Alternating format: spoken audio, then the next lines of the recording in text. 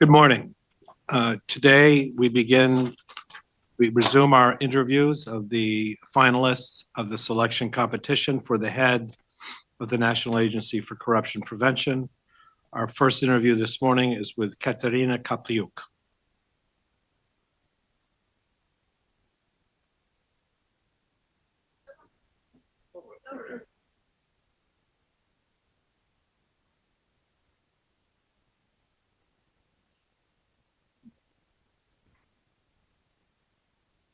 Everything working? Yeah. Good morning. Good morning. Thank you for coming.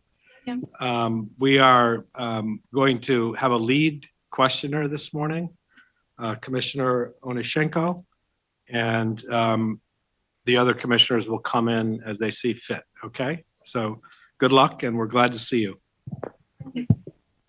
Commissioner. Дякую.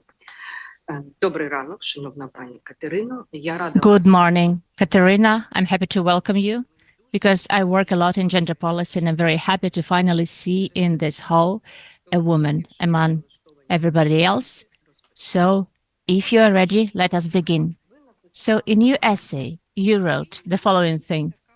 My goal is the organizing of processes when the external viewer would have no doubt in the independence, non-prejudice and transparency of the body. We're talking about development and or improving the procedures that will be as clear and understandable as possible.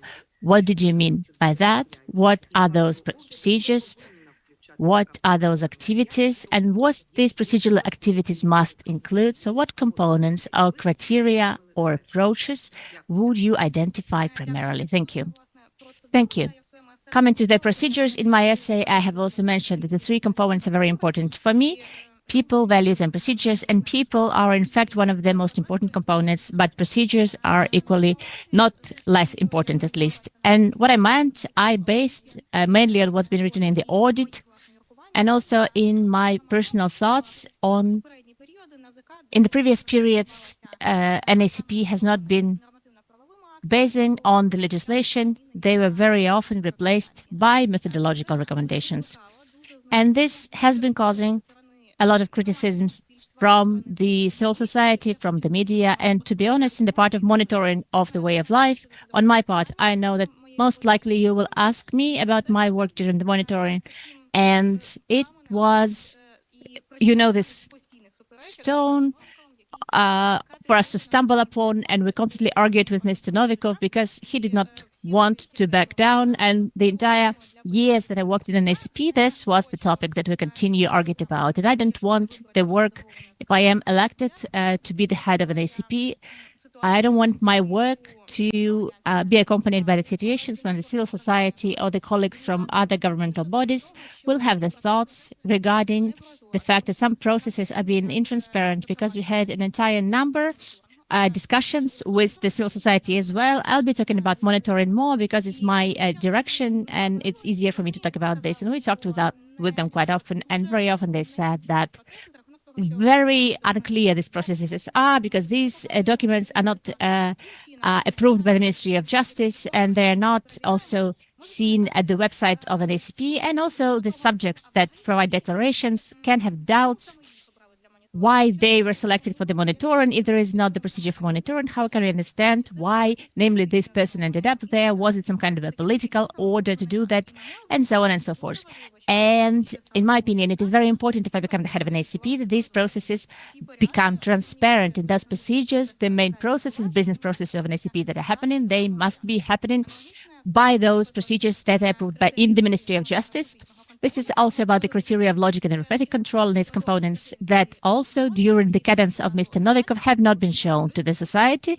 This caused criticism, and in fact, I don't see the reasons to close this criteria from the public because, first of all, people would be easier to understand for them, and also the civil society would be able to evaluate how appropriate they are, and also the as broad as possible discussion of the criteria, I think, is useful. And very often those recommendations that we had from the civil society, or when we talk about the monitoring of the judge's way of life, of the Constitutional Code, the recommendations that we received from the higher Council of justice, they were very appropriate, very clever people worked there with much more experience in judicial sphere, for instance, than I do, and I respect them a lot. And in my opinion, if we take into account as broad as possible the thoughts of other stakeholders is important. This is why I would like that during my cadence, there would be a broad discussion of these procedures that will later be approved in the Ministry of Justice, so that the people will not have any doubt, any possibility to think that we are just making the decision behind the scenes and are not taking into account the idea of the other stakeholders. Thank you. So we've covered the entire sphere of the problems, starting from transparency and ending with educating civil society with the help of an ACP. Let's try to be systematic. You know, of course, we are often blamed for being non-systematic. Let's go systematically. So what can be made so that we would achieve the appropriate results? Of course, you said those are people. This is the legislative basis for it. This is logical and arithmetic component indicator, and also the one that you did not mention, automatic declaring. Let us maybe talk about this. Thank you. Do you mean automatic filling in the declarations? In your opinion, in March, we heard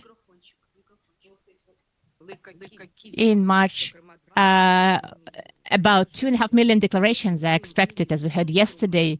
Do you think this could be one of the instruments, tools that would make everything clear for everyone? On automatization, there are also two components. One component is automatic providing data from the registries, and it's partially implemented now. It should be also broadened. And thanks to the fact that the data will be provided from the family members as well. And the idea about this, how the communication is now happening with the Ministry of Digitalization now, so that the member of the family would be able to verify their data through DIA, so that the person who provided the declaration would be able to obtain this information. I think this idea is very useful. Maybe I'm not systematic again, but I'm very emotional about this particular point. In addition, my first education I got in Kyiv Mohyla Academy, but then I studied in Law Enforcement University. That was a tax university. It was tax police major, and also the Academy of Internal Affairs. I want to explain why in these universities I had a very broad possibility to talk to our, let's say, clients, the clients of an ACP, because most of people who studied together with me were currently working in particular in the National Police. And for me, as a person who received the first education in cultural studies, and my first education was social and cultural anthropology in particular, for me, it's a possibility for an anthropological study, how other people think, how our clients think, in particular, the people who work in the police. And I have identified many problems that people very often do not understand how to fill the declaration completely. And I think that anti-corruption responsible people, they don't work enough on that, on education, on raising awareness. And in my program, I include this component. I think that automatic filling in the data will also make life more simple for people, and they will understand better what they need to include in the declaration. Because very often, also from my 3 years at an ACP, I see that very often false declaration happens not because people want to hide something, but because they don't understand till the end what there is to declare. And in my opinion, this is useful. On automatic checks, if we move on to the other part, if you want to ask about that, I also have a separate thought about automatic checks as well. We've touched the raising awareness issue. It should not have been among the first, but let's talk about it. We quite often hear that the person is searching for themselves. You know, they're searching, they are collecting different educations. So you had cultural studies, you said, you had journalism, you also have mentioned that, and then you decided that you needed to study law. Why did that happen? Why this difference in majors? Well, behind this is a very lyrical story as well, very sentimental, because I studied at school. When I studied at school, I studied in the Lyceum. That was the Lyceum with the Shevchenko University. And at the time, we did not have the general test for high schoolers, and you could enter the Shevchenko University based on the major that you studied in high school. I really wanted to study law. I had very good grades, and the distribution happened that I was in the linguistics group and studied Chinese and Japanese at school, not the law. So without any exams, I could only study linguistics further on. I was not interested. It was some kind of a teenager protest, and I decided that I will only submit the documents for cultural studies in Kyiv-Mohyla Academy. I was in the first 10. There was a lot of competition. There was 17 or 18 people per place, and I was among the first 10, and I made it. And this education, both cultural studies and journalism in Kyiv-Mohyla Academy, it provided what the university humanitarian education should provide you, in my opinion, the understanding of what's good, what's bad, and the ability to think and make statements. To understand what's good and bad, you definitely needed law as well. I'll tell you, so the ethical norms were not enough. I'll continue. Do please. So basically, this basic education, I think that it was of very good quality, and taking into education that in the cultural studies, you read a lot of philosophical work, and in order to be able to think, to make statements, it is enough. And then I went on, I worked as a journalist for many years in investigative journalism, and at some point I understood that in general, the civil society and journalistic investigation is a very important component for development of democracy. And at the same time, I realized that my skills that I have, I would like to use them in public service. And for public service, as far as you know, it's very often not enough to just have a journalistic or cultural studies major. I understand the qualification requirements. I remember very often that when you need a lawyer or something else. And my first additional major I received in the sphere of law enforcement, that was financial intelligence. I was interested namely in this sphere. I'm interested in financial monitoring, countering money laundering. And at the time, there was an only program in Ukraine that was implemented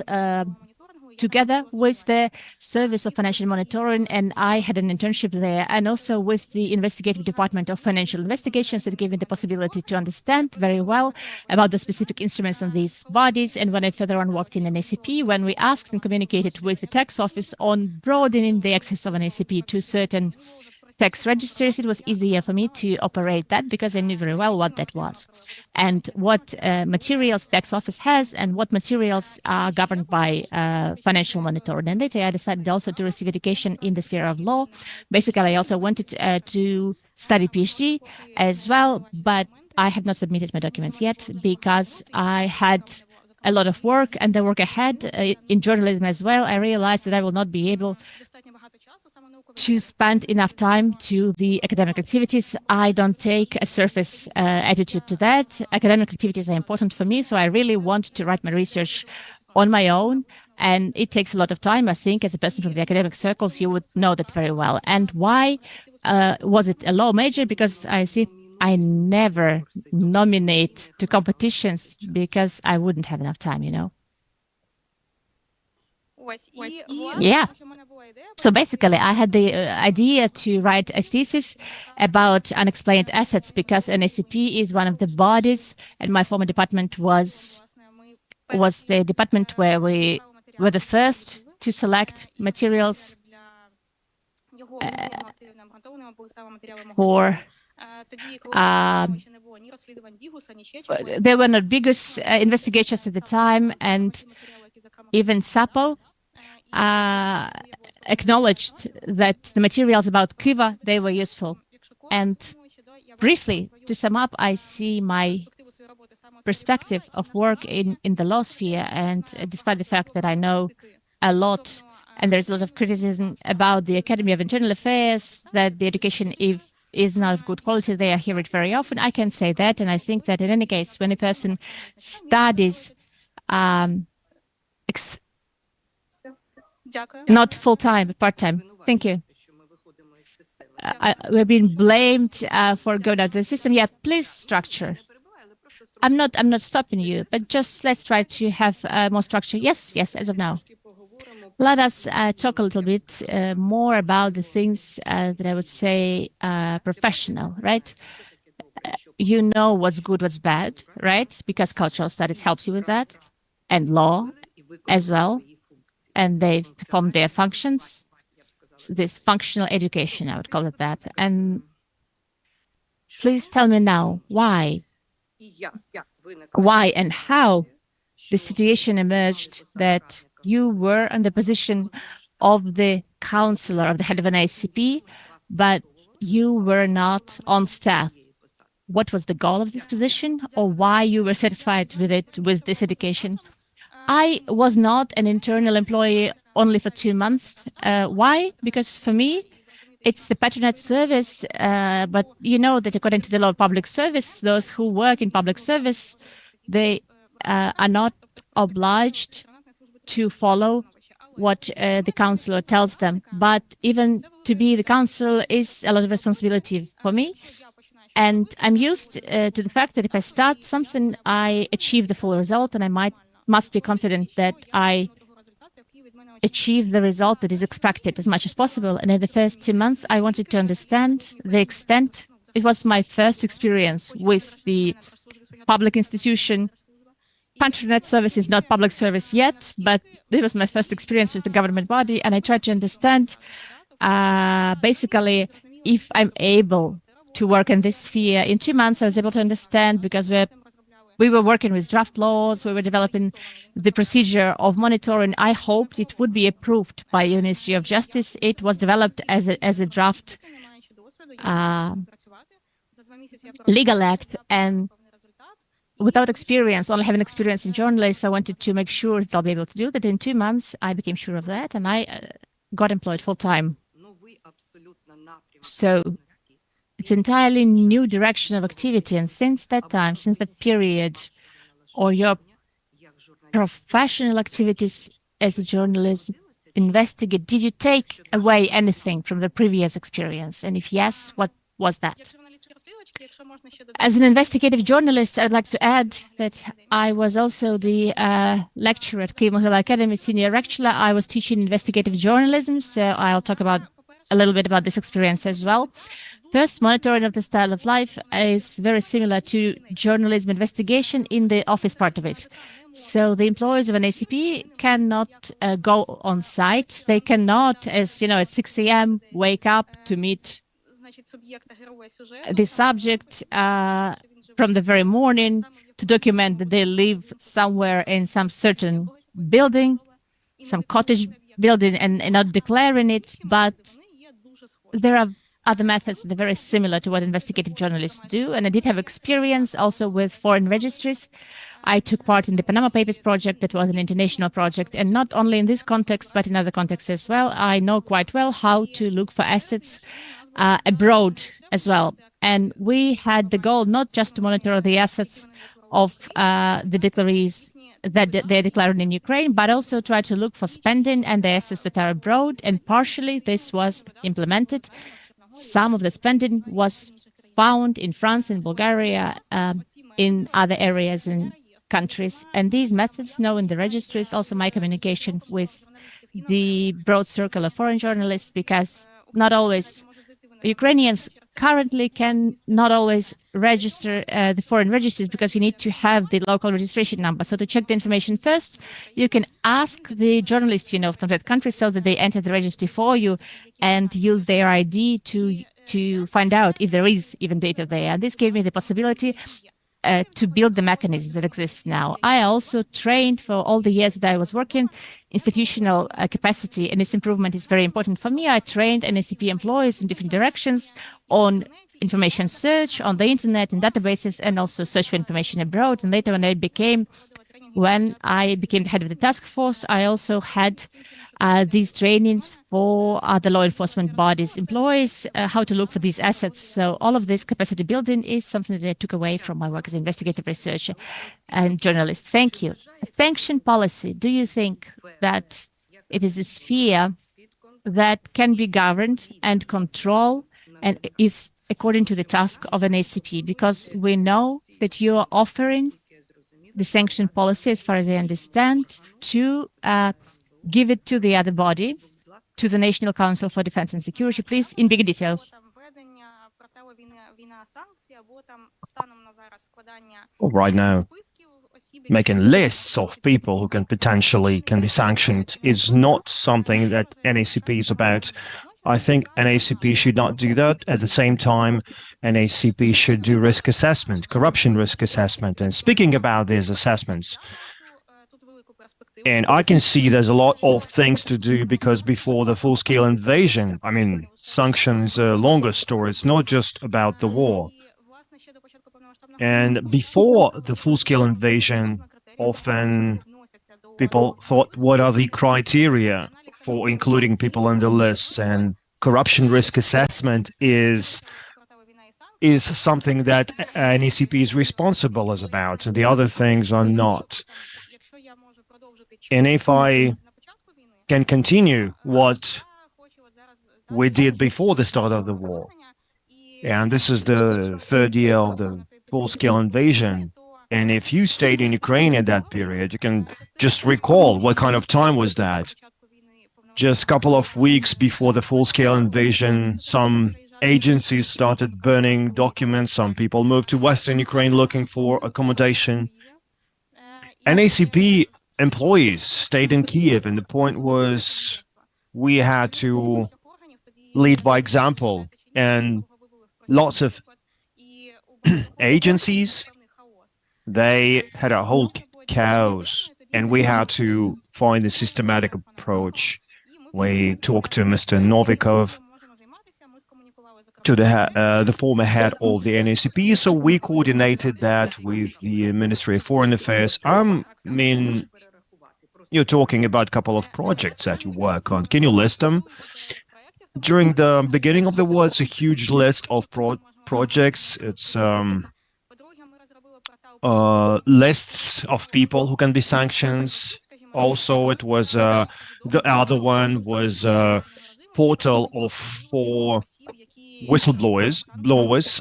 It's a portal about people, containing a list of people who are sanctioned. And also, we did a project to search assets of sanctioned people. The other one was harmonization of sanction policy between Ukrainian and other countries. There were other projects, and I would like to say that in the beginning, we had lots of projects like that were different. And then gradually, I handed them over to other people, because it's very hard to do a couple of things at the same time. I just slept 3 hours a day. I didn't have any weekends. This is why I delegated some of my authorities on some of the projects, so I was officially a chief for a couple of months, but I had deputies who assisted me. From your essay, it is clear that the financial control should be based on quality indicators, not quantity indicators. What do you mean by that? And number two, can it harm the dialectics law? So do you exclude quantity indicators? So let's talk about that, considering your profound education. Now, that's a great question, and that's a very relevant question. What I mean by that is, when we did full checks when I was in an ACP, because during the full-scale invasion we didn't do them. There was a budget program, and it required quantity indicators, and we had a budget program, and we had to abide by these indicators, and it's clearly stated that this is how many monitoring, how many inspections we had to do each year, and in certain percentage of cases you need to find administrative offense, and within this percentage, some criminal cases. So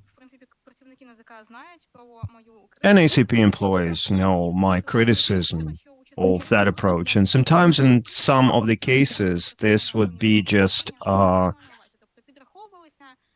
unrealistic approach. They would just start nitpicking, like whatever was on the wife's account or son's account or daughter's account. And there were cases, to my opinion, where these administrative violations, it didn't have enough corruption component. There were some criteria, like what could be considered as unrealistic information. For example, a person would declare his flat and the judge privatized his flat and he declares this flat, but he didn't declare the cost of the flat, and then they would just consider that as inconsistent information. I think this is not what the society is looking for. And also, there's a report from the European Commission. They had some statistics on performance, NACP performance, and sometimes these cases are sent to the court and they are falling apart. So you don't know the clear idea behind that. So you don't know what the person means by that. So is it an integrity issue or not? And it doesn't necessarily mean that this flat was purchased using some illicit income, and sometimes in courts these cases would fall apart because there is no crime. So you have to do risk-oriented approach, and NACP started doing that. But as a potential head of NACP, I would like to make sure community is engaged to assess these criteria. Risk-oriented approach is good, but people are the ones who make the list of these criteria. The system doesn't generate them. And sometimes people forget what risk is. And like there was this internal control checking my declarations and the balance was zero. I worked as a fixer for New Yorker, and before I started working in ACP, I received salary from New Yorker, and they considered that as a unknown source of, like a source of income under question. But there should be quality-based approach, and there should be some procedure to find illicit source of income. And I think this autofill feature will be useful if the data are pulled from other registers. People will understand that this data are out there and they can be included in the declaration automatically. And some people just, failed to declare that for a reason. They were not aware of that. What are the weak and strong points? Because sometimes people ask, can a woman run an organization like that, and so on? What are the three top strong sides, the way you see them? Прошу. Добре, я тоді назву три речі. Це вміння брати... Three things are the ability to take responsibility, ability to generate ideas that are realistic ideas, and empathy. I think that's very important for a leader.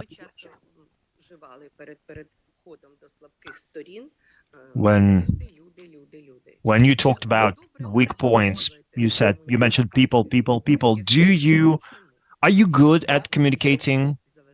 And what can be a problem? What is a challenge for you?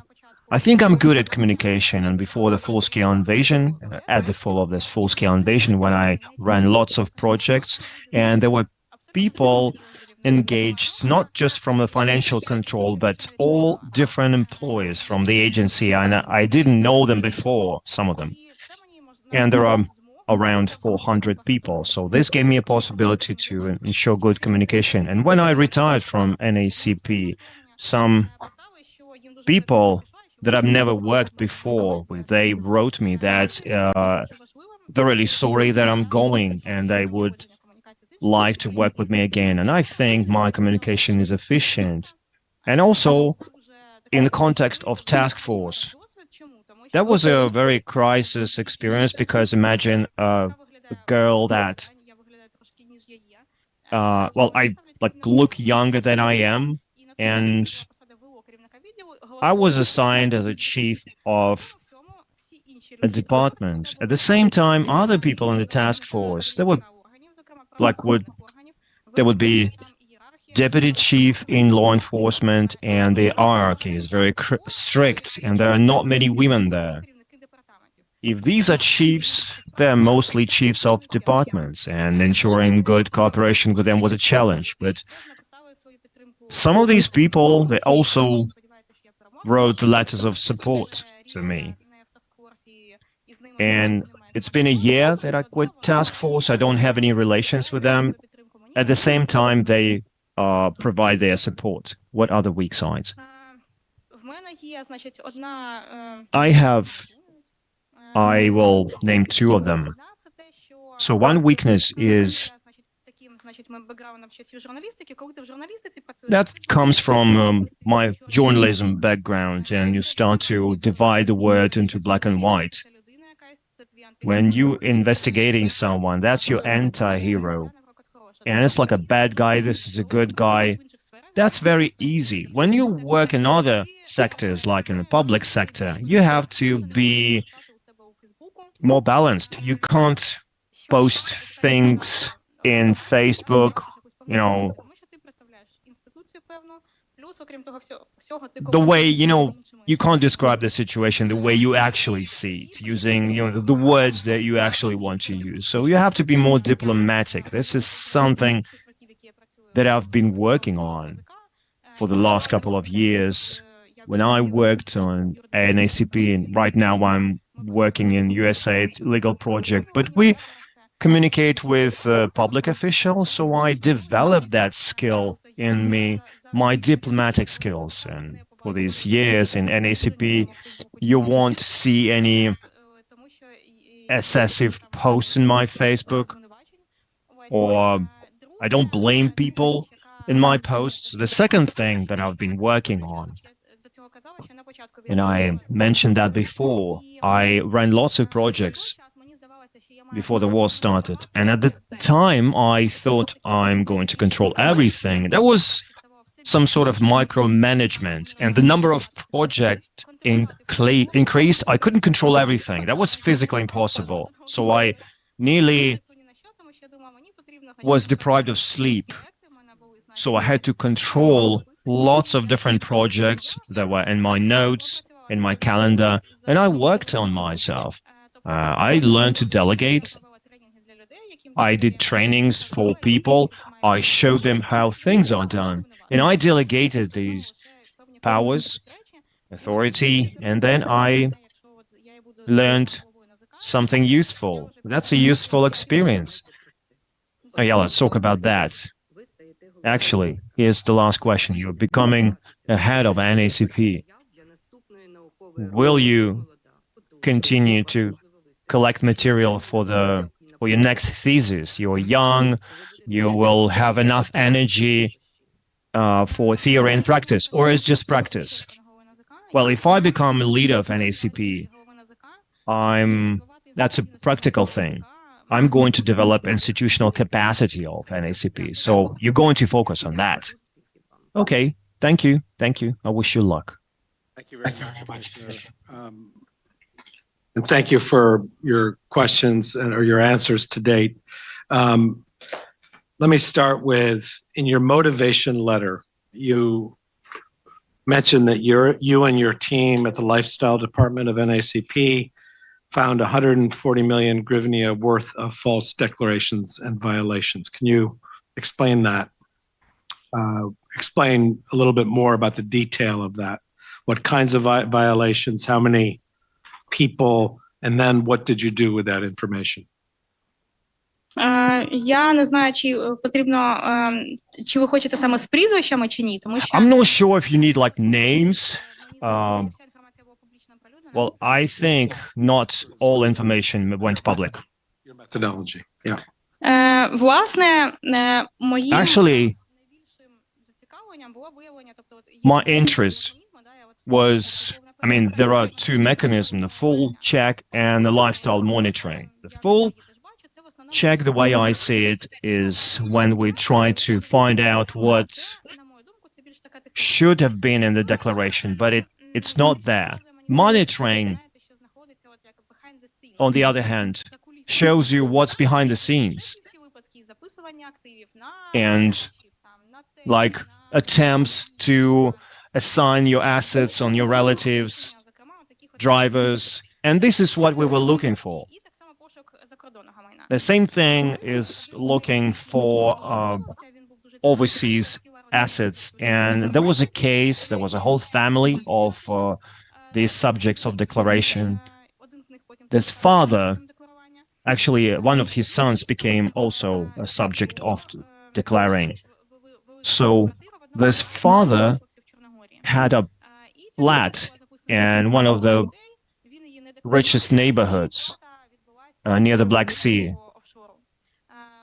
The payment was coming from an offshore area, and officially they didn't own that amount of money, and they didn't declare it. And since his son, he was a co-owner of that flat, and he failed to declare that. So using this foreign exchange, foreign cooperation, we could get a series of documents that would prove these facts. And also, there was another case. So sticking with this one example, what did the NACP do with that information? Do you mean, could you clarify what, like, where did we send it, or? Exactly. На жаль, це був якраз період, коли... Well, unfortunately, that was a period. No, that was 2020, I think. We sent this information to NABU, but I think the deadlines were off, and I think that's Article 209, legalization of income acquired using illicit sources, and our legislation was amended based on that. Legalization could be investigated in a non-predicative way.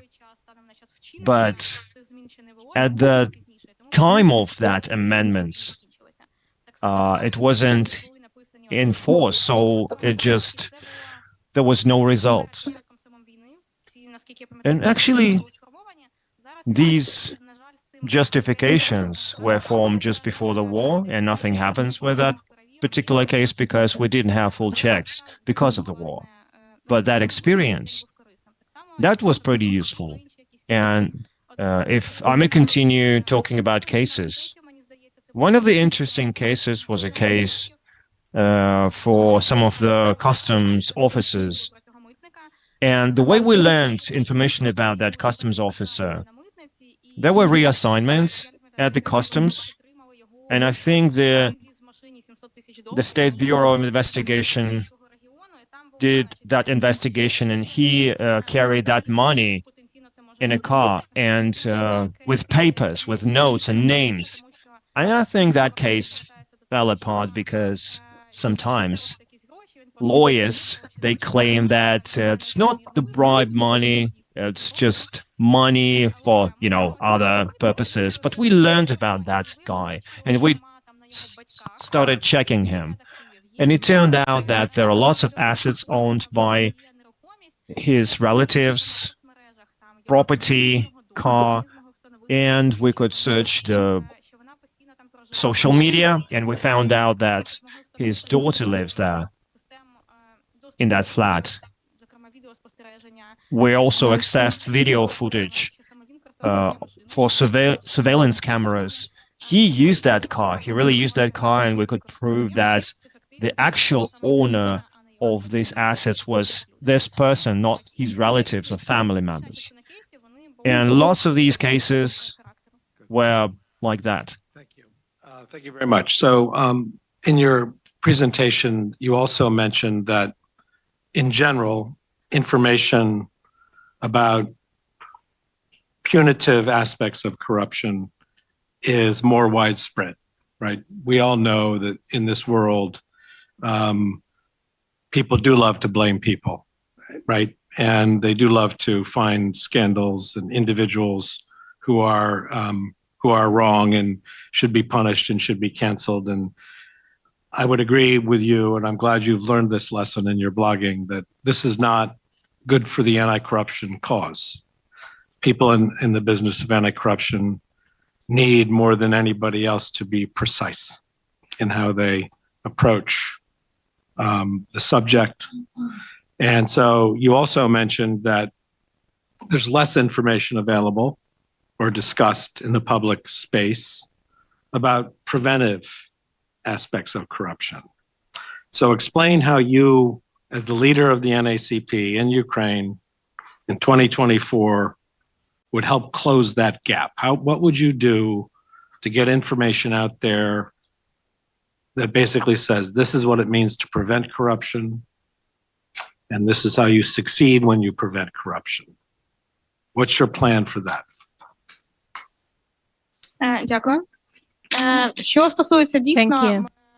запобігання, моя Talking about prevention, yes, indeed, my idea has changed during the time of my work in ACP and later, because when I came to financial control, I thought, as many of my colleagues and former colleagues, that financial control is the key thing that an ACP does. And as of now, I don't think that, and it's important. It's a very important kind of activity, of course, but at least the first year of my activities, now there is a lot of demand for justice, for restoring justice in the society. And the fact that people declared for 3 years, 2021, 2 and 3, also the political parties' reports have been submitted. And in my opinion, there will be a lot of workload in this context. And on the first year of my work, if I become the head of an ACP, I think that I would call this a year of restoring justice, because the demand for that is big, and I understand that.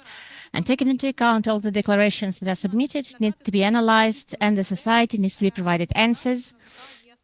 And we need to show that an ACP is a capable organization. In general, if we talk about 4 years, so the 3 following years, I am hoping and relying on prevention. Among other things, I hope to communicate as broadly as possible with anti-corruption responsible persons and with building that network, because even my experience of communication with the employees of the national police with whom I used to study, very often the anti-corruption responsibles cannot provide them enough information. And not just the people of national police called me when there was this wave of declaring, but I had more calls that during my birthday, all of the officials who knew me, they called me and they told me that they could not figure this out. The call center does not give enough information. Please help us, not just to falsify something, but people do not understand what needs to be declared. The explanations are quite often lengthy and they're not very often easy to understand. And I also think that this is something that we need to work on.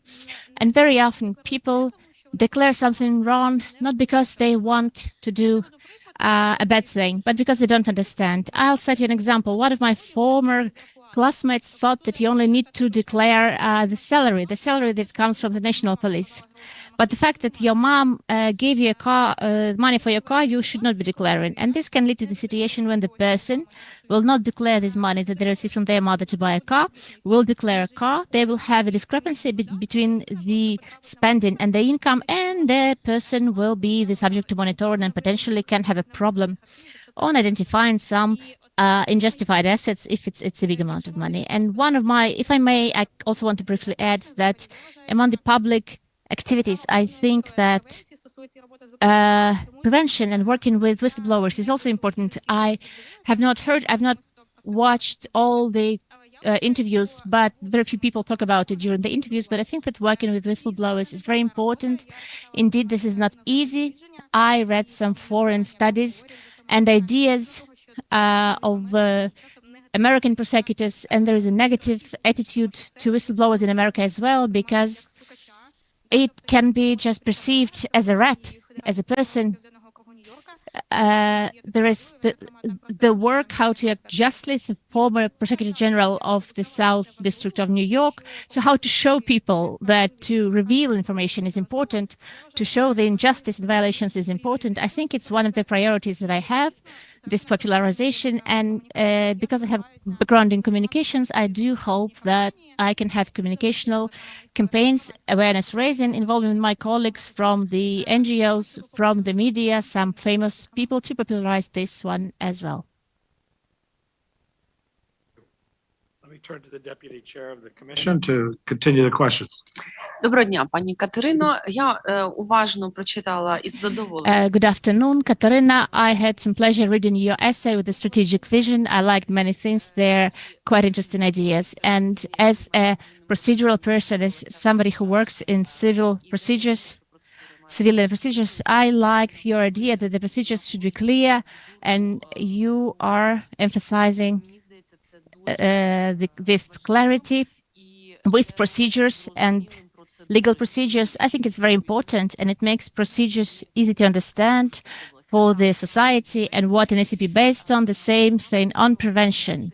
But I would like to clarify several things on your essay in particular. So you are mentioning in your essay that talking to the representatives of the state authorities, you see the lack of information on examples of behavior with integrity. So you think that the work with clients, let's call them that, the educational programs, clear procedures, control measures. So these examples, these good practice cases of integrity behavior, how do you understand that? How we can develop this kind of a thing for a person, especially the person who needs to declare? Well, if we start at the primitive level at first, this is something that I mentioned a little earlier. And people very often don't understand how to declare. So if we start from the simplest things, and in my opinion, we need to work more with anti-corruption responsible persons so that they would provide this information as broadly as possible. And what regards conflict of interest, it's also it's even less clear, less exact than declaring. With declaration, everything is more exact, but the conflict of interest, I remember the cases when I asked advice from my colleagues from the national agency who worked in the Department for Conflict of Interest if this is a conflict of interest or not. And some said it was, and some said it wasn't. And in my opinion also, that there is no detailized, clearly written out things. There are some simple things, like working of close persons together. It's understandable, or like business activities. But there are situations when it's not easy to understand whether there is a conflict of interest or not. And in my opinion, very often I think people don't understand those who work outside an ACP, even the simpler things. So very often people think that there is no conflict of interest where it basically exists and where it's quite evident. So in my opinion, explaining these rules, in particular the rule of ethical behavior, the rule of how declaring, it will provide some fruitful results. I also know that an ACP also uses this portal. The portal Hidden Interests is developed by NGO Anti-Corruption Headquarters, I think together with an ACP. I also tested it. It has closed access for now. And there it works for identifying conflict of interest, where I try to identify if there were any votes of MPs for allocating something to their relatives, or if there were situations, for instance, when a certain person works in procurement in a certain organization and buys something from the company that is related to their relative, for instance. So these are the things that are seemingly simple, but in fact, very often, it constitutes a certain number of violations. And I think that very often people just lack understanding, and they understanding how to declare properly and what conflict of interest means, that what you can or cannot do, and that you should report the conflict of interest. I think that even these things will provide certain results. Of course, it's more difficult to work with some kind of other cases when the person wants to receive some illegitimate income, advances, misusing their position in public office. And I think that people should understand also that punishment is inevitable. This is also the work of law enforcement bodies, including NABU. And I think that here, of course, it's going to be a little bit more difficult. But I think that if we talk about this part, awareness-raising part, I think that if we increase the salaries, also at least the regional level could help. We see that it doesn't help always with the Supreme Court scandal, recent scandal, for instance. Even the high salary, it cannot sometimes prevent illegitimate behavior, but I also think that's one of the factors. Thank you very much for the explanation and giving us specific examples. Also, in your essays, you were mentioning that the important direction of the activities is to look for foreign assets. I do agree completely with this. And please tell me, if you become the head of an ACP, what should all people who declare await when you'll be looking for foreign assets? What could improve the situation and make it easier to look for foreign assets? Well, I want to say that when I worked as a counselor, it was my first year in ACP, and I had the initiative that an ACP joins the bodies that cooperate with Europol. Nobody believed in it except me and Mr. Novikov, because on the list were also law enforcement bodies, and an ACP is a prevention agency, right? So despite the fact that nobody basically believed in this idea, an ACP was included, I exchanged the letters with our Officer for Communications. He is now the deputy head of the international department at the National Police, and we were included to this list. NSP was included, and as far as I know, we have the access to Siena system. This is the information exchange system, internal information exchange system between competent bodies of Ukraine and Europol, and it's one of the ways to receive information, potential information about this. Also, I think that we have a very good perspective cooperation with our international partners and organizations who combine corruption prevention bodies, and I think that there is an initiative in particular of the Balkan states and some other states close to them that have a network on exchange of data in regards to declarations, because to us, the representatives of Moldova wrote to us because something was not declared, and the ACP provided them information because certain public officials from Moldova had undeclared assets in Ukraine. And I think this also is a very good direction and has a lot of perspective, because this agreement is more of a regional one. So mostly those are the Balkan states, as far as I remember.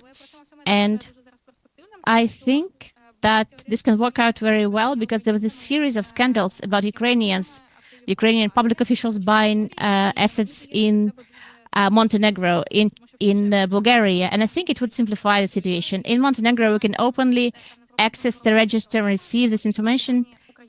You can receive using your Ukrainian passport number.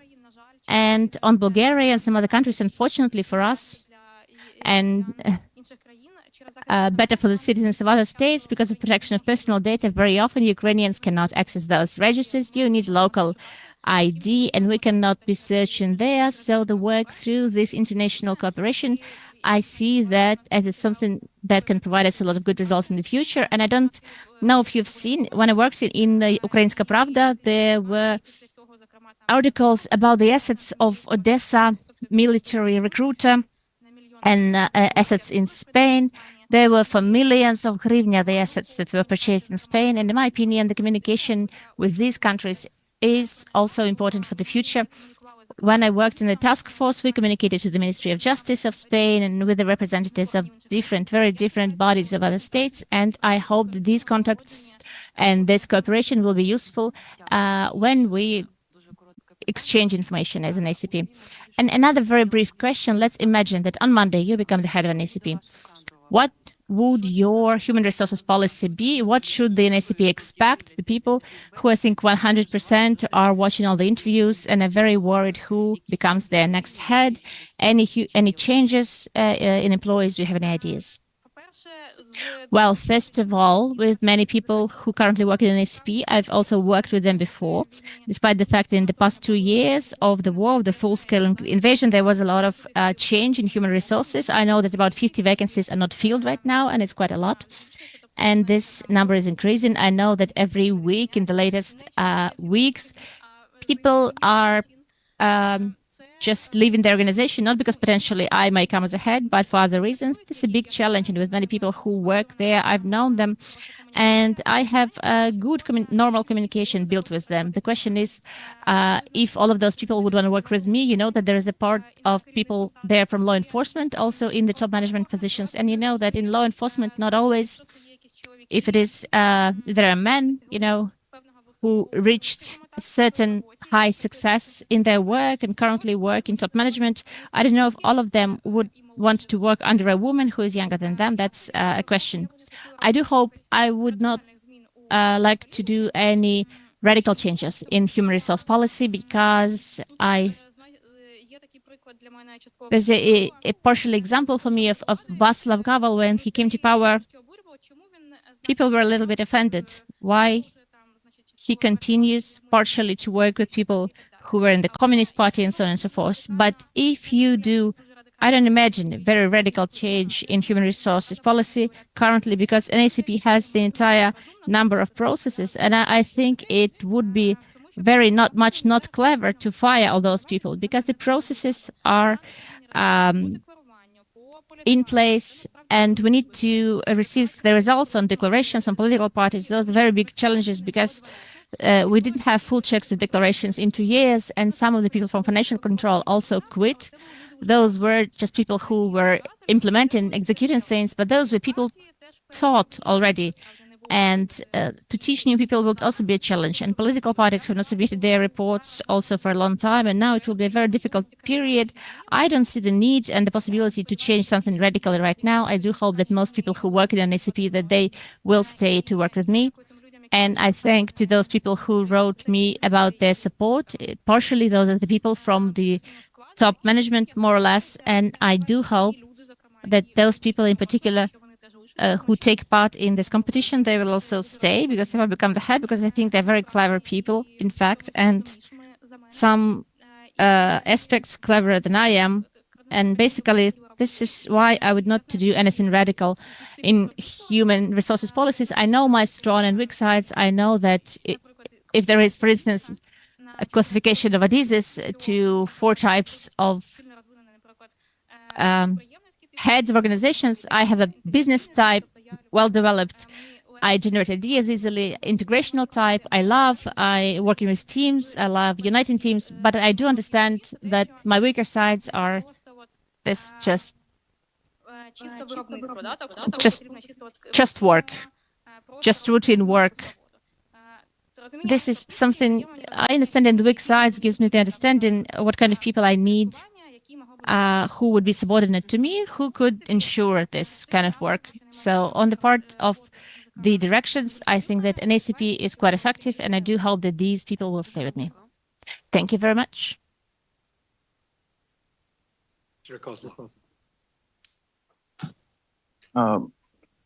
Скажіть, будь ласка, я правильно розумію, що ви звикли Please працювати? tell me, do you understand it correctly that you work quickly, quick tempo? Yeah, that's true. I think you can notice it the way yes, this is why I'm asking basically. Як ви вирішуєте різноманітні How do you solve various situations in the case when your colleagues, ваші підлеглі your subordinates не встигають за вашим темпом? cannot keep it up Вам with your speed, не зовсім зрозуміло, and it's not quite understandable to you why this is happening? Well, very easily. And another clarification.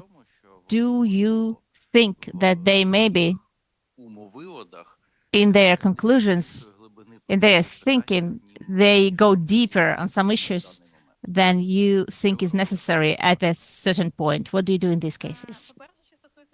Well, first of all, on the speed, indeed, it's true.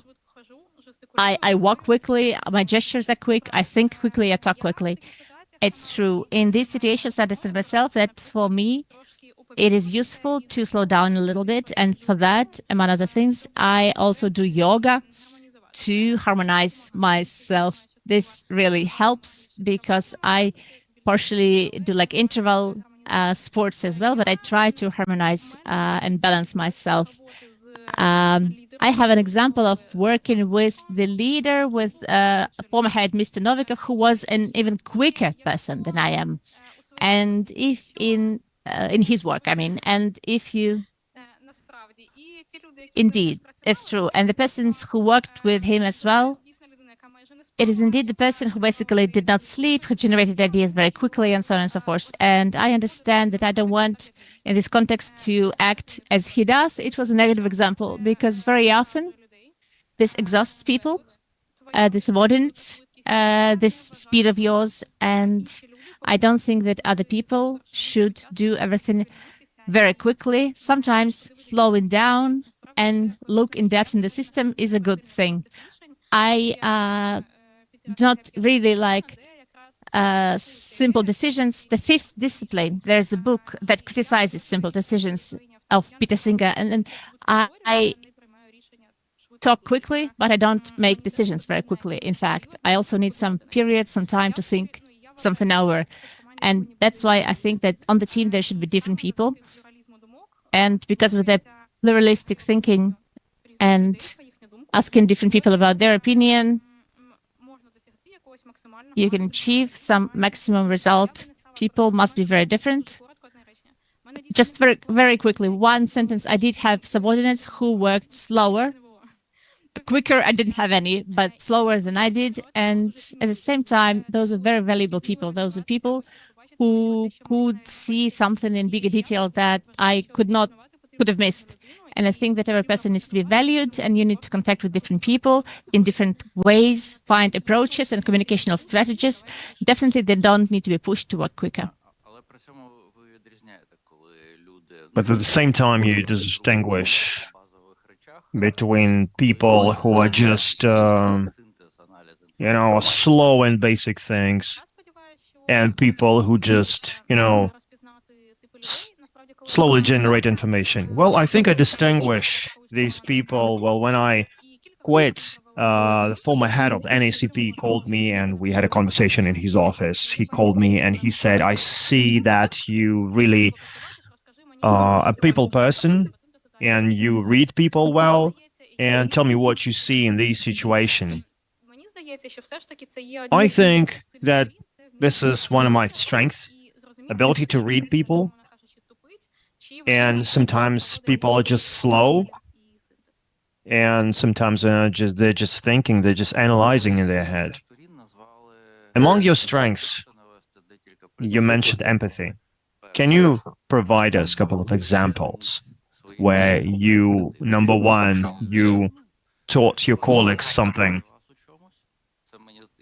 Well, you learned something from your colleagues because, you taught your colleagues, and they would become better than you are in something. And the second situation, when you would pull someone out of some bad situation, emotional situation. And number three, when your colleague surprisingly told you something that they really trusted you that a normal person wouldn't. Do you want details? Of course, you just don't tell any names or situations that can identify people. Speaking about teaching people, there are many situations like that because when I went to NACP, I don't want this to sound like I'm boasting, bragging about this, but in investigative journalism, there are a set of tools, and I really know how to use them better than lots of people in the public sector. And one of my achievements was, even after I quit, employees of other departments like full check department that I did trainings for, they said, this is the register that we're working on. And I was really happy about that because it shouldn't be about one person. It's not that I quit NACP and people looking for foreign assets just stop working. It shouldn't be like that. And I think I taught lots of people because there were cases when we started looking for unjustified assets after the full-scale invasion, when we had to look into details in order to identify the links between people and assets. And this is what I taught people. And some of these cases were submitted to the Special Anti-Corruption Prosecutor's Office.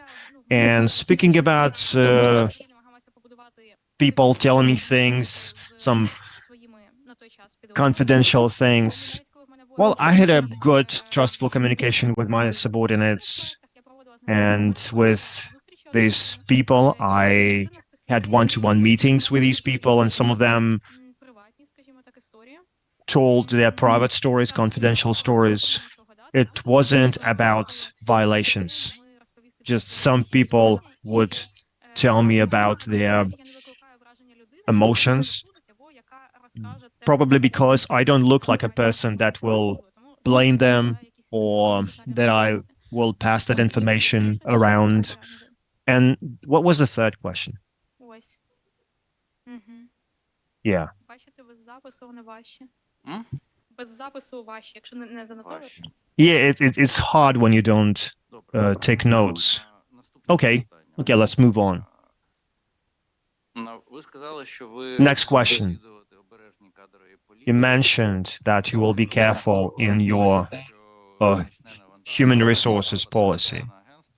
And considering that the NACP will have to do lots of like a 3 years of work. And I have a question about that.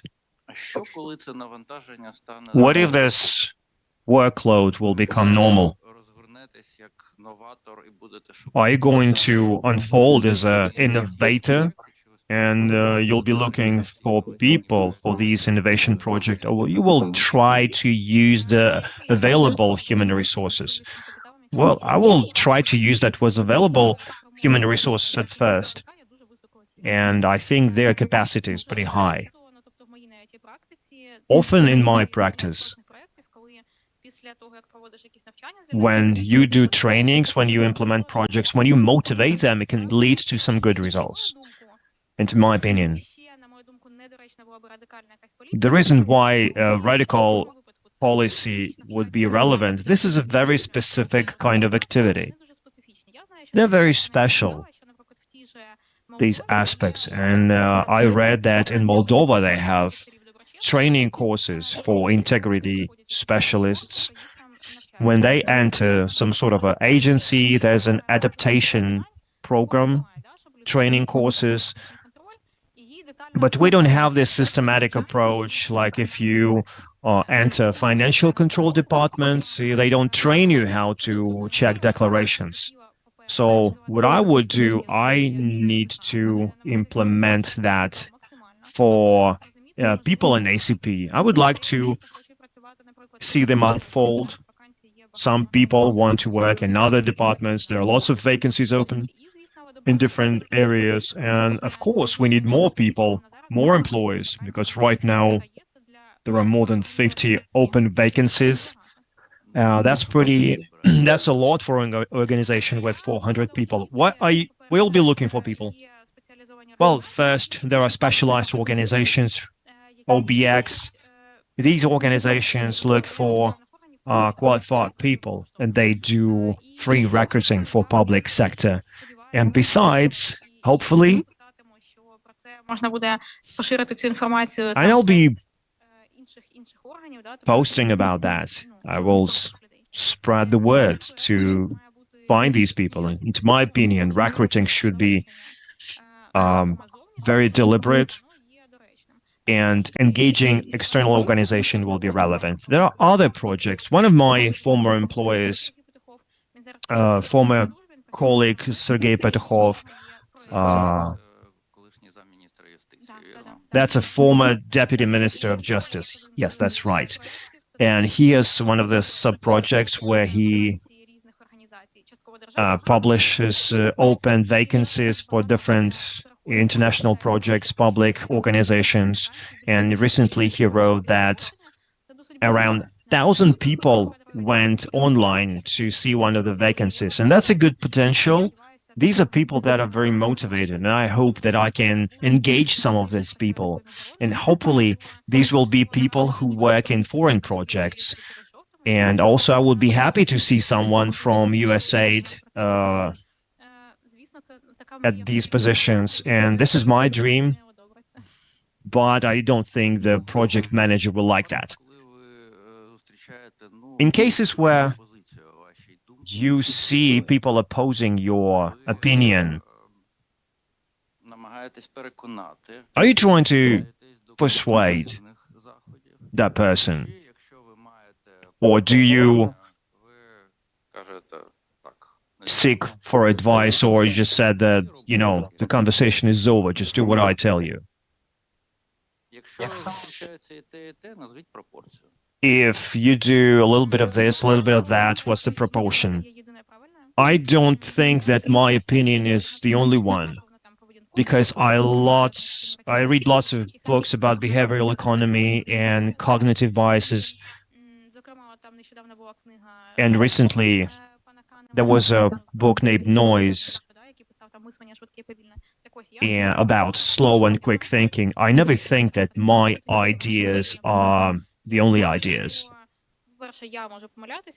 because I make mistakes like any other person. If I see people opposing me, I try to listen to that person.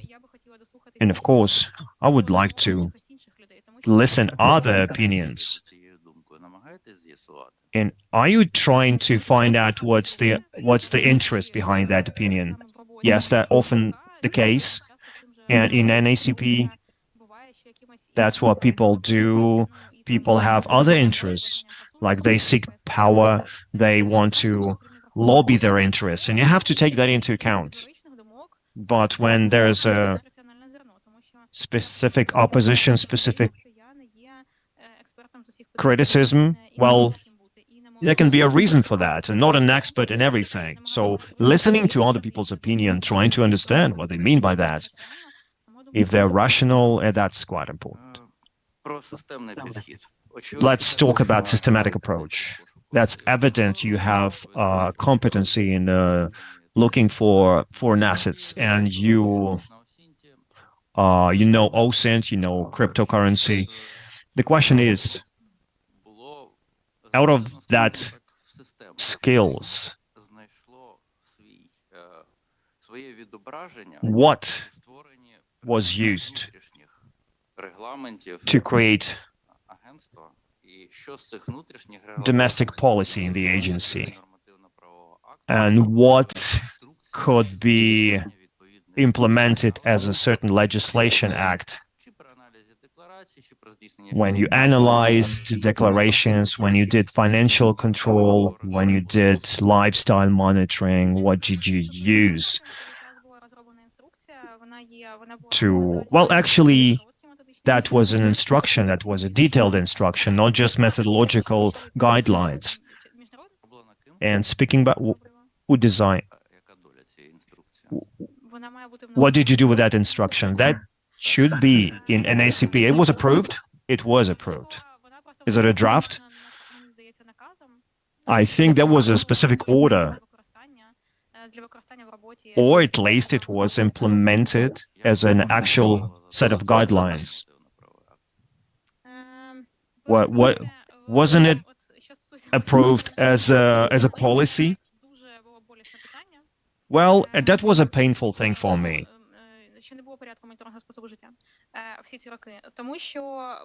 Why we didn't have a lifestyle monitoring? Because there were lots of challenges in terms of communications with colleagues, and they didn't like that. But NACP chief, it was a very specific, very clear position, not just about monitoring. And speaking about the instruction, I'm not sure it should be approved as an NPA. Well, it can't be expanded because it's just like a manual. It's like a methodological set of recommendations. Well, I'm speaking about a document that affects the declarants, because this is why it should be approved. So you also did that. You also worked on approval of documents. Yes, it wasn't approved as an NPA, but including the monitoring of conflict of interest, there wasn't any NPA.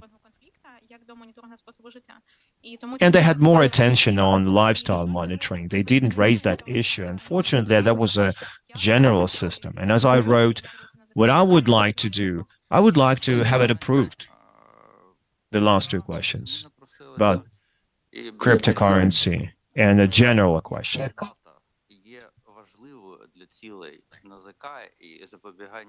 What date is important for corruption prevention and for declaration?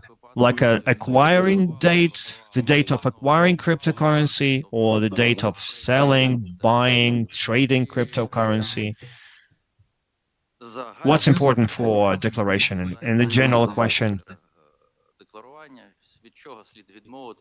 what should be dropped in NACP, like, because it just drags lots of resources? What should be, what should we give up?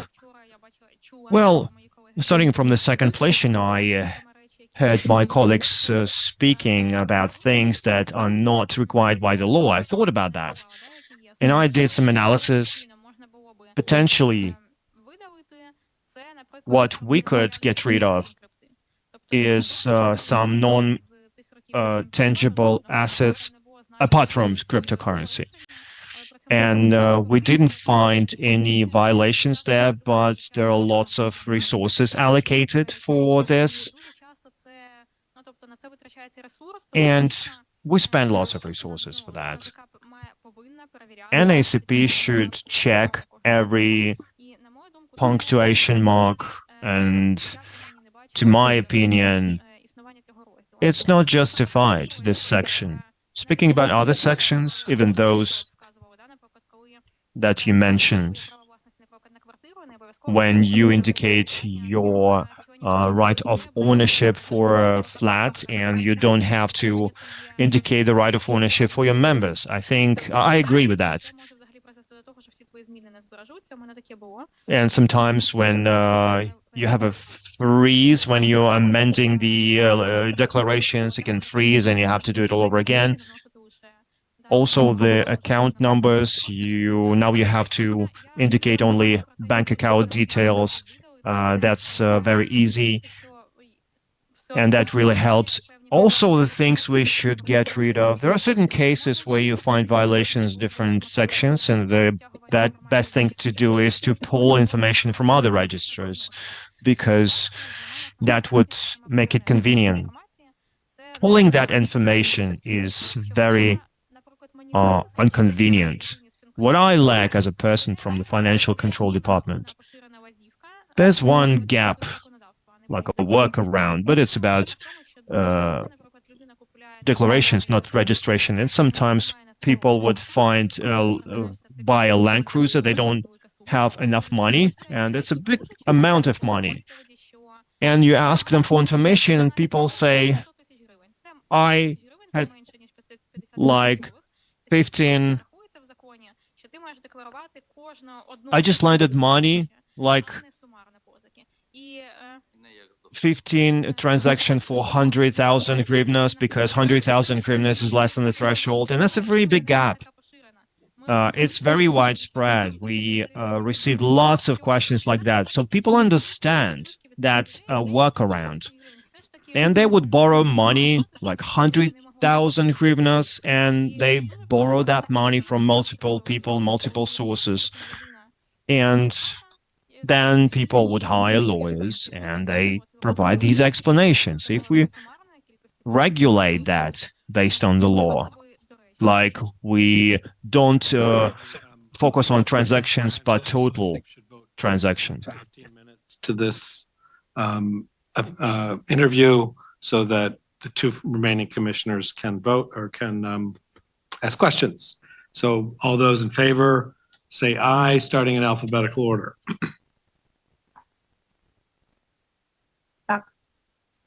Так. Aye. Так. Так. Так. Tak. We've agreed unanimously to add 15 minutes to this interview. I'm going to turn to Commissioner Ivanovska for the next set of questions. Пані Катерино, в мене до вас два питання є. Перше таке коротке. Що ви вважаєте на сьогоднішній день вашим найбільшим досягненням? What do you consider your best achievement in your professional career? Я назву це свою роботу в таскфорсі.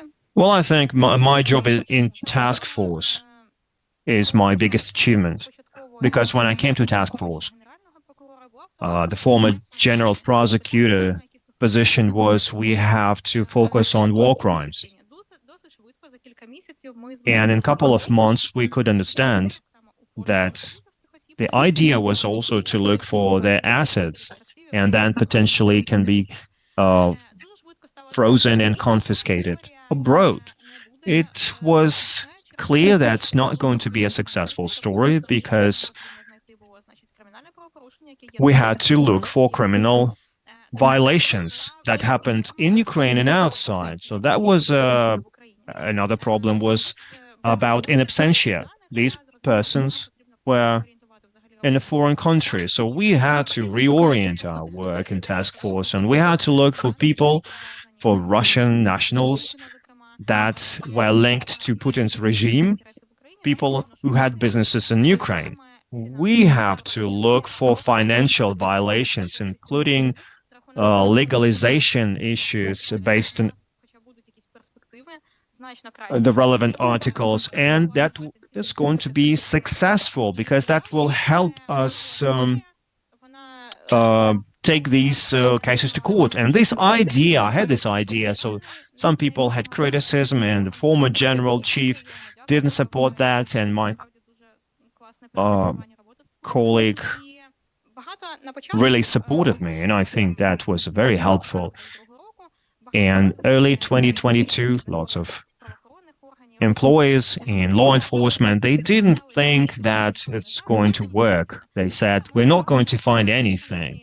We just have some suspicions, and based on Article 209. And I think that's a big success that we actually did that we actually switched. Of course, it's a lengthy process, but we laid the foundation, and I think they're very important. Дякую. І ще таке питання. Ви от в процесі співбесіди, ви... Thank you. And another question. During the interview, you have several times mentioned your work with Mr. Novikov. You agreed with something you did not agree with in his activities. But in general, do you think the work of the top management of an ACP, the previous top management, effective? And if yes, what would you take away from that out of the methods, forms of the activities that they applied for your work in the future? What would you borrow from them?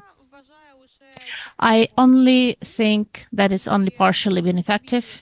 And according to the report, for the 2 years of the cadence of Mr. Novikov, you can see that in the organizational part, to his work, to his sphere of responsibilities, there were many criticisms, and I do have them as well. I agree, I think, with everything that's mentioned in the report, with all those problems on monitoring, that there was no procedure, and on those other issues that were related to the work of the head of the agency. What I liked and what I would like to take away from the way they worked, in my opinion, there were some unjust and incorrect moments, and in my opinion, the head of the body on corruption prevention, he still ideally shouldn't come from the law enforcement block, because if you work in law enforcement for a long time, it does make an imprint on a person, and I see it based on my former classmates from the university. I see it in some other people, and this work, it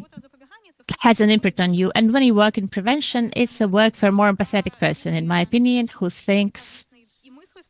of course has strategic thinking and also thinks about people, and tries to think also about the good things, tries to look for compromise, some touch points with the other stakeholders, with other institutions. The communication with the civil society has decreased when Mr. Novikov was ahead, and even when Ukrainska Pravda had the report with the conclusions of the year, one of the disappointments of the year was the way an ACP worked.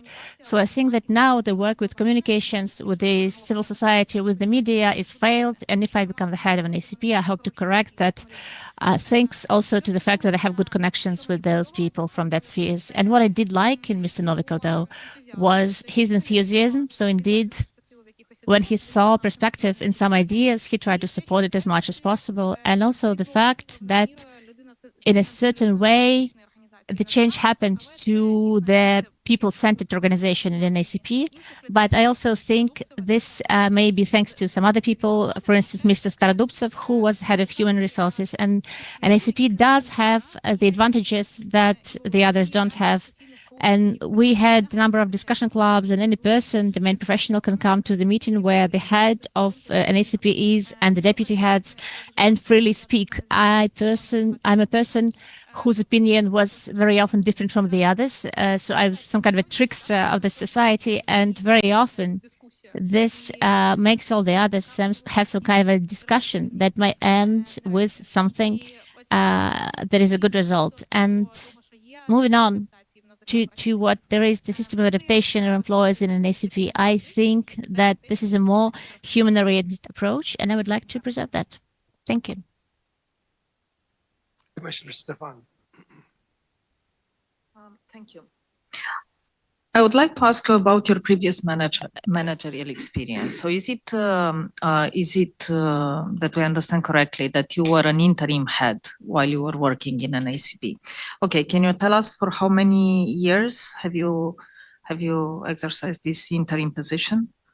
Я була виконуючим обов'язки голови. I was the interim head of the department for about 2 years, and I think that this is the thing that the audit that you took part in criticized, because there were also the number of heads who were interim heads of departments. And why this happened in particular is because my general career path is quite long, but if you want to be in a public office in top management, there are certain criteria.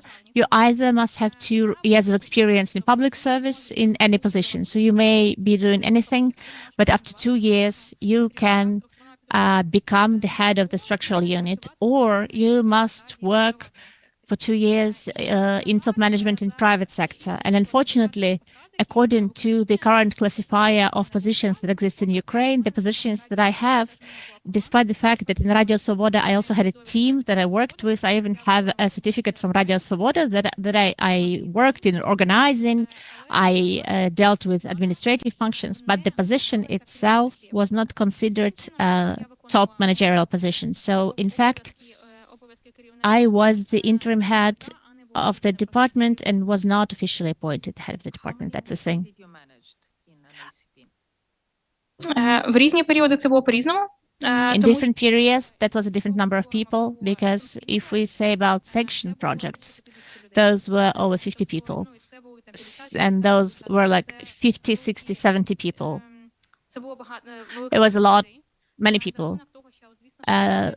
Because of the fact that I did not do it directly, all 70 people. There were some heads of sub-projects, but globally, I had as subordinates and I was responsible for a big number of people. And on monitoring the way of life, of course, there were fewer people there in different periods between 5 and 10 persons. The structure changed a little bit, so the number of employees and my subordinates changed as well. Okay, and in your unit, so between these 5 to 10 people, how many of them stayed and how many left while you are the manager?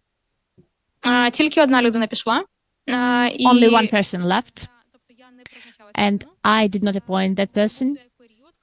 It was the period, this person came in 2020 when there was COVID, and at the time there was no competition, and this person came outside of the competition, and very quickly it became evident that this person cannot work in this position and cannot work with good quality, even answering the requests. And this required a lot of effort, micromanagerial effort from me. I could not trust the way they answered the requests. I had to check everything additionally, or to appoint someone to check it, and that's the only person who left when I was heading this unit. You talked a lot about looking Ні, for... я перепрошую. Ще I do apologize. There was another person as well who also quit, but that happened.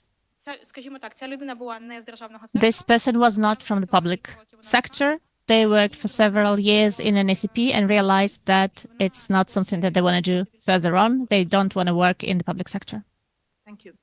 You talked a lot about the need for an ACP to develop practices to look for assets abroad, and you talked a little bit about the limitations. What would you say are the big differences between journalists looking for assets in foreign jurisdictions and an ACP looking for assets in foreign jurisdictions? Is there a different procedural threshold that an ACP has to obey by? Процедура насправді є досить різною, The тому що procedure, in fact, is rather different because an ACP in its work later on, if, for instance, we find some assets abroad, later this data can be used. It can become the basis for criminal proceedings and later be sent to court. And of course, even the scheme, how we receive this information is absolutely different because I think that in your country, it may be this as well, but in Ukraine, very often people who have been blamed of something, accused of something in criminal violations, they try to destroy the case based on procedural aspects, the fact that information was not collected correctly, for instance. And of course, we need to understand that we need to adhere to the procedure and we need to adhere very closely to the legislation in the part of protecting personal data. So those mechanisms that the journalists use, that an ACP uses, unfortunately, they are rather different. Thank you. This is what I was getting at, whether you see the threshold, the procedural threshold that the NACP has to obey by, and also whether you see a risk in the fishing expeditions, searching for data just like that in foreign jurisdictions. And thank you for answering that. And then I inherited a question from my colleague, Mr.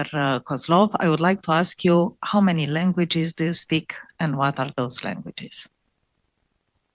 я володію, звісно, українською, російською. I speak, of course, Ukrainian and Russian, as everybody in Ukraine does, English, and I lived in Germany for 2 years.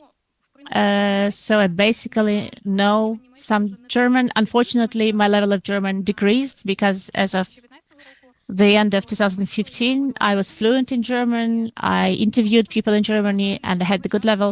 Unfortunately, since that time, and after in 2016, I had an internship in Spiegel and wrote in German for Spiegel. But unfortunately, after that, I had very few possibilities to talk in German to someone. I read the materials in German sometimes. And for my current work in USAID, I needed to analyze the legislation of different countries. So on Austria, I was reading those texts in German. But to talk is much more difficult because even when I was preparing for ILTC in English, LTS, and the reading part is very good. I have the high academic reading. I have 8.5. This is the highest score in LTS. And of course, talking is a more difficult process. Maybe the last question regarding the these two conflicting objectives for an ACP. On one hand, to fill in the vacancies and always have most of their vacancies filled in, so top in terms of HR resources. And then on the other hand, select good people. We have the complication of, competitions being somewhat suspended. So what would you do as a manager in order to ensure that there is a transparent process to accede to an ACP in the current circumstances? Що стосується там, зокрема, до набору людей, With regards to hiring additional people, I wrote about this in my strategy as well. The process of hiring people that took place in an ACP, indeed, it was not transparent. It was criticized in your audit. It was criticized by Transparency. I know that as well. And in my opinion, those are some good criticisms indeed. It's appropriate. First, it wasn't clear who submits for which positions and who identifies who are in the commissions. So there were no public minutes anywhere and who are the participants of various stages of interviews. I would like to make it closer to the NABU procedure. I think they have a good process. You can look, all the vacancies are posted on their website and you can look on the list at every process that a certain person goes through. You can see who passes the legislation and their grades, general skills and their grades, the interviews and their grades. I think that an ACP really lacks this. And for all these years, I wrote in my essay on the strategy also that I would like to restore transparent competitions as soon as possible, because in particular, I think in the report of the Euro Commission, it was also mentioned, the recent one, or in some document that I read, that even for 2022-23, there was still a very big flow of employees, and during the full-scale invasion, the people were hired without competitive procedures. It was rather intransparent, and the process was that there's just a vacancy. It's posted on the website of an ACP and on one of the websites for job searches, and you can apply to this vacancy, and later you even don't understand what's going on, so the person submits their documents, and then they don't have any kind of an answer. There is no thing that all of these people are asked to come to the interview, for instance, or in my opinion, it's a rather subjective selection process that caused people to think. In particular, I heard some feedback that people thought that an ACP may be hiring the people they know simply, and there is no transparency at all. But at the same time, NABU had competitions during the martial law and still do the open competitions. Of course, according to the legislation, they must do it. But I think it's one of the priorities that we also should be doing this transparently, so that people wouldn't think that we are just hiring our friends to rather good salaries for the public sector. Ms. Kapliuk, thank you very much. We really greatly appreciate your participation in this process, the courage it takes to stand up and raise your hand and say, I would like to undertake this important responsibility for Ukraine. Absolutely delightful interview this morning, and we learned a lot from you, and we wish you luck. So we now have this next interview. Alexander, Thank you. Alexander Skamarov.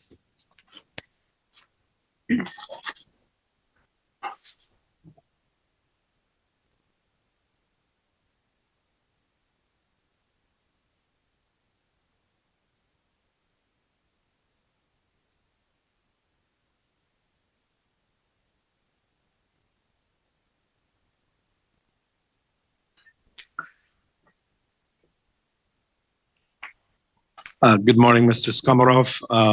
We have one lead questioner for you this morning, and then the rest of the commissioners will come in as they see fit to ask you other questions. So please, Commissioner Ivanovska. Вітаю вас, пане Олександре. Ми почнемо нашу розмову з таких найбільш загальних питань. Welcome, Alexander. We'll start our conversation with some general questions that will allow us to know you a little bit more. And the first question that is quite frequently asked is the following. What character features you think the strongest that you have, and which are the ones that you still need to work on? So 3 strong features that you have, and let's say 2 weaker features that you need to work on.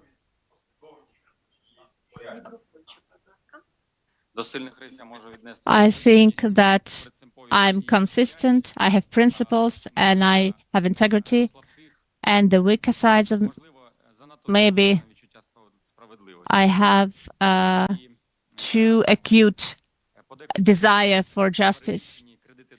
And sometimes I give too much credit of trust to institutions, people, or organizations, but this passes with time. Thank you. So you think that the feeling of justice is a little bit of something too much that you have? Yeah, we would need to decrease that, taking into account the realities of today, and to perceive the situation the way that it is. And you need to trust people less. Do you understand it correctly? Well, trust or distrust is a professional factor.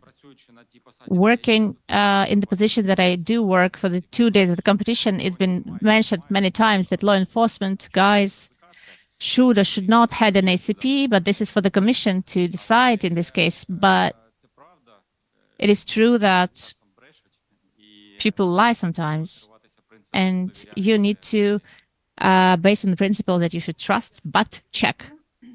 Thank you. And then coming from the other side, what are your professional qualities? So you have a lot of experience of work. You worked in the prosecutor's office. You work in NABU.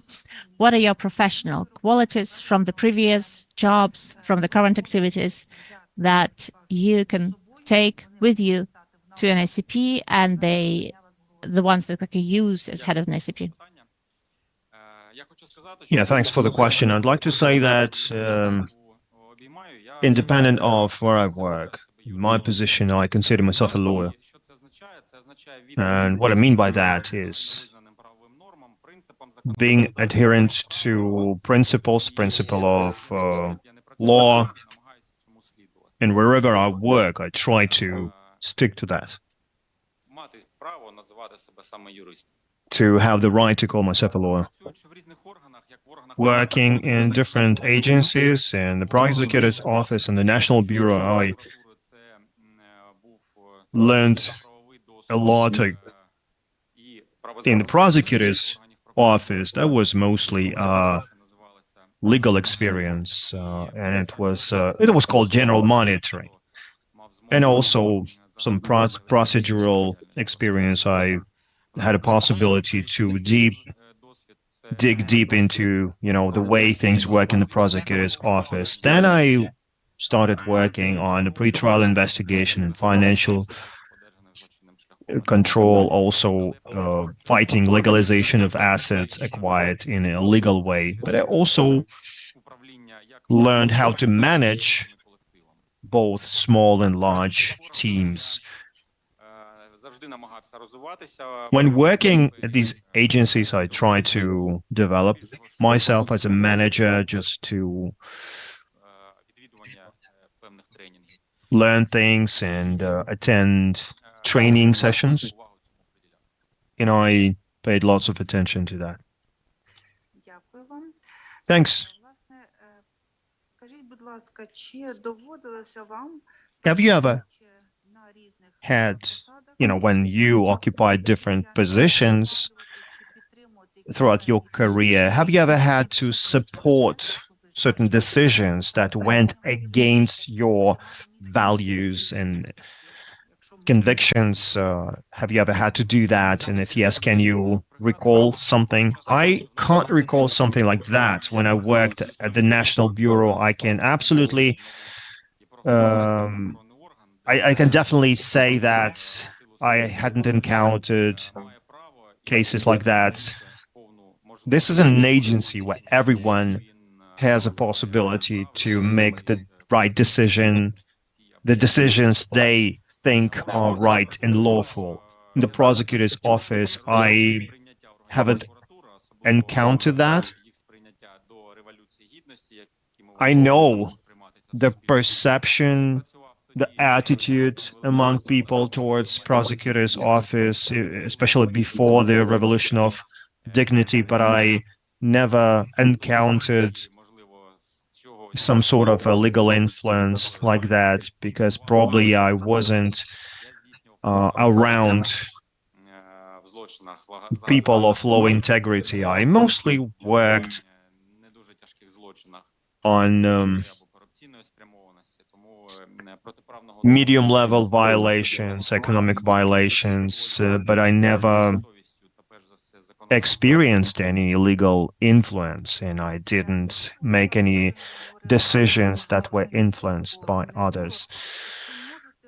Thank you. Can you recall any situations that can give us an understanding that you can withstand influence from other people, from other institutions, officials, even civil society? That's a good influence, normally. But, things happen. Thank you for the question.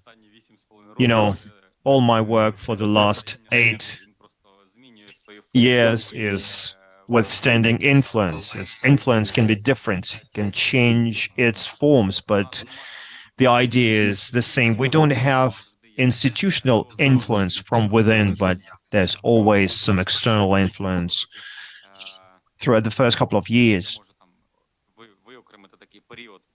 Well, there was a period until 2019, so no associations here. That's just my personal opinion. So until 2019, the pressure was insane, and the National Bureau tried to destroy National Bureau. They did surveillance over our employees. They tried to look for violations in our organizations, dirty media campaigns, because for the first time in history, the National Bureau started prosecuting people who were so-called untouchables, and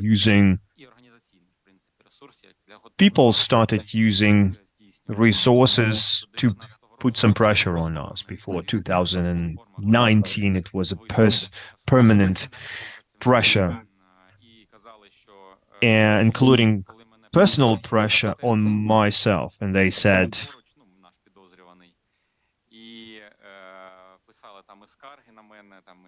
they filed complaints against me, but our power was legality. So this is the principle I'm going to use when if I become the head of NACP. So that's our power.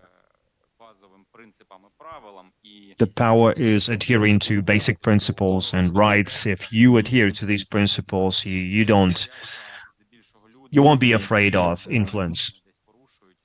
Only people who violate the law, who have weaknesses, these people are vulnerable to such influence from this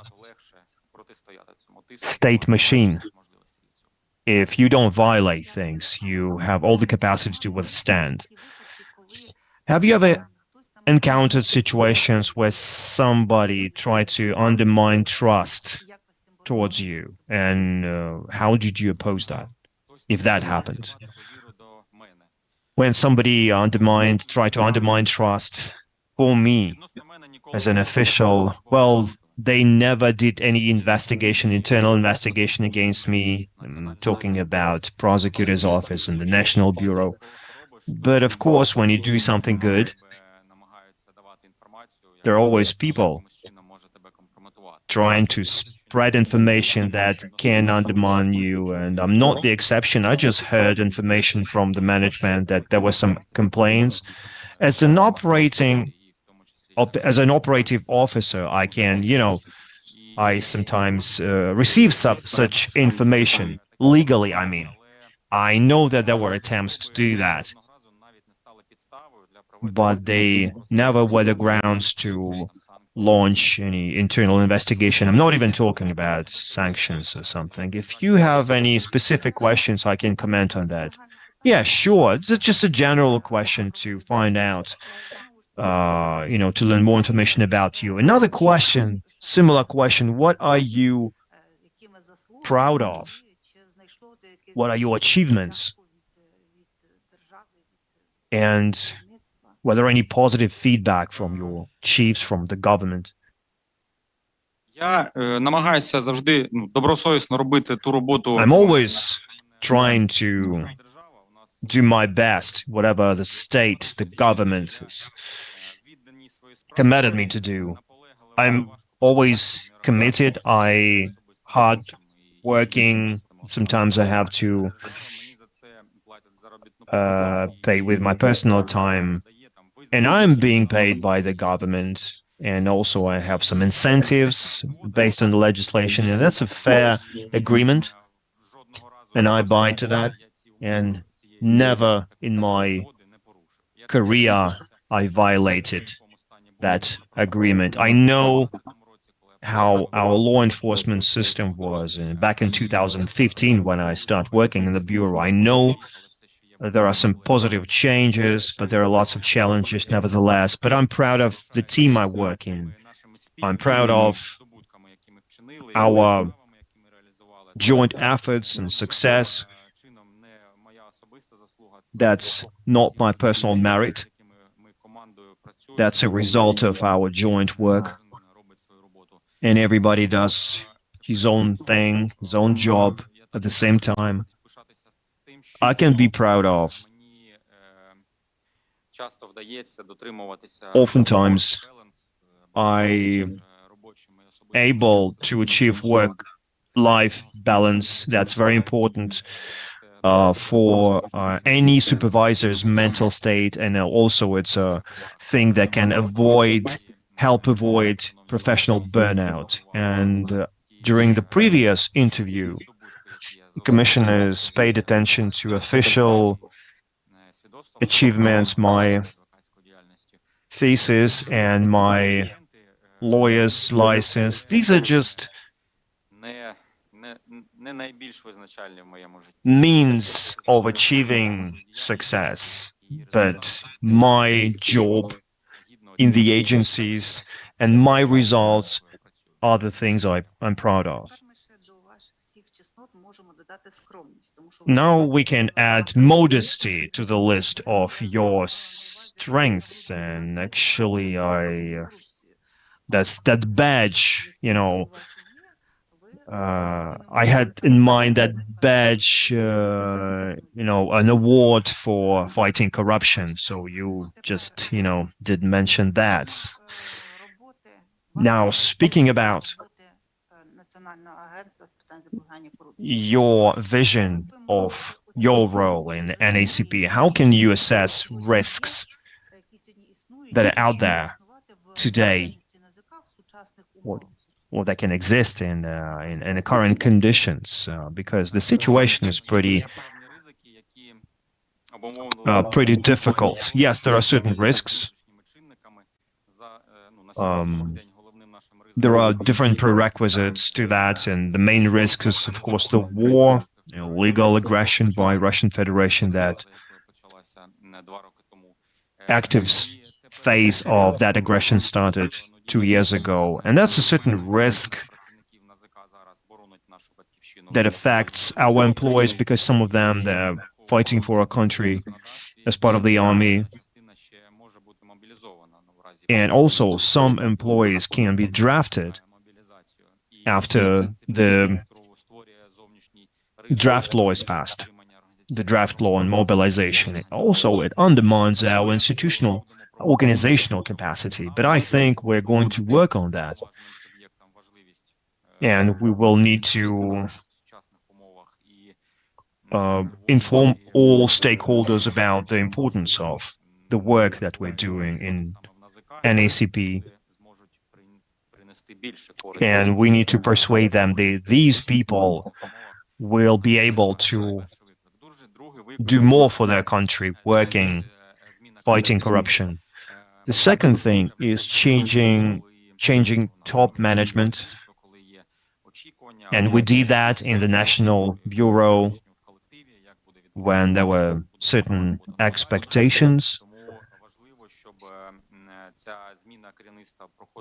So it's important to make it painless for the team, for the employees, to make sure that it doesn't turn into witch hunting, as it always happens in our government. It's very important to make sure that the skills and competencies are passed on. And that's a certain risks that will be the challenge for the next chief.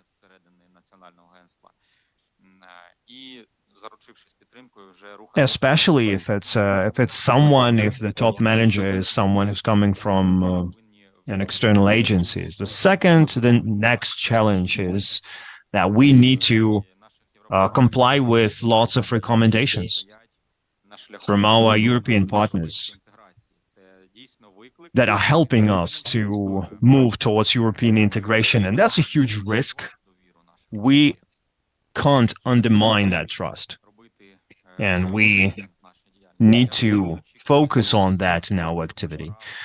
And I understand that society expects us to punish people to show some numbers, show officials losing their jobs, being punished. Of course, we need job to do, but we need to do what it takes intellectually, professionally. We need to change our legislation. We need to change our approaches, our philosophy to make sure we become a full-fledged member of the European Union. That's a challenge and a risk at the same time. And we all know about audit results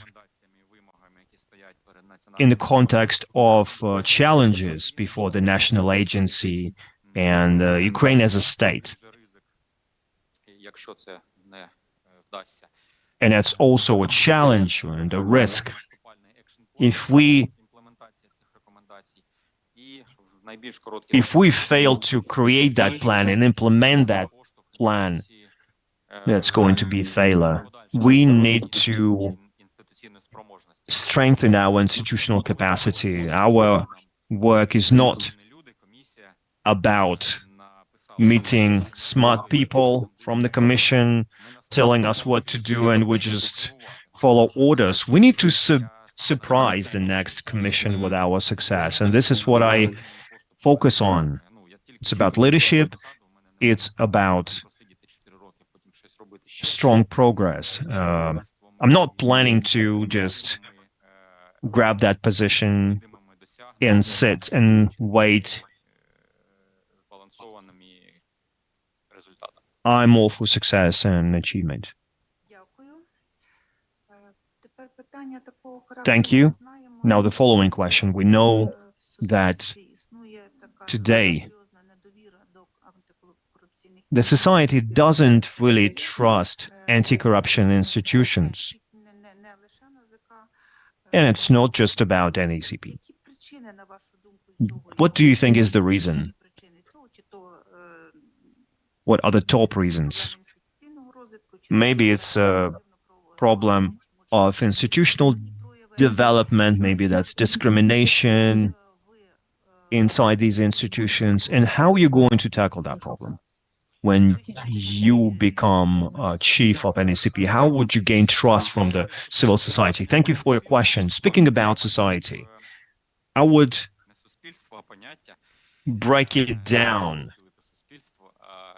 I'm not, breaking down society. I'm just breaking down the concept into professional and unprofessional part of society. We have anti-corruption NGOs that are also part of society. And also there are members of the society who are end users, people who read Telegram channels, who watch TV, it's called so-called TV marathon, or scroll through Facebook posts. And sometimes the information that they get is not verified. So I would like to distinguish between these two categories. So I don't agree that there is no trust towards anti-corruption organization among professional part of that society. Throughout the activities of NACP, NABU, and High Anti-Corruption Court, they showed good results of fighting against corruption. And speaking about the agency, when it used to be a collective agency, that was like a NACP 2.0, the way it's called on the internet. And it's different from what we used to have. And as a professional, not just a representative of society, that's my opinion. And what we observed for the last 4 years, that was a lot better progress than before. And it used to be a surprise to get, some reports from NACP with some serious accusation against a person. And then throughout the next years, it was a normal thing. And we had enough reports like that. At the same time, the audits that we read, that we analyze. Йде питання прозорості. Прозорості, відкритості діяльності агентства. Це питання Also has an issue with transparency, в багатьох розділах цього аудиту.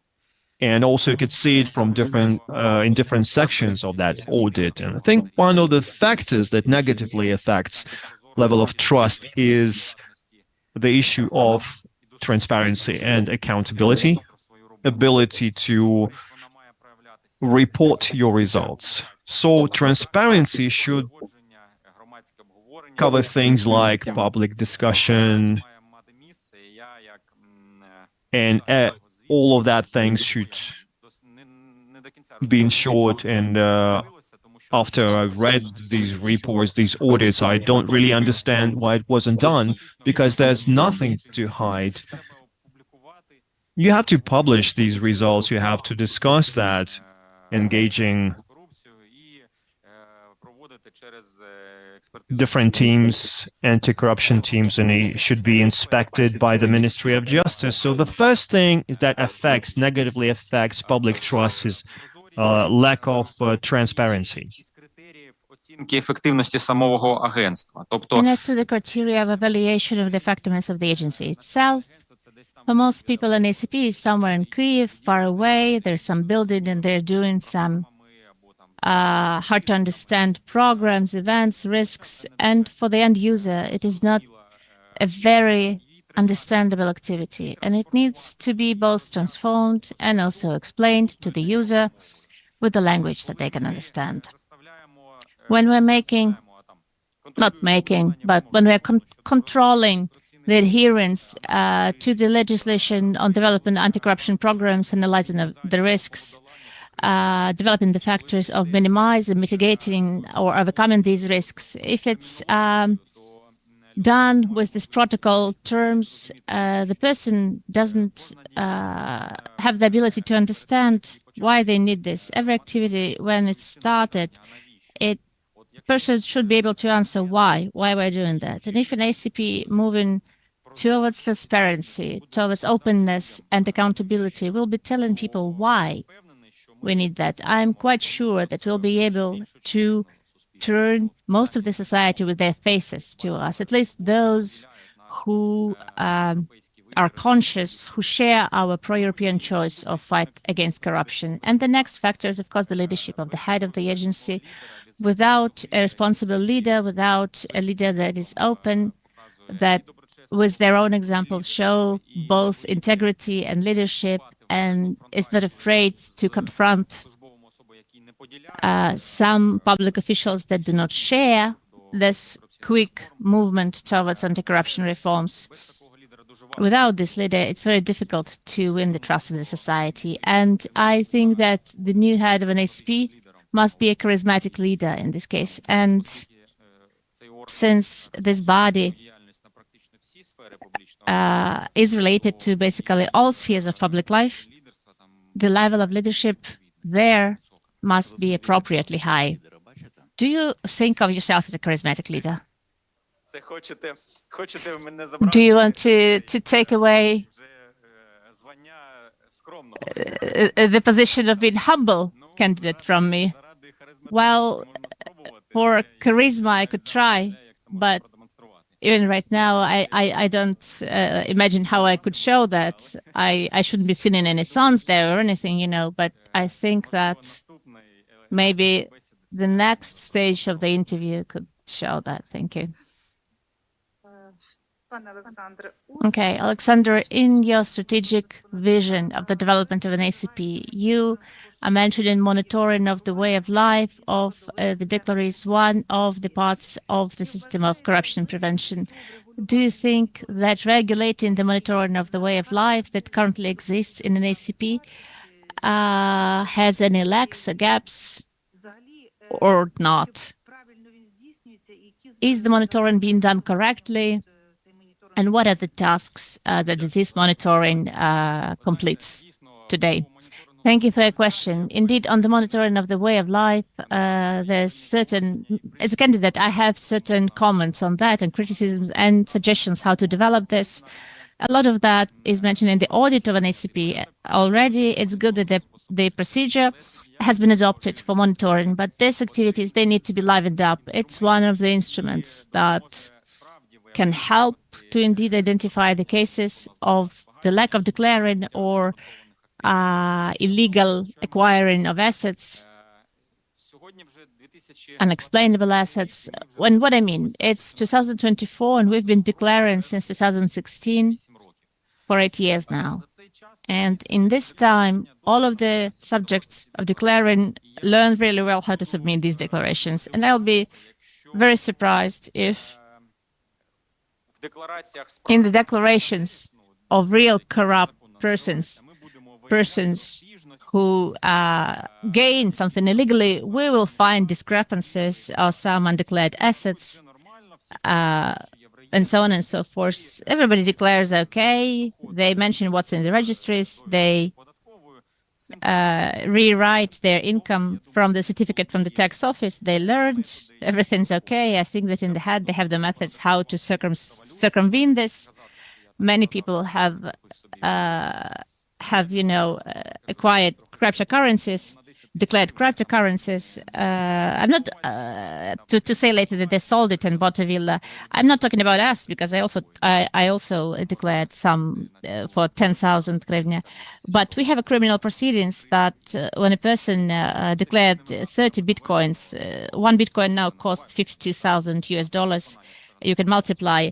I'm not mentioning the last name right now, but it's been proven that this information was declared falsely. We have already informed the defendant, and we are finishing the investigation by now, and this needs to be fought against.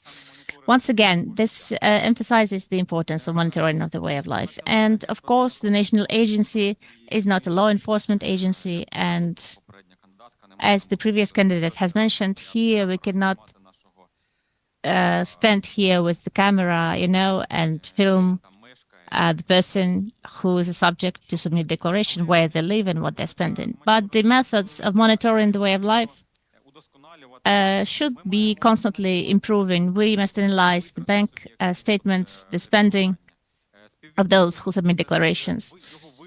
We need to compare their spending with their income, with their level of life, and the remaining costs that remain after the spending. For instance, there are cases, I'm telling you a practical case, when a person works in public office and the salary card, they're not taking off any salary from there.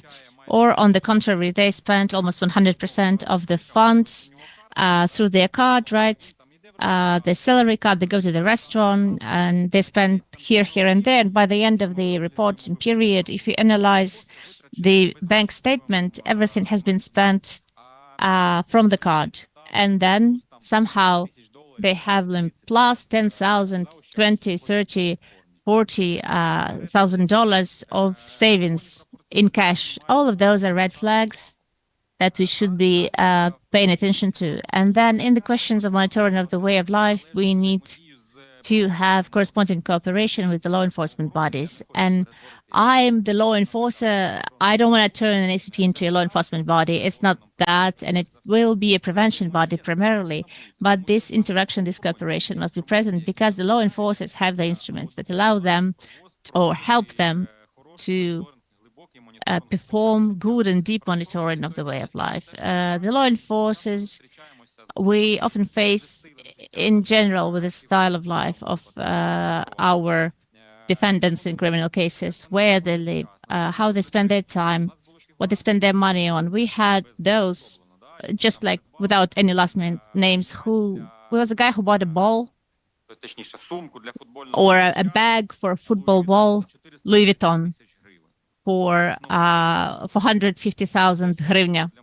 It's also important for the monitoring of the way of life. There are cases like that. And here, the activities of the law enforcement bodies and employees, we just need to let them know that this is necessary. And we need also to let them know when the investigative detective can make this decision, we can have this copy of this evidence and we can use it further on in different processes, in administrative, in the civil process and civilian process, and it depends on the results that we get. And I think it's important for us to develop this cooperation, this direction with the detectives, because it's, there are two sides to this, getting ready for the competition and seeing how the audit is written of an ACP. I see that indeed we need to be a prevention body. We're developing the programs, the rules, we're preventing corruption, we're identifying corruption risks, we are doing research, it's great. And then I read the expectations of the head of the anti-corruption committee of Verkhovna Rada in his column on Ukrainska Pravda. And there they emphasize that you need to check all the declarations for 3 years, like 3 declarations.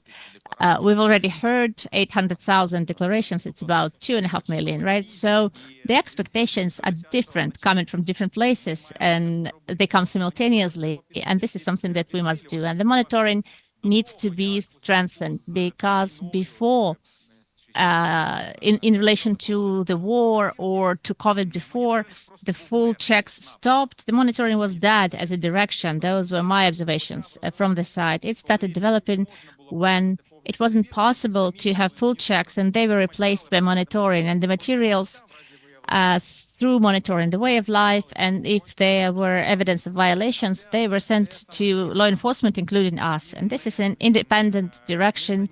It does not replace full checks.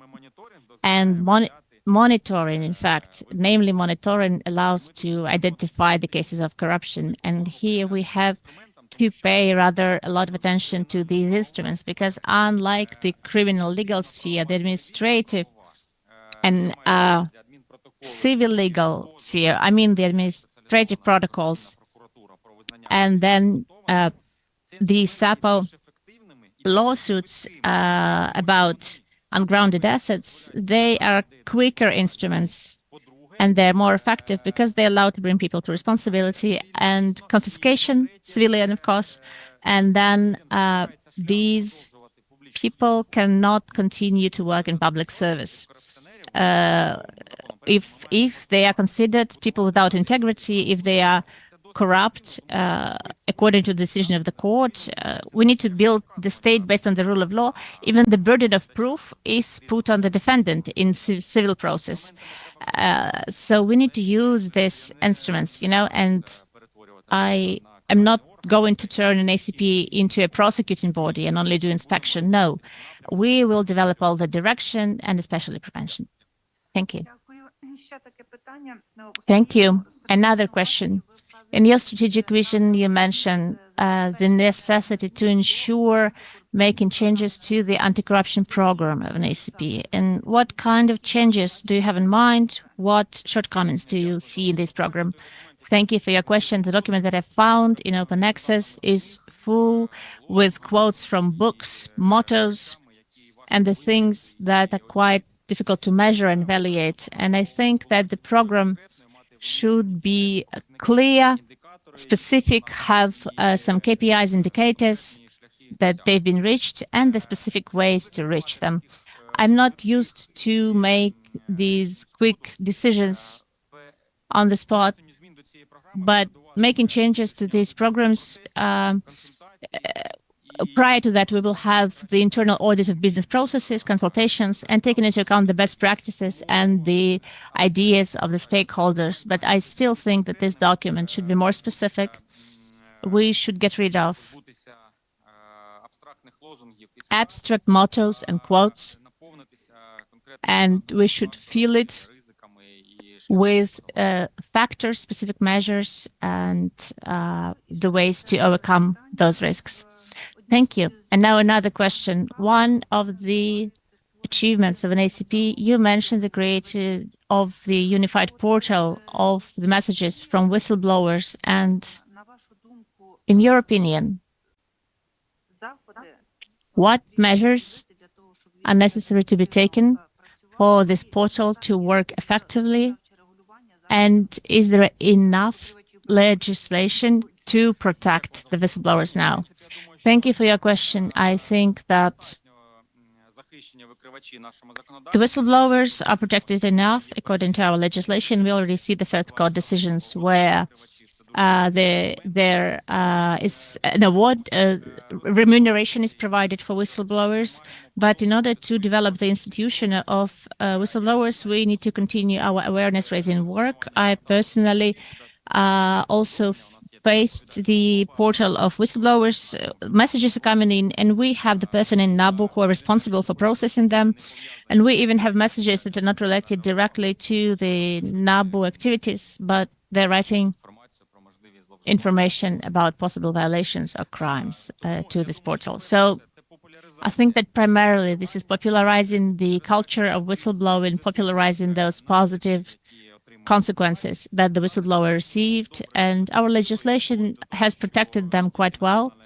Not just the national agency has the right, they have the right for free legal aid in case that they are sanctioned, being sued or anything. But we need to work in awareness raising. We need to change our outlook and our culture to step away from this half criminal idea about whistleblowers as the so-called threats, if we use the slang. And we need to think about a whistleblower as about an honorable mission of a person who cares about their country and its fate, who cares that somebody does corrupt actions, and this person, understanding the possible negative consequences for themselves, they inform about such actions, they promote, help these actions to be stopped, and help that this person is brought to responsibility.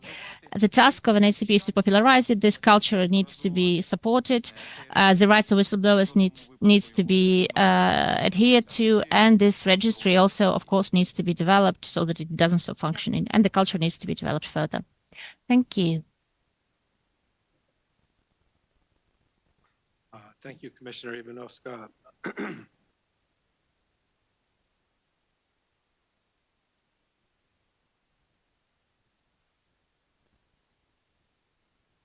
Mr. Skomarov, first of all, let me congratulate you on winning the highest award from NABU in 2022 for your work in the fight against corruption. And also, I note that you did some training with the FBI at Quantico. Could you give me just a quick example, very brief, of something you learned, you picked up from the FBI training in Quantico that was new and helpful to you in your career? Дякую за ваше запитання.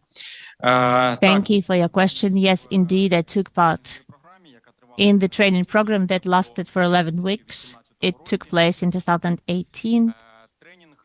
The training gathered law enforcement officers from the US. It was mostly for those who work in the police and the international students from different countries of the world who worked in law enforcement bodies, different law enforcement bodies, not just police, but also other law enforcement agencies. And the main topic that was covered by this training was leadership in law enforcement sector, leadership in public organizations, and a lot of attention was paid to this during this course. Another component of this course was forming the this way for the law enforcement officers to have a healthy way of life with integrity. I've emphasized this a lot, and I used it in the internal changes in our organization. We had this group called Change Makers that included me and another colleague who took part in this training program before me. And it was dictated by those values that we acquired during this training. We have united around ourselves the other employees who were interested in this, mostly the detectives who were also interested in the changes in our organization. We talked and formed these suggestions. We brought them to our managers, top managers, and we were able to change many small things, many moments. Internally, maybe the head doesn't see all the things from where they are, but it was a grassroots initiative, and thanks to this group, Changemakers, we had some results in some internal changes in the organization, and it was very important for me to see how patriotic our the law enforcement officers in the US are, and the level of respect that they get from the society. And I'm sure it did not drop to them, and they did not get as a present. And I think it was earned by their bravery and by their daily hard work. And I think that this is something that Ukrainian public officials should aspire for, to serve the society. And they're serving. Indeed, they're not working for someone, they're serving to their community. This is the way they think about it in the US. I think we should aspire for it, to this level of respect that is based namely on adhering to ethics, the principles, achievements, and the results of their work. Basically, during the training, we also learned the key threats that exist for the society, the ways to overcome them. There were leadership moments, there were psychological trainings there as well, and some organizational seminars on responsible leadership in law enforcement sphere. It was very useful, and I still, regardless of the fact that many time has passed, I remember that and use it in practice. And another moment, another showing moment, it's not a characteristic of our law enforcement system. If you're from Ukraine, you understand this, what I'm talking about, when every week we had 5 kilometers, 10 kilometers of a run, depending on the program. So the head of the academy was the first one running. And I remembered it for my entire life. And I really liked that. Thank you.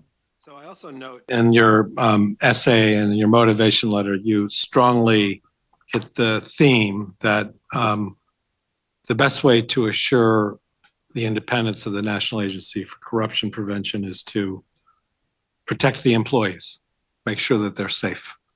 And I appreciate that. I think that is a very important insight. Let's shift now to this tension within the NACP itself, which you and others have identified between the functions of punishment, investigation, monitoring, and the functions of prevention, right? And sir, it's not so much that a question of whether this is a job for a law enforcement official. It's more a question of who is a leader that's capable of managing this tension, because the function of monitoring, investigation, examining declarations, catching people. Shall I wait till you? Yeah, there you go. Got it. The functions are different. The functions of punishment and investigation on the one hand, and prevention on the other hand. They're just different things. You do different things. When you're preventing corruption, you're trying to stop it from happening in the first place. Right? You're trying to stop it, period.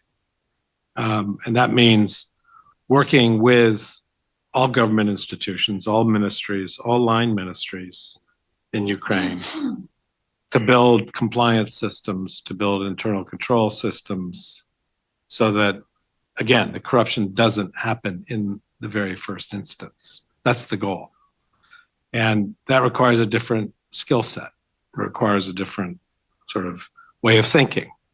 It requires being a trust builder, right? You have to work with constituencies. Let's just take the Ministry of Defense as an example, right?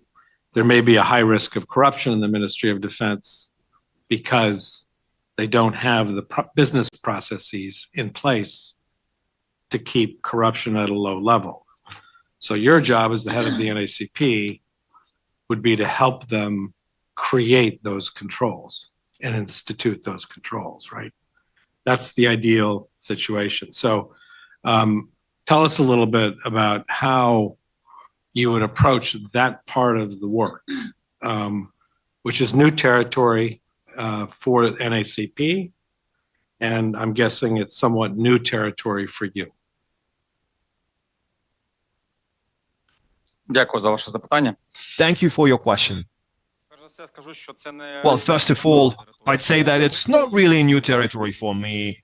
to identify sources of corruption and looking for them. It's actually one of the functions of National Anti-Corruption Bureau. That's what we do as part of our investigation and proceedings. But NACP is a different agency, and this is how they do it. They have a different mechanisms of implementation, different mechanisms. Prevention is separated from inspection. And when we talk about inspections and holding people accountable, this is the case where the prevention doesn't work. And, the rules have changed and you have to respect them. In our cooperation with other agencies and governmental bodies, you have to be responsible and predictable partner that complies with the legislation. I understand that we will need to find common ground, common interests in order to promote different anti-corruption reforms. And this is where what's important is that we play in the same field. We work for compliance, and we can't tolerate corruption, and we talk about that openly on different platforms and private conversations. But then what we need to ensure is that we need to make it happen. When a leader says that he doesn't tolerate corruption, but at the same time he's involved in corruption, people learn about that, even if he's not held responsible. In his business environment, people learn about that pretty quickly. People understand that he doesn't walk the talk. This is why for an NACP leader, if we take part in the competition, we need to understand that we have to walk the talk. And this is one of the elements of the future success in negotiations. You should be perceived as a person that behaves based on your declared principles. You don't have double standards, double interests, or some illegal interests. Yeah, people learn about that quickly. When people understand that your intentions and your principles coincide, you can be approached, you can be... Let me put this in very practical terms, picking up on your theme. In my view, the head of the NACP is in effect equal to ministers of defense, agriculture, economy, finance, infrastructure, strategic industry, and other ministries, in the sense that they should be responsible to you for implementing the internal controls that you advocate for, that you give them, the tools that you give them. So do you view yourself, would you view yourself as being, in effect, equal? I don't know what the law may say. I'm just saying, as a leader of the leading anti-corruption institution, you will need to be able to play in that space and demand accountability. Звісно, я розумію, про що ви говорите. Absolutely, I know what you're talking about. And there are a couple of tools in my toolbox to achieve these goals the Ukraine has on its way to integration. The first one is interaction, coordination, cooperation, and fruitful cooperation with ministries and agencies. This is something that we'll start with. That's a good kind of cooperation. If we see that we are on the same page and we have same values and goals in terms of reform implementation, we will use coordination and cooperation. If we, as an anti-corruption agency, see that the ministry or the minister doesn't abide by these values, that they are not ready to move towards it, European integration in anti-corruption to fight corruption within that institution? Well, we will apply other methods towards these leaders, and these methods are enforcement and other tools in the agency's arsenal, but the priority is interaction. Throughout our career, my career, I encountered different cases. We had interaction. And when you're interacting, that's a whole different level. You can't imagine how these goals can be achieved when there is good cooperation and interaction. Politically, that's not an easy process. Mentally, it's a complicated process. But when the decision is made, there's progress. So our job is to make sure these decisions are made. If we're moving in different directions, well, then we are going to use the whole arsenal of enforcement measures. We will submit requests to high authorities. We will take it public, take it to the public level, and we will use all the tools that we have to make them comply. Thank you, sir. I'm going to turn to the Deputy Chair of the Commission for the next set of questions. Дякую, пане голово, пане Олександре. Все ж таки, я хотіла би повернутися. Thank you. I would like to get back to the distribution between enforcement and prevention. So you mostly doing the enforcement job. And as chief of NACP, you have to switch. You have to make that switch towards prevention. And considering that, what do you think about the corruptioners register, a list of people that that committed corruption violations? So is it about prevention or punishment? And what do you see would be the right way to reform that domain? Or you think that's the right thing to do? You absolutely agree with the audit results about that register of corruptioners. I'm not, reinventing the wheel. And I'm not sure if this is an audit. This is my personal opinion. This is a good tool. People who were persecuted for corruption, they need to be part of that list. And that's a disciplinary and preventive measure. And when people know that they can end up in that register, they think twice before committing something. Without that register, you can do something bad in your region, and then you arrive in Kiev and you're a clean person. So this register is a necessary measure. It should be in place, but there should be specific terms and deadlines for people to be a part of this register. Even criminal records have their terms. They have their due dates, and this information is stored in state databases even after this criminal persecution is lifted based on the legislation. I think the same principle should apply towards this corruptioners register. We can't have a person that committed a minor violation being as part of that register forever. It doesn't allow us to achieve goals that we created this register for. So there should be deadlines depending on the violation.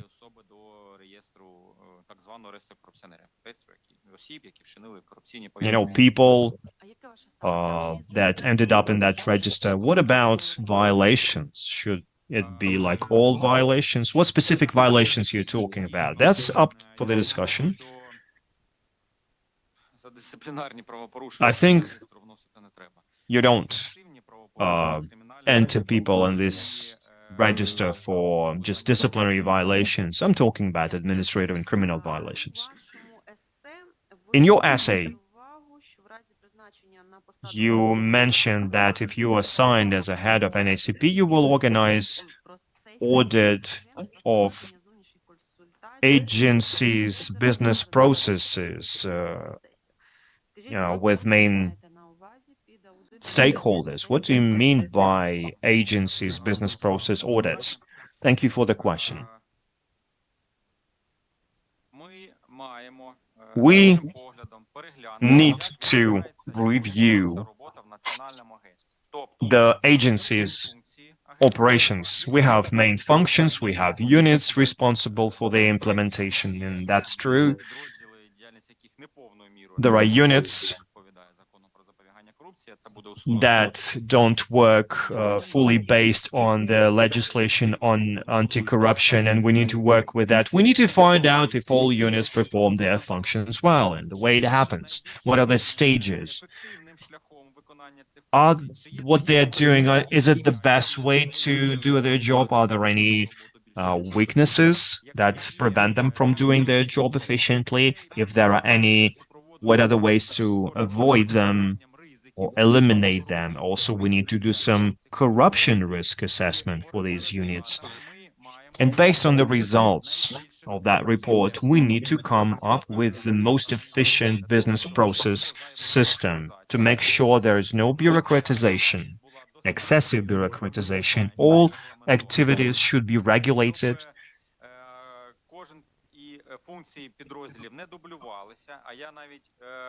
Functions of these units should not overlap, and I didn't have a possibility to read through all of the organizational structure, but just looking at the names, you can, think that some functions do overlap.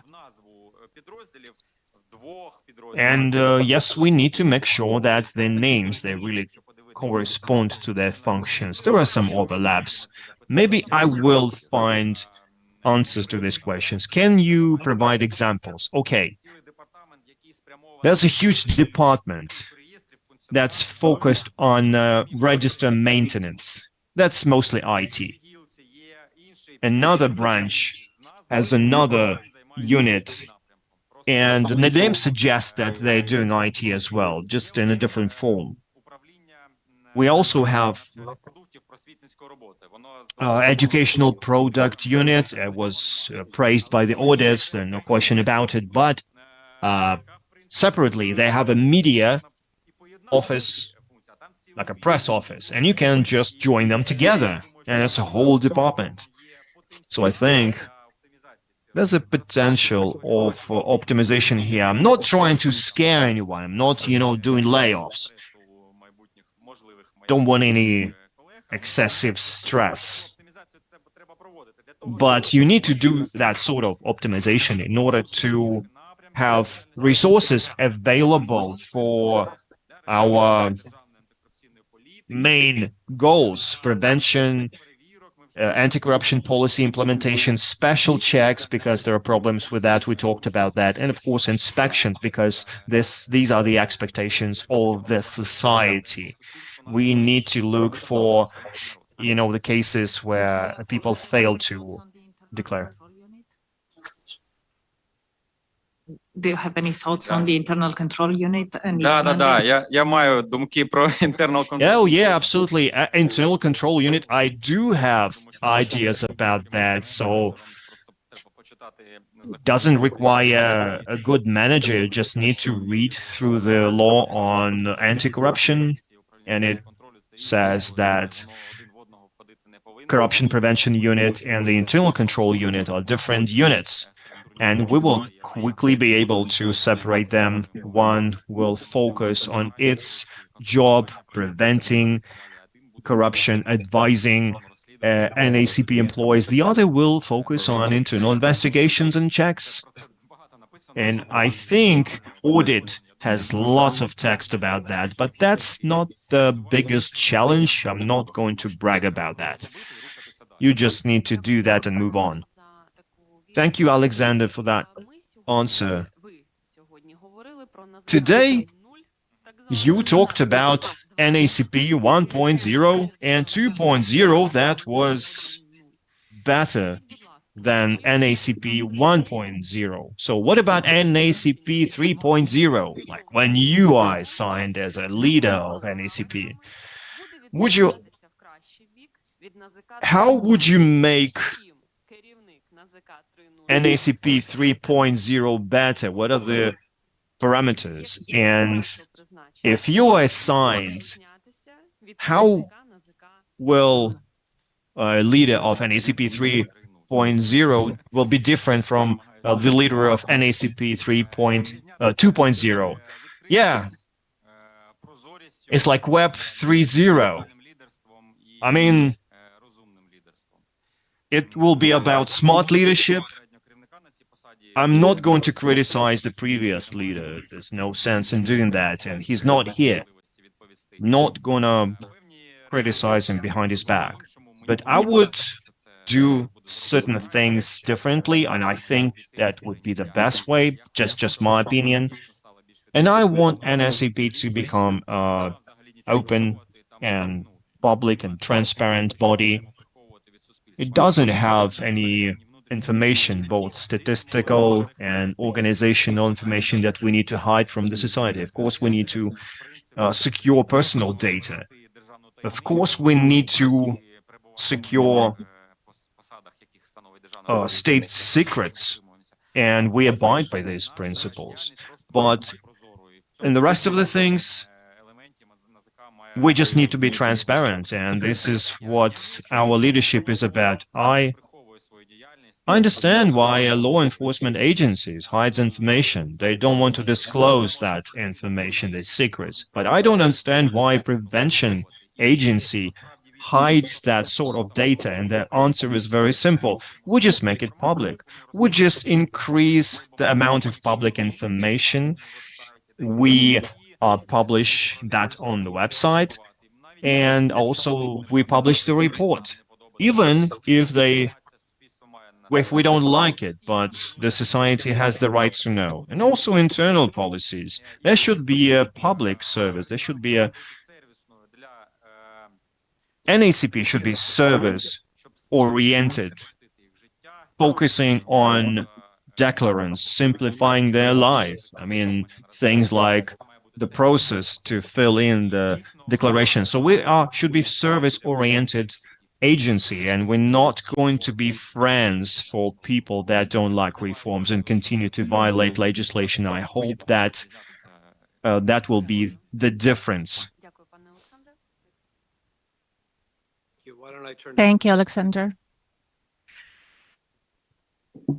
Ну, давайте, якщо вже зачепили Web 3.0. Well, if you've touched upon Web 3.0, then your version of an ACP 3.0, will it have more decentralization? What is typical for Web 3.0 compared to how now there is like a single head in the agency that you're going to become the head of, that you want to become the head of? Thank you for your question. I respect delegating, and I practice it. I had different experience interacting with the heads, the people on top, and there was micromanagement, there was freedom of actions, but I like delegation because people become experts and they gain most experience and knowledge when they directly do some kind of a job. So we have an ACP, we have a pyramid, the head, the deputies, the heads of independent structural units, smaller units, and then we have people executing the jobs. And it's quite normal when the person executing some specific job in a department that develops state anti-corruption program, its project, that they better know how to develop it, how to print it, what are the articles, sub-articles, what needs to be introduced, than the head of an ACP. That's normal, because the head of an ACP is primarily the manager who organizes the work, who ensures the work, who creates optimal conditions for this work, and of course protects their people. But in case this program is failed, the manager of the lowest rank will have more expertise with that. And in case of a full check, I think that the person from the Department of Full Checks will better know how to correctly implement the full check than the head of the NACP. It doesn't mean that the head of an ACP should be clueless, but I am for healthy decentralization and specializing of people, of managers, of middle and lower ranks in certain things. This will allow to form a highly professional team where indeed the experts will work in what they're doing. Even in my own work, I avoid making quick imperative decisions that are obligatory to be implemented here and now. If the situation requires, I always take the time to consult, and it's very important for me to have input from the experts. In our case, of course, this is the detective who is responsible for the case. He is the biggest expert because he knows all the materials of the case and he read them personally, acquired them personally. We consult, we analyze the risks, we develop a decision, and we then make the decision. And of course, after we have formed the decision, if this requires my personal decision, I make it. And then I protect it. I take the responsibility for this on myself. If we make it as a team, we vote for the decision mostly. But basically, if we've worked on the decision and all the sides agree, then we make it. But this doesn't mean that I will not be making the decisions, imperative decisions on the directions that I think that are correct, because this is also leadership to take responsibility and to move forward, because now you, as a dignified commission, is now selecting the head of an ACP, the leader, and the responsibility will be taken by the leader for the way an ACP works. So I also can make decisions. I do support decentralization, though. What makes you change the actual, I can't say that it's, power, not a brute force, but power of NABU to the soft power of an ACP. I think that it's development. I think that it's development and the desire to move forward. I really like working in the bureau. It is indeed the dream job. It's difficult, it's tense, but it brings a satisfaction and it brings visible results for the society. And it's also an honorable work. I do support this idea.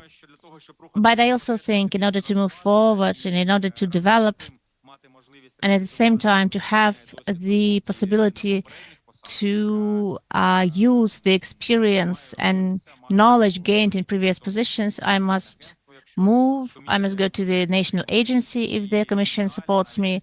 And then even after I complete my term as head of the agency, I would like to continue to work in anti-corruption sphere. It's important for me to become a responsible leader, to work appropriately to the trust.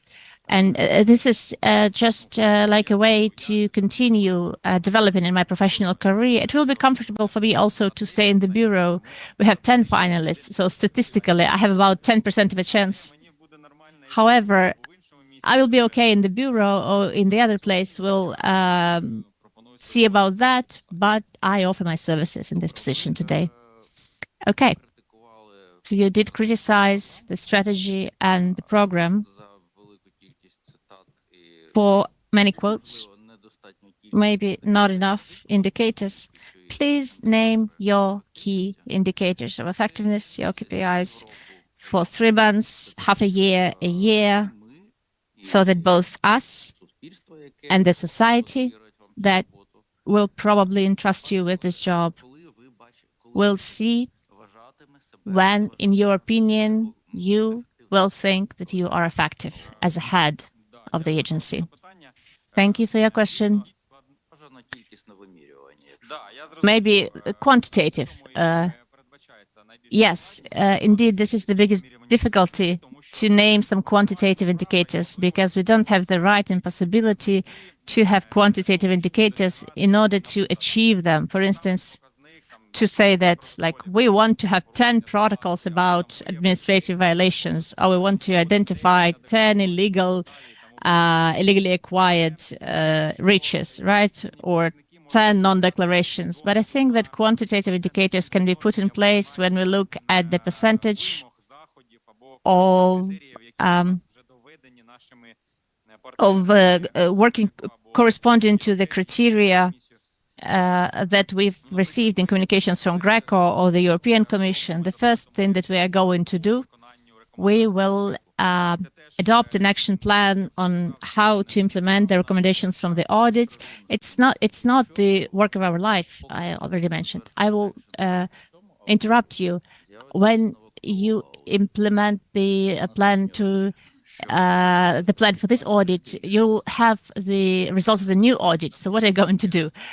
A managerial decision. I don't think it's not that quickly done, but I think that action plan will be approved earlier than we have the new audit. But of course, we will compare the positions of auditors on certain issues. And I'm sure that some of the measures I already heard from the other competitors, including the internal candidates, that part of the measures have already been implemented. They're in place.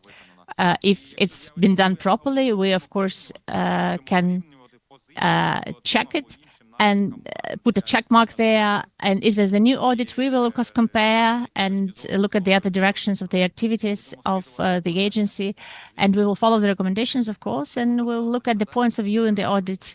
Why I'm asking this question? Because in case there's a new report, maybe it's possible that the resource and the forces were maybe allocated to the direction that is not as critical and relevant. This was something that I was getting to.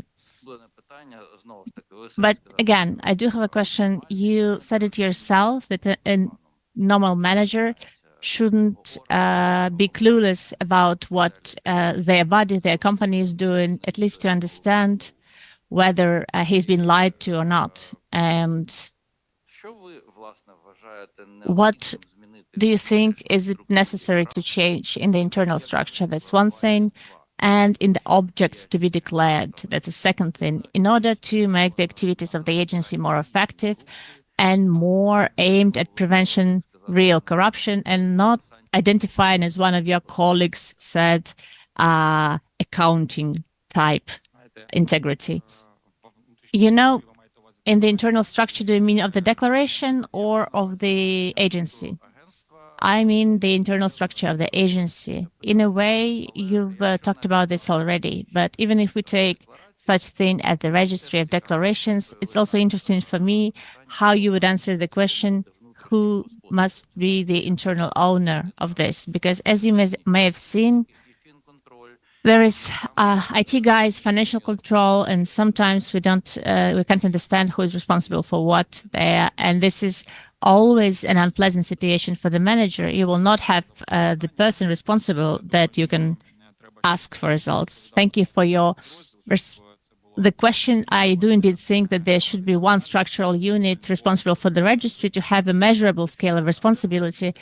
I will clarify. So should it be one of these two or some kind of a new unit responsible only for the registry, or the third option maybe?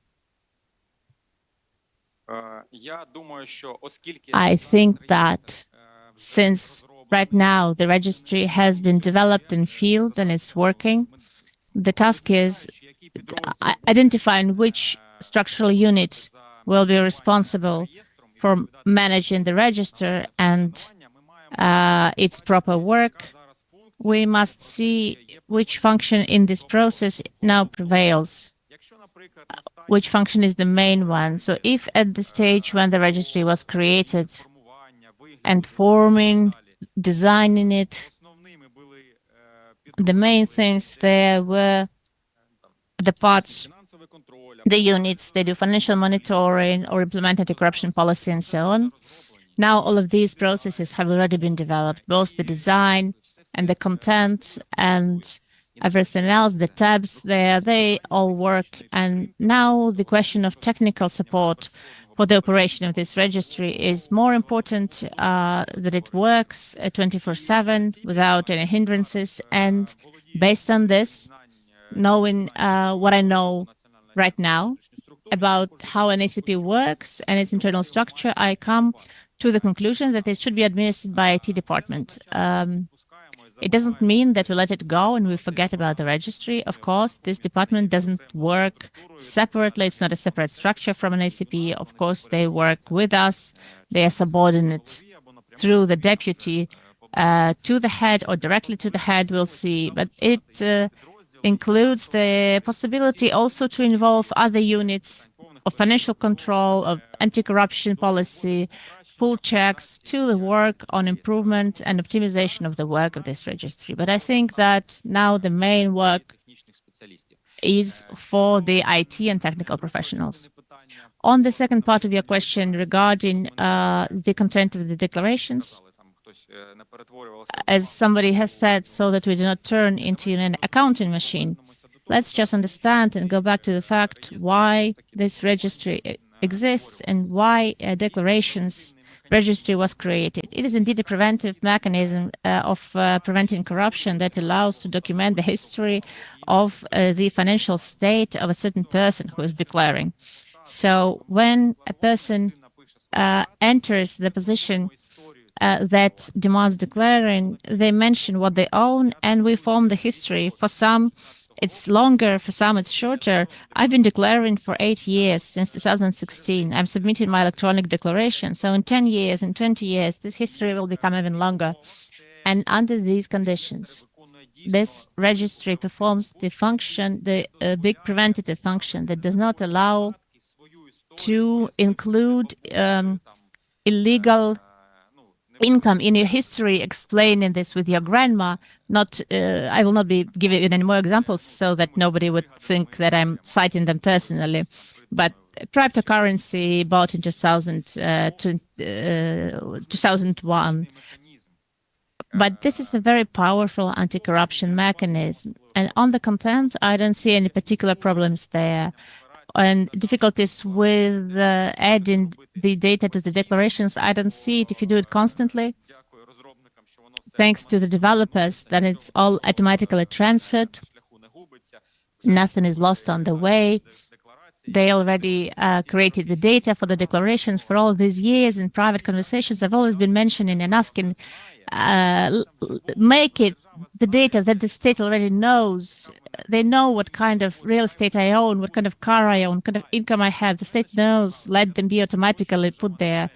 And ask me what the state doesn't know and cannot know. I will not be going into bigger detail, but the optimal structure of the declaration, I will not be adding or removing anything from there. You just need to explain it properly and declare normally.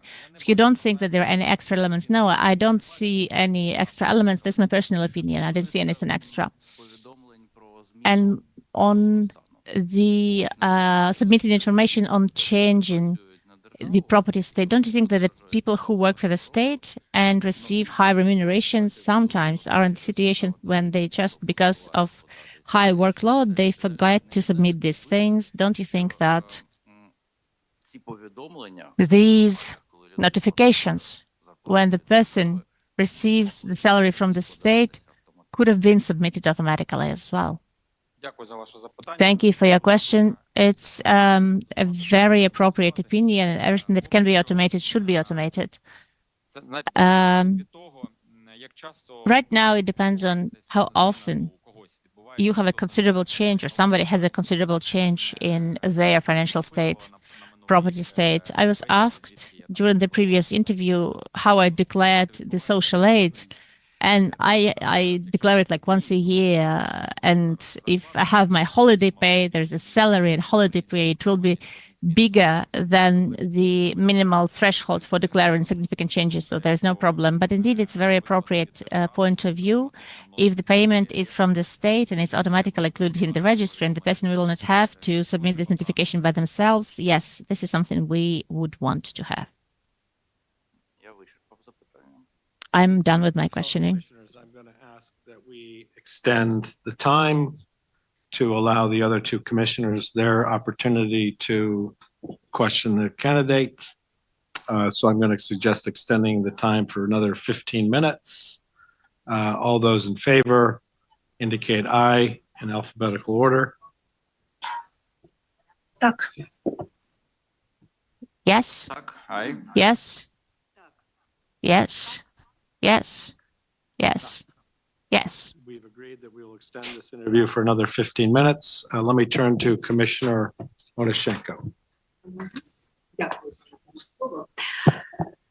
Ви знаєте, мені спало на думку от зараз, що конкурс – це участь усіх активних гравців. Тому що I thought that the competition is ми в цей час the participation of all of the active players. You're answering our questions, and we are systematizing, analyzing, and we are making certain analogies. So I think that the work of those who are preventing corruption, чимось схоже на роботу. prevention somehow is similar to the work of the doctors. We've talked a lot that the doctors are trying to prevent. It's much easier to prevent than to cure. It's much easier to prevent the sickness of corruption than to uproot it later. We talked a lot in these 2 days about the institution's nature, an ACP's nature, what they should be. Something needs to be added, something needs to be removed or shortened maybe. But we talked a little about those who should correspond to the certain requirements for prevention. Do these people, should they have certain characteristics or some special characteristics in your opinion? Дійсно, це вже питання, напевно, підбору персоналу. That's true. That's selection issue and distributing personnel among different roles. When we talk about prevention, analytical skills are important to identify, to be able to identify corruption risks and analyze data, compare data, compare them with different statistics and relevant information. That should be a multilateral approach, and people should have multidisciplinary knowledge, because this identification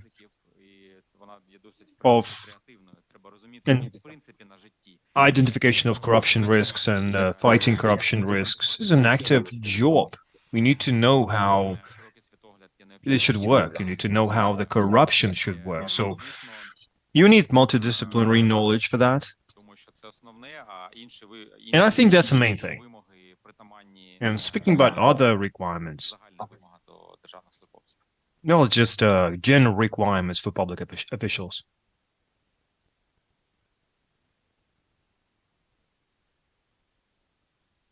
Stefan. Thank you very much. Mr. Skomarov, NABU is a very reputable and powerful institution in Ukraine. Yes, I can continue. So NABU is a very reputable and powerful institution in Ukraine. What do you say to the critics that say that NABU is trying to take over all the anti-corruption institutions? So we have a head of SAPO who comes from NABU. We have someone very prominent in NABU that is now in an ICP. What do you say to these critics?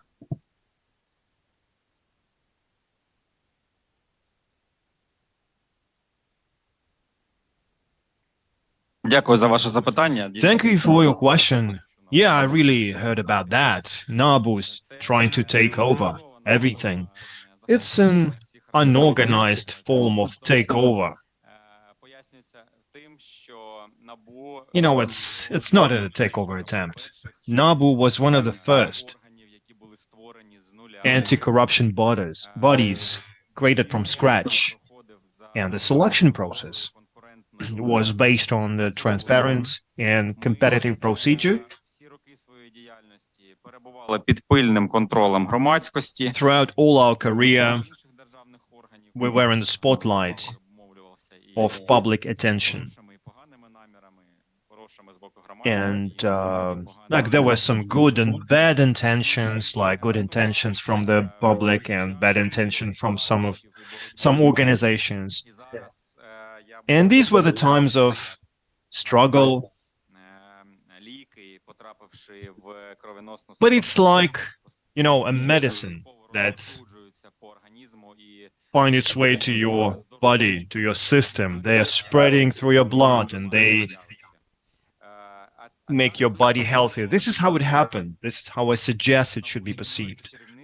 But, you know, after NABU leadership changed, it's not some sort of permanent organizations with permanent links that tries to integrate their people in other governmental bodies, that trying to infiltrate other bodies. These are healthy processes in a healthy organization that are trying to spread their positive influence on other bodies. So it should be perceived, in my opinion. Thank you.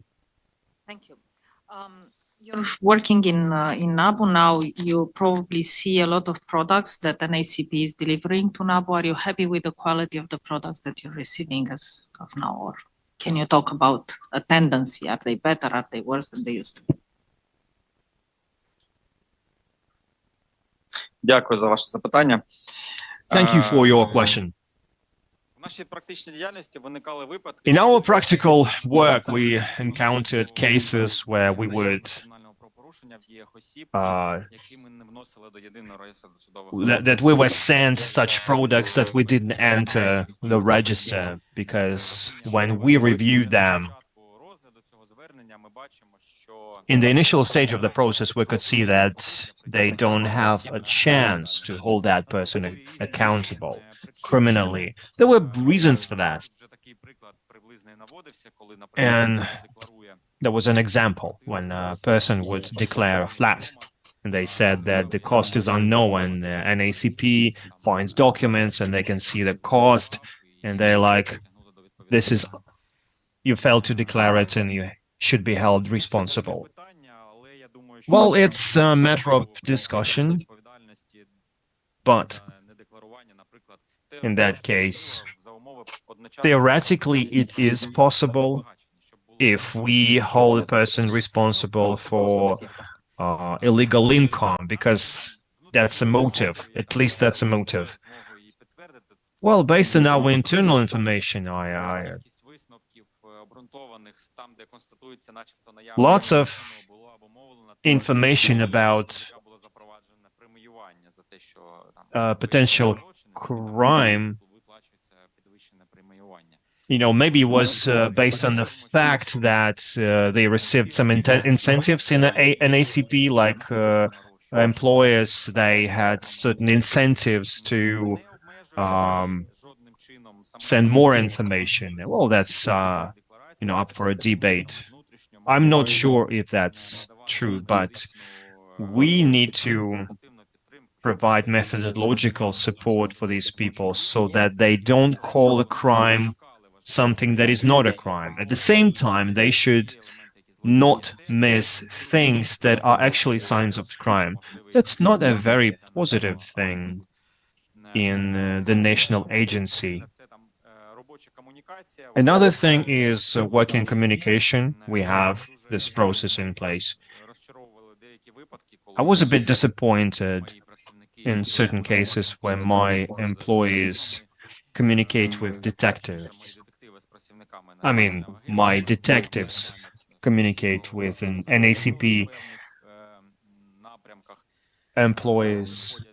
They want more cooperation and they approach their bosses to have their request signed, and they're like that we're not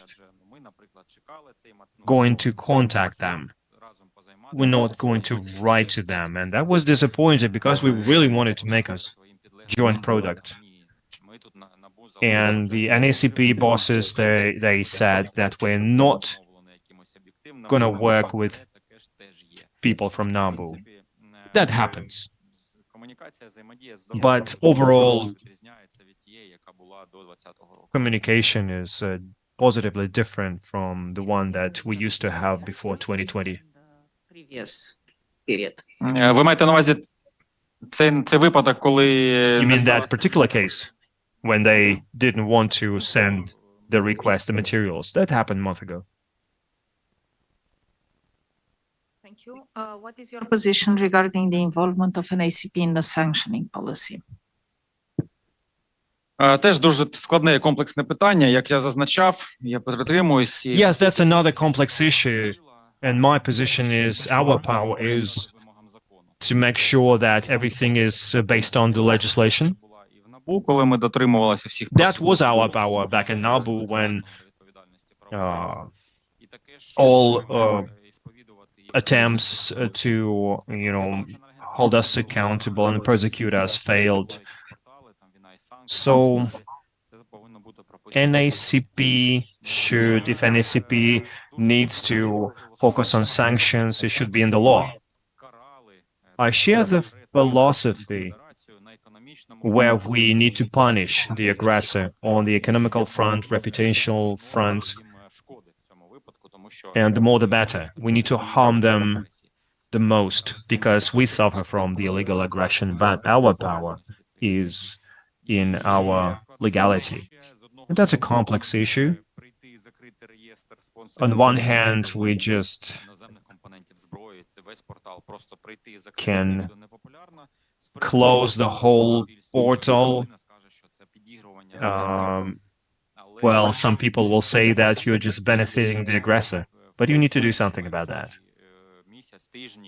And during the first month, in my position of a head of NACP, I would do joint consultations with the Council of Security and Defense Council and the ministries to make sure that this register is owned by specific responsible subject based on the legislation.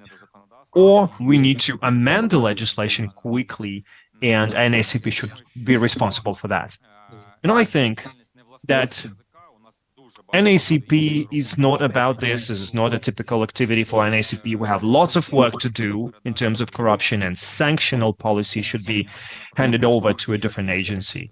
The whole register of international sponsors of war and the portal war and sanctions should be handed over to a different agency. Should you be appointed as the head of an ACP, do you see any challenge in working with the current managerial team from there, including your previous head of NABU?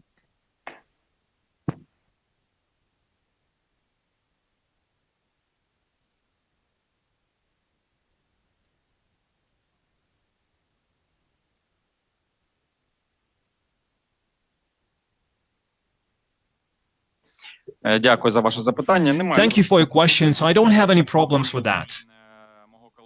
If we're talking about my former boss that works in the national agency, well, it's all transparent. We didn't have any personal relationship. It's natural that times change and people change their positions. All people that worked with me in the past will be the same as with people that I met for the first time. People who hold political positions, they will be judged based on their efficiency. So it will depend. And then we will just think about who we're going to cooperate with and who's not. Everybody is equal, and the success really depends on people's personal KPIs. Speaking about my former colleagues in the National Bureau, no problems about that as well. We have a very good integrity culture, the culture of declaring, and if some people violate laws and policies, the national agency will conduct its will do its job, and I won't intervene. Everything should be based on rules and principles, and all decisions should be made by competent agencies in every particular case. If it's a violation, they should be sent to court and the decision will be made. Other factors, we're going to work on that. We didn't make any agreements with people that we are going to ignore these violations. The same way nobody's going to cover my back if I do something bad. Same thing. People will respond in a legal way, and I'm okay with that, and I think it's a good thing.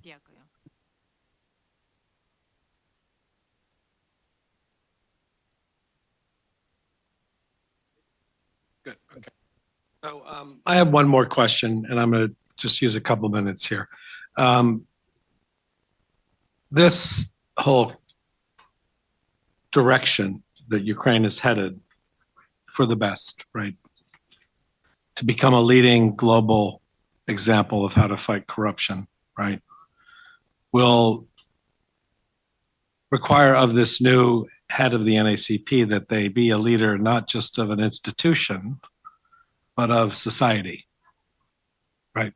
And so the question that many on people's minds is justifiably that you've had 8 years in Nabu, right? And there are people at NACP from Nabu, and then you've been working at Nabu. You would need to establish yourself as your own person, right? You would need to create arm's length relationships. It would need to be understood that you are not influenced by anybody, even close friends and colleagues. I think that's the question, right? Sometimes in the fight against corruption, we have to say no to our friends, and we have to just do what is in the citizens' interest. So I think that is a question I'd like you to take a minute to think about and respond to.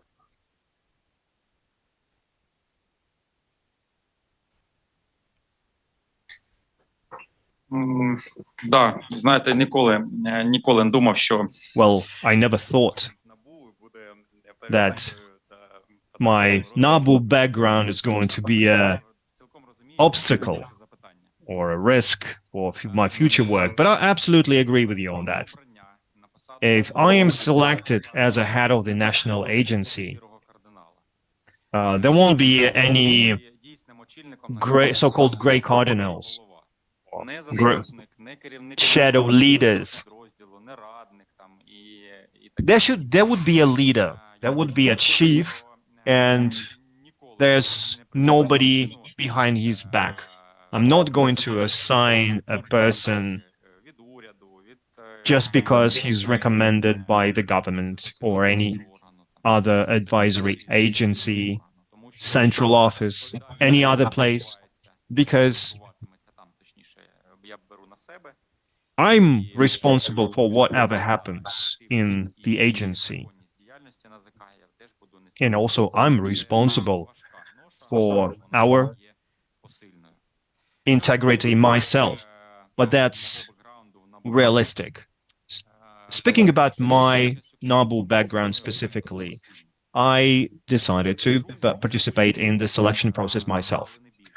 I took some advice from my family members, from my friends, but not more than that. I didn't take any advice from my bosses. Nobody supported me in terms of nobody promoted me. Nobody lobbied me. I'm acting on my own and not supported by any other person. And I think that's my strength, because I am working with all stakeholders at arm's length. I not affected politically. All positions that I had throughout my career, I held them based on the competitions. I don't have any moral or financial obligations before any person, nor from NABU,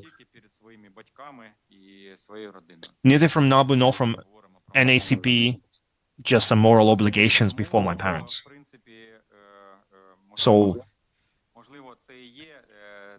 basically, maybe this is the factor that influences people saying that I'm going to create another NABU branch in NACP. No, it's going to be an independent body.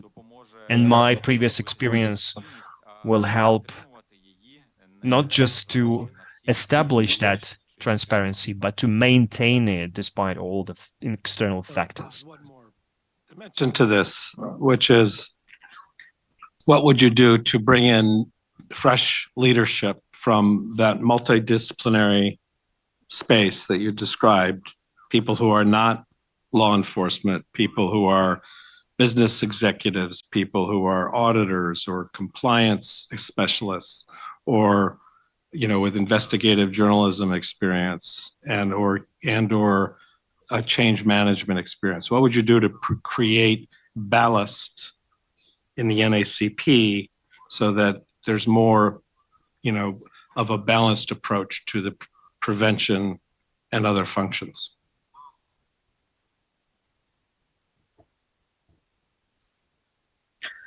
Я думаю, що підбирати персонал, керівників треба. I think you need to select leaders based on what they're going to do in the national agency, considering their previous backgrounds. Speaking about public office, we need to restore public selection processes, engaging the public council. In the national agency in NABU, we still do competitions, and we see no problems about that. Speaking about people who are assigned on political positions without any competitions, well, you need to still ensure flexibility. You need to select people with a different experience if we need that sort of personnel, because lots of these positions are occupied. So these people need to have a certain background, needs to be of high integrity, capable people. It's not just people from NABU. I assure you, I am interested in having anti-corruption professionals in the sphere of prevention, and we are going to look people like that with international experience and people who can work with international institutions. And you didn't ask, but one of the vectors of development in the national agency should be international cooperation, bilateral cooperation with different agency, and we will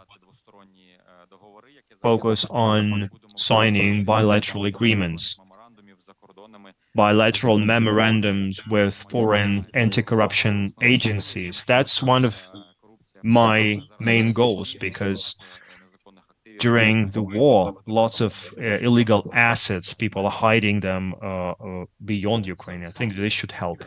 Mr. Skomarov, that will conclude your interview. We greatly appreciate, first of all, your public service to Ukraine and to fighting corruption both here and globally. And it's been a very enjoyable conversation. I believe we've learned a lot, and we really appreciate your ideas, insights, and your qualifications and skills.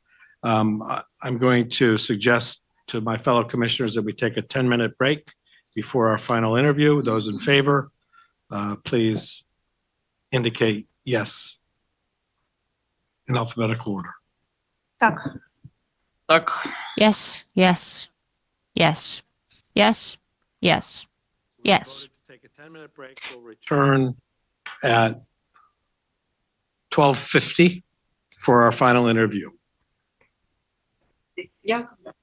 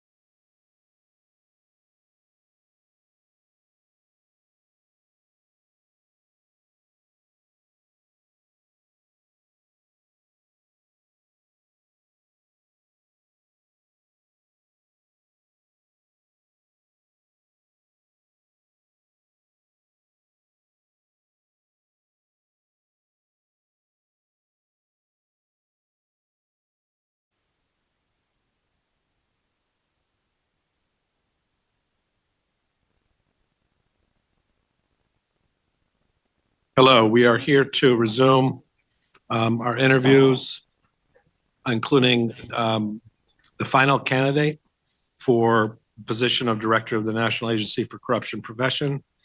The final interview is with Artyom Kavenov.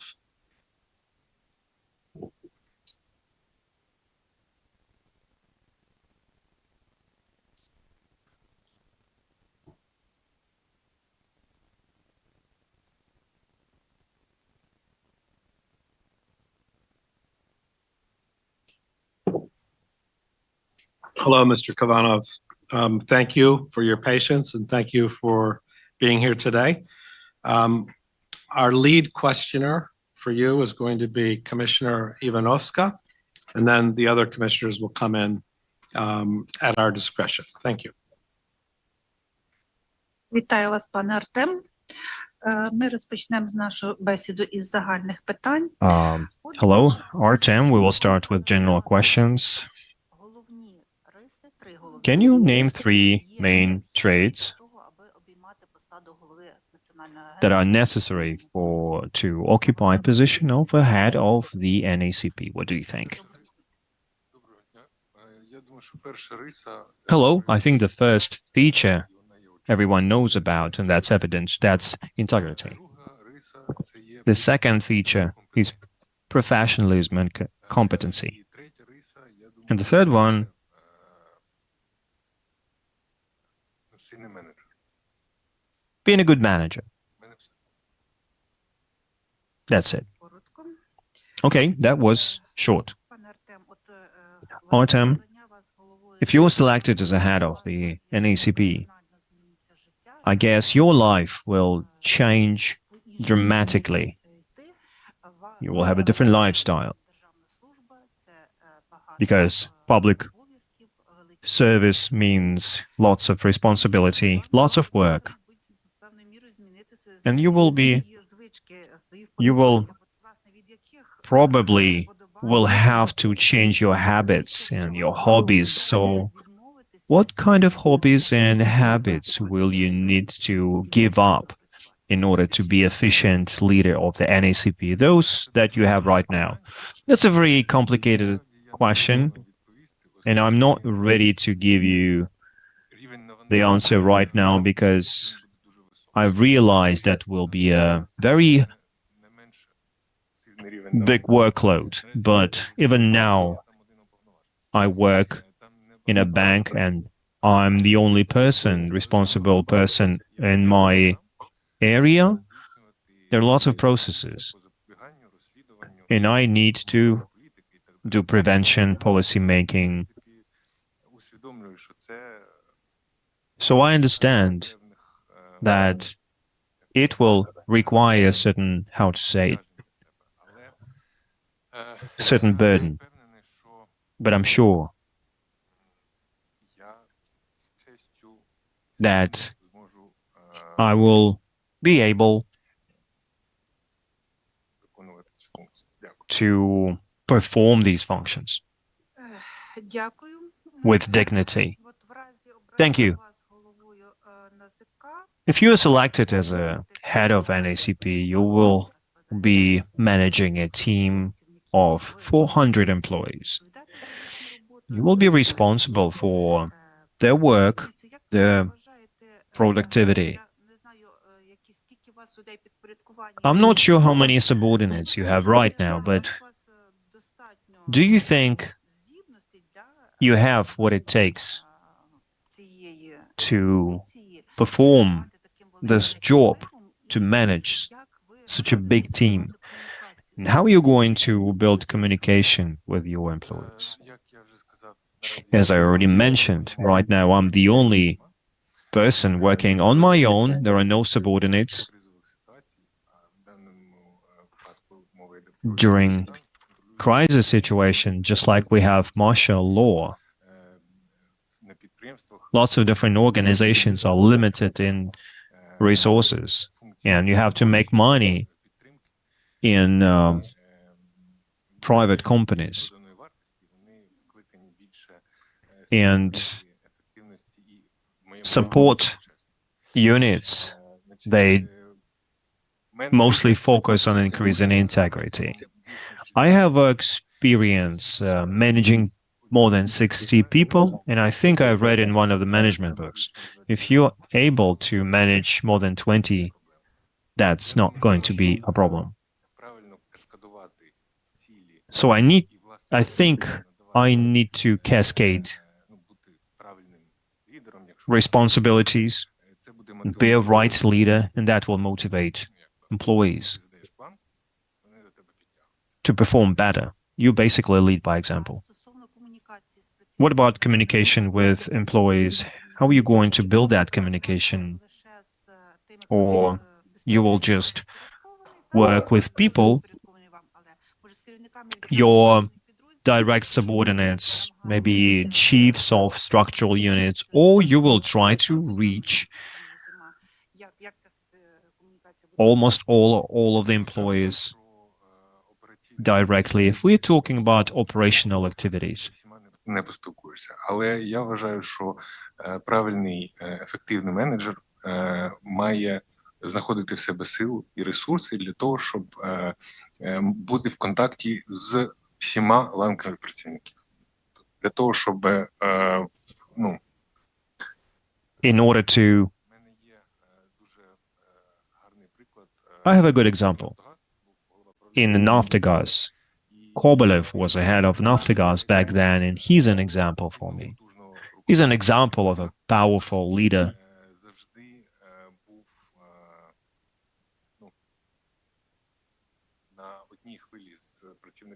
that was always on the same page with his employees.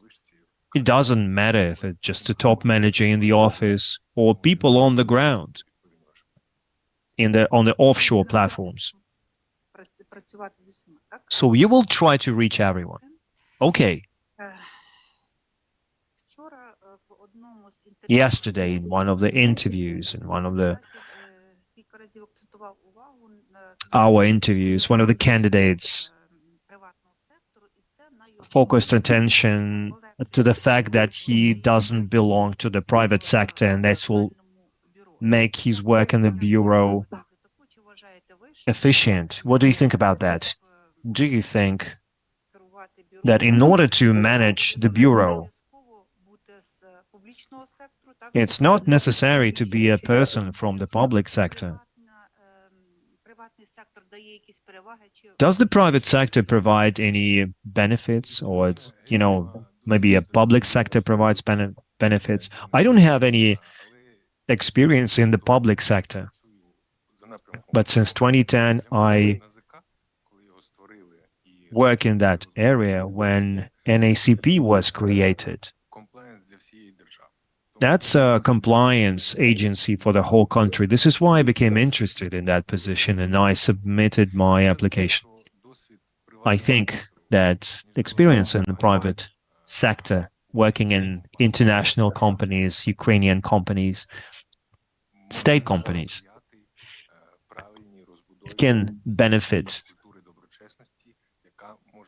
the way we build this integrity culture that can be scaled up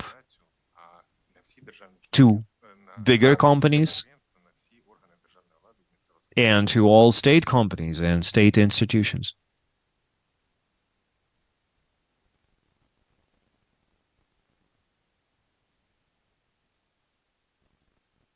Прошу. Вибачаюся. Таке питання. Yeah, sorry. Діяльності, де ви не працювали. The question is, in your career, wherever you work, there are ups and downs, failures. Have you ever encountered a situation that you're not comfortable with when it happened in your career? Well, I will tell you, it's not about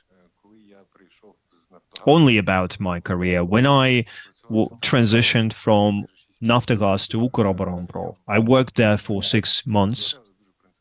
I made an easy decision to quit my job there because I don't personally agree that compliance or anti-corruption commissioner is a function-oriented person. It doesn't work for so many agencies and companies. I sometimes would work 18 hours a day because I was on my own and I had to build that function. And I participated in 2 internal investigations, high-profile investigations. And that was a pretty hard thing for me to do. And that was one of the hardest moments in my career. Дякую. Thanks. Пане Артем, Artem, in your essay on the strategic vision of the NACP, you're writing about mission. NACP's mission, which would be raising Ukraine's rating on the perception of corruption. Can you please name how exactly NACP can ensure that happens? Thank you for your question. That's not an easy question. When I wrote that, what I meant was that should be an independent indicator, indicating that we are moving in the right direction. As far as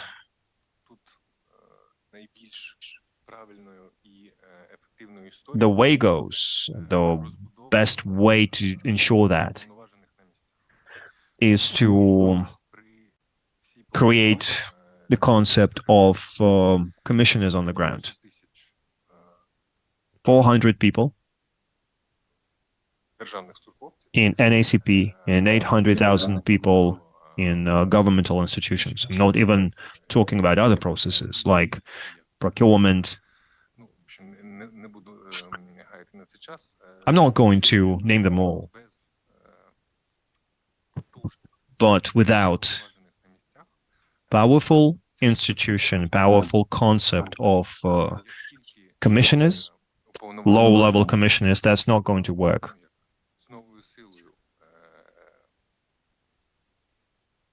As soon as these commissioners, sorry,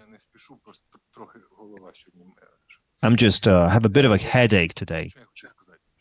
So what I wanted to say is the key element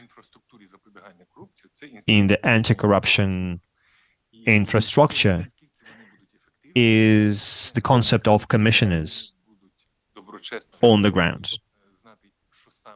If they are competent enough, if they can yield the good results, it will help raise our profile. So people working on the ground, are you talking about territorial units or specific persons? I'm not a fan. I know that based on the legislation, you can create territorial units, but personally, I think that's not going to save the day. I think that these units in ministries and agencies, state enterprises that will responsible for anti-corruption features and integrity, building integrity locally, they will help raise that profile in that rating system. Thanks. Another question, your motivational letter.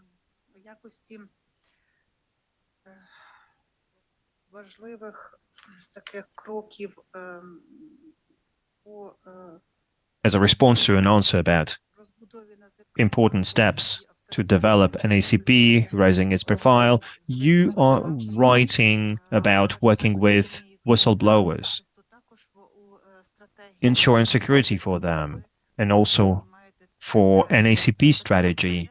You are mentioning that as well. You say that whistleblower portal is one of the best achievements of NACP. At the same time, you're saying that this tool needs lots of improvement.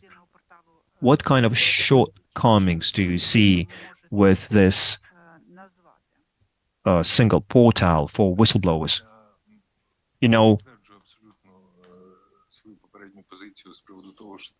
I absolutely confirm what I wrote there. That should be a great step forward to create the concept of whistleblower portal. But in terms of inclusion, I have questions, and also there are certain challenges in terms of using this tool locally. When people know how to use that tool, that's a good thing.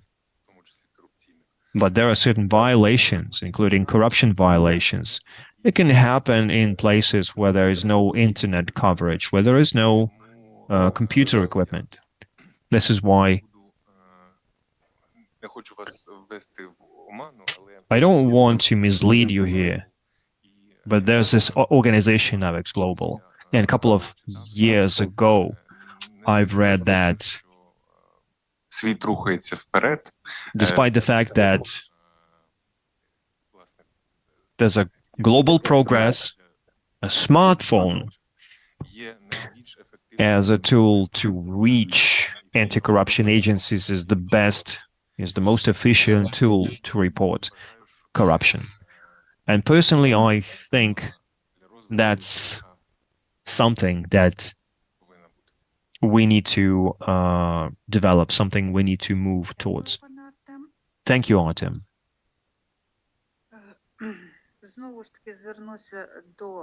Again, I will refer to your essay. I need more details about one of the challenges that NACP is facing. The independent audit report, you mentioned a demonstration of leadership and professionalism by the head of NACP. How do you plan to improve that indicator? What exactly are you going to do about it? How are you going to ensure you're an example of integrity, and how are you going to motivate your subordinates? Thank you for your question. The answer is very simple: leading by example. And to confirm that, I'd say that I'm a very demanding person, but I don't demand something that I'm not able to do. If you demand from your employees to do something that you're not capable of, you're no good as a leader. That's my personal opinion. So I think that the most efficient approach to improve that is my own example, and also being informed about new changes, new approaches that are implemented as part of anti-corruption efforts. Sorry, I just find it hard to, form sentences today. So, yeah, that's it. I'll just sum it up. My own example and my own efficiency as a leader. Thank you. Another question. In your motivational letter, you're suggesting to implement an action plan. And the first step is to harmonize anti-corruption legislation and to ensure responsibility, analysis of the anti-corruption structure and adaptation of policies and procedures to improve their efficiency and environments that constantly changing. So harmonization of the legislation, do you mean harmonization with the European legislation or harmonization between the agencies? And then what you just mentioned. Це державний банк, і It's a state bank, and according to the National Bank of Ukraine documents, any bank must have this compliance department, risk assess department, and the state bank also should have the anti-corruption department, the one that's responsible for that, according to the legislation on corruption prevention, because, and that's a certain problem, because as of right now, there's a certain conflict and functions that compliance employees perform simultaneously with me as the person responsible for anti-corruption activities, because the conflict of interest, the internal checks and investigations, the trust call hotline is basically done by us at the same time. So in order to avoid it, we should harmonize the legislation on anti-corruption and the national bank procedures. For me, this is the most important thing, so that we avoid the misreading to the access to the functionality. Maybe some of the colleagues would like to go back to this question in bigger detail, but I still have another question for you. Your personal attitude to the scandal that's related to the state export and import bank of Ukraine, that's related with the attack on investigative journalists. This took place. It was covered in media, in internet editions. What's your attitude to this entire situation? The answer will be the following. At the moment of this incident, I did not work there.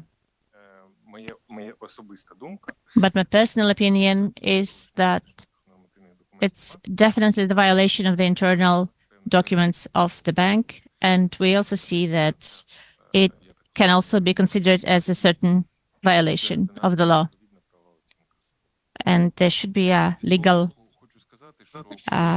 classification of these acts. I would also like to add on my side, to make it impossible further on to do any of such actions, I initiated the question of introducing the changes to the internal procedures, and at the same time, by this I've implemented the code of corporate ethics and the anti-corruption program as part of the internal procedures, labor procedures, and this allows you to be brought to responsibility in case of the behavior is not with integrity.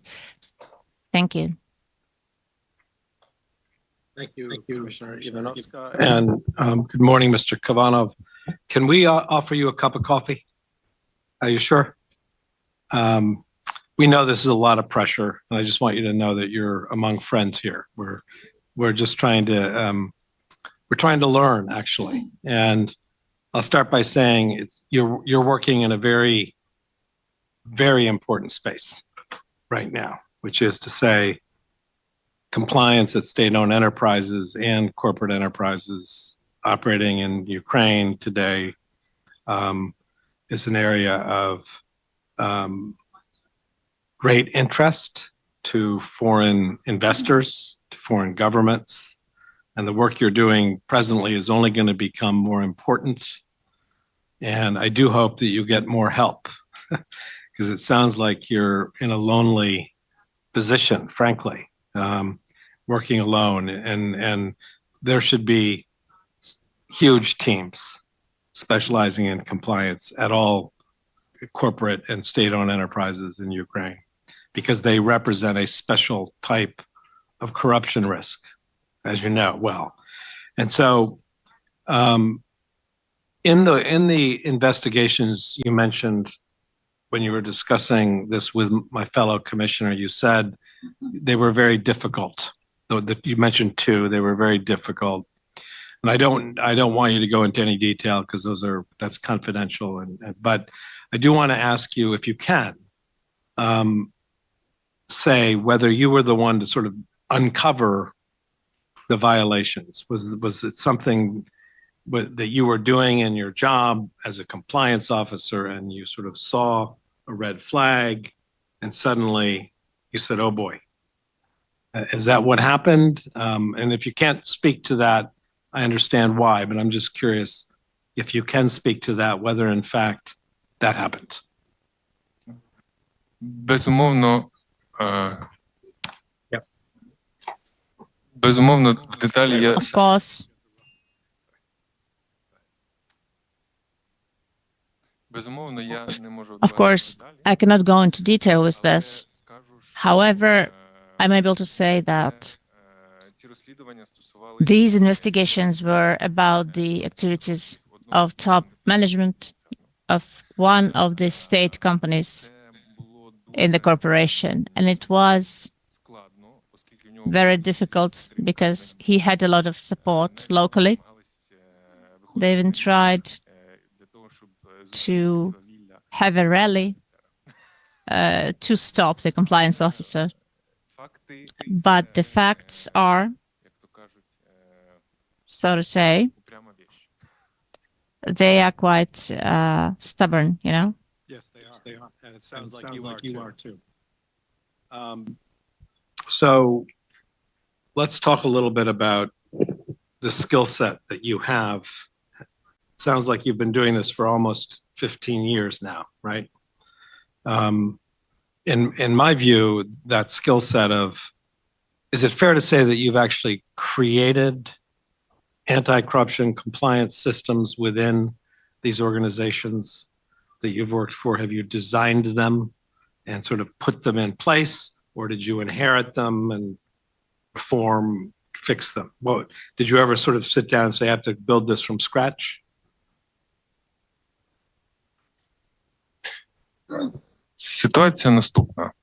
Situation has been the following. З 2010 по 2000 Starting from кінець 2010 and till the end of 16, the early 17, I was working for BNP Paribas, and nobody knew what compliance is in 2010 in Ukraine. I was quite lucky до команди to join the team набирав представник that BNP Paribas, який приїхав власне з Парижу для того, щоб was і кращі практики політики created by the representative of BNP Paribas to build compliance here. And of course, I took the best practices and approaches and understanding from there, because there it's existed for a long time. And in 2017, when I joined the Naftogaz team, I built this function from scratch, indeed, in all of the companies of the group.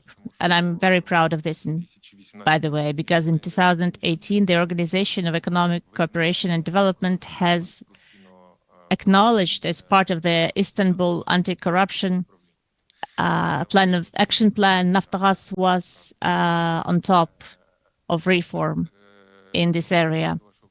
And going back to your question, I think it was a great achievement. But going back to your question, starting from 2017, I спеціалізуюсь на побудові specialize more in building from scratch. So let's transfer that skill set, that experience to, I don't know, the Ministry of Infrastructure of Ukraine. What are the particular, let's say, tools that you personally have developed to create a compliance system from scratch that you would introduce into a ministry that has, the mission of spending taxpayer money to build infrastructure?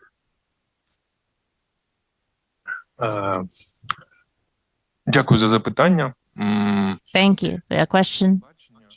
My vision is the following. Найкращий варіант The best option функцій to build this function is to implement a half-centralized management model. I did this in Naftogaz Group. So there is the main office. In our case, this is an ACP as the key policymaker that creates the policy, submits the documents that are further on sent to local offices. And the central executive bodies have their offices of compliance officers, anti-corruption, responsible persons, and, you know, taking into account their local characteristics, because people know the best about infrastructure, the ones who work with infrastructure, the same as the Ministry of Defense. Those who work in the Ministry of Defense, they know best how it works from the inside. So locally, on site, we should have the experts who know the system on the inside of a particular sphere. And at the same time, this half-centralized model should lie that functionally they are under the compliance department, they are under an ACP. But administratively, they, of course, are under the head of the organization. This is the way I see it. In that model, which is very clear, how would you know, sitting in central headquarters, so to speak, how would you know from day to day whether corruption risk was low, medium, or high? How would you have the data, the information that would tell you what the risk level was so that you could take whatever action in coordination with the experts inside to bring the risk from high to low? Дякую за запитання. Воно непросте. Thank you for your question. This is not an easy one. However, I would like to say that Найкращий спосіб the best way відслідковувати to follow ризик, ми ж не тільки the risk, ми маємо we don't just evaluate it, we also need to manage it, the risk. називається ризик менеджмент. This is why it's called risk management, basically, because it's not only about evaluation, but it's also about managing it. And there's a very good instrument, such as planned or spontaneous audits, inspections. Talking on the effectiveness, the evaluation of maturity, evaluation of the control environment. This is something that will allow us to manage this risk, the control environment. And if it's satisfactory, then the level of risk decreases. And if the control environment is non-satisfactory, then the risk of violations increases. So, yeah, I mean, it's not a simple question, that's for sure. And the risk management piece of it, right, the requires building trust as between NACP and the unit inside the ministry, the line ministry, who's responsible to manage the risk. So how would you envision sort of building teams horizontally across the government of Ukraine that were in effect reporting to and working in coordination with you? Найкращий спосіб The заслужити best way to gain trust is to protect the units that are entrusted with this job, because we all know that they are always in direct dependence from the head of the organization. When there are supervisory boards in the organizations, it is better and easier because the supervisory board is usually this thing that ensures the safety for compliance units or for the person responsible for anti-corruption from the top manager of Kavenov boards. But in the case when we are talking about central executive authorities, let's say the ministries, then persons responsible for corruption, they should be protected. Станом на зараз, Units should be protected. As of right now, щодо, the entire thing скажімо так, безпідставного звільнення that працівника уповноваженого, prevents the employee from being fired, the це employee who is responsible for anti-corruption. проводяться певні заходи на місці, There are certain measures on site. дається наказ про The звільнення, person після цього повідомляється receives the order, and after that to be fired, and after that they report to an ACP. в моєму баченні, According to my vision, цю історію треба посилити. this needs to be Наступне, strengthened in the following way. якщо If уповноважений підрозділ або уповноважена особа, the unit responsible for it or the person responsible for it, що до нього є the main responsible person, there is a ініціювати motivated reason to initiate them being fired, процедуру, we need to launch a procedure, всі ці підстави. and we need to hear all of those reasons До цього first on site, протокольно передати and then свідчення to submit all of this evidence in form of protocol to an ACP, so this can be reviewed again, and only after that the decision needs to be made whether there's a reason for firing this person or not. I'm not saying that this will help 100%, but it will help them with being abused on site, and I think it's the first and one of the most important steps to gain this trust. Thank you. How about the ministers themselves? In other words, the units are the units, right? And they tend to be brave souls who work, 12 hours a day.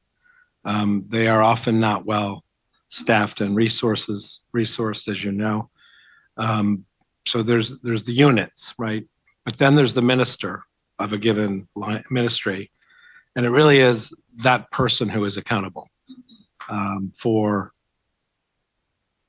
managing corruption risk and keeping it low, right? So what would you do as the head of the NACP to build relationships in which the ministers basically understood that they had to be accountable to you for насправді, their performance? Yeah. насправді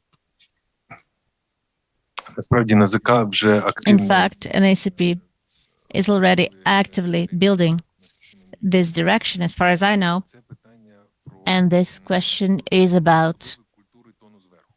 building Це the culture це top from the те, top. що допоможе. This is something that will help. Якщо немає тону зверху, то If there is no tone from the top, set from the top, намагання any attempts припинити порушення, припинити зловживання, to stop violations, все одно як stop misuse of power, they will still be тому що trying to chase the sun. Because if there is no position то that the top manager has, then things don't fly. And I think that the key function in the communication важливості цього тону and in explaining is in explaining the importance of this tone set from the top. Which is, I'm going to turn back to state-owned enterprises as a big part of the Ukrainian economy at the moment, right? Do you have a list of reforms that need to be made in Ukraine generally, not just in individual enterprises, but to reform the sector itself so that it is, generally speaking, in better compliance with anti-corruption best practices? Do you have if you were speaking to an international audience and they were interested, because they are interested, by the way, because and when it comes to both the medium and long term in Ukraine, foreign investors will be working with these enterprises. And the first question they will ask is, what about anti-corruption compliance? So do you have a kind of set of recommendations that I'm not trying to put you on the spot, but you must have thought about this in terms of what needs to happen at the macro level in Ukraine to bring the level of compliance up across all state enterprises?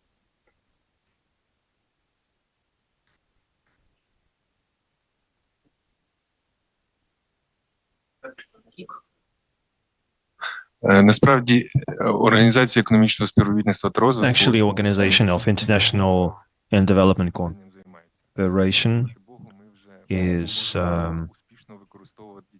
doing that for a pretty long time, so we can just, do follow-up.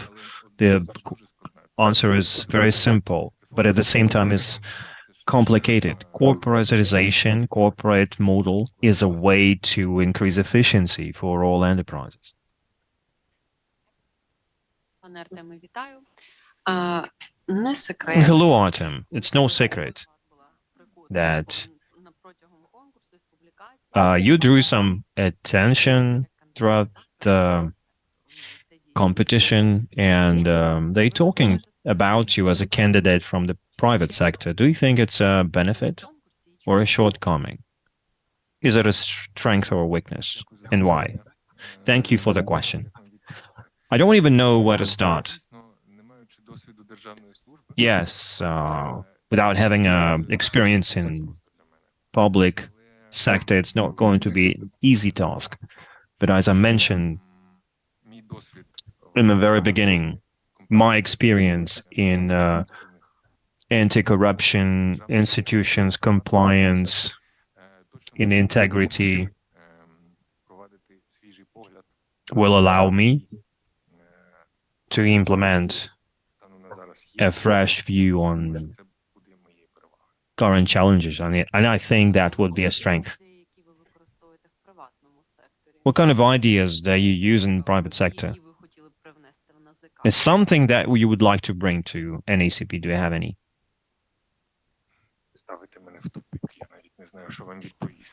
Well, you're confusing me with that question. I don't know what to say, where to start. I mean, things related to the organization of work or methods that are you using right now, and you think that it should be implemented in NACP.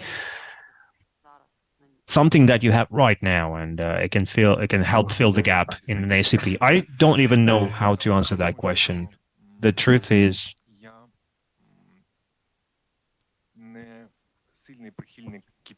I'm not a fan of KPI or OKR systems. I often argue with human resource management units in terms of focusing on these detailed plans and measurable results. I know that you have to demonstrate progress and show accountability, to put it that way. But what's special about this work? It's not about quantity, but quality. And quality indicators, you can't always measure them using numbers. I can help you here. In your essay, you suggest 3 different lines used in. You're talking about internal control. Okay, now I see your point. Well, I can tell you more about that. You probably remember there's a thing about internal control in the national agency. The classical approach to that system provides 3 different lines of protection.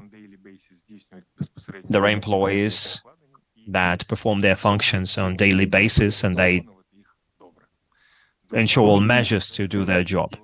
The second line is those who ensure control and monitoring of the way these procedures and functions are respected by the first line employees. And the third one is audit employees that basically ensure control of the controllers. Thank you. And I'm just wondering, what do you think about the conflict of interest, methods to avoid conflict of interest? Do you have any ideas how to improve that work? How can we avoid, how can we identify and avoid conflicts of interest? Це складне питання. It's a complicated question. Нема приділу совершенства. Well, there's no limit for improvement, Думаю, що and we all understand that. кажете, людина з приватного And since I'm a person representing private sector and I'm то я вважаю, що working on the operational level, детально і більш зрозуміло the more detailed and до тих, хто безпосередньо comprehensive our communication is to the people who implement these policies and procedures, the better we'll make sure that they are implemented the right way. So the clearer, the better we do that. It's about building the culture. починаємо думати, чи є це порушення чи ні, а потім So ініціюємо there's a point where we start thinking, is it a violation? And then we need to raise a question, how would we ensure this violation doesn't happen? як практичні кейси, які And we need practical cases правильно і однозначно that allow us to іншу ситуацію, вони interpret different situation clearly, and that's going to help.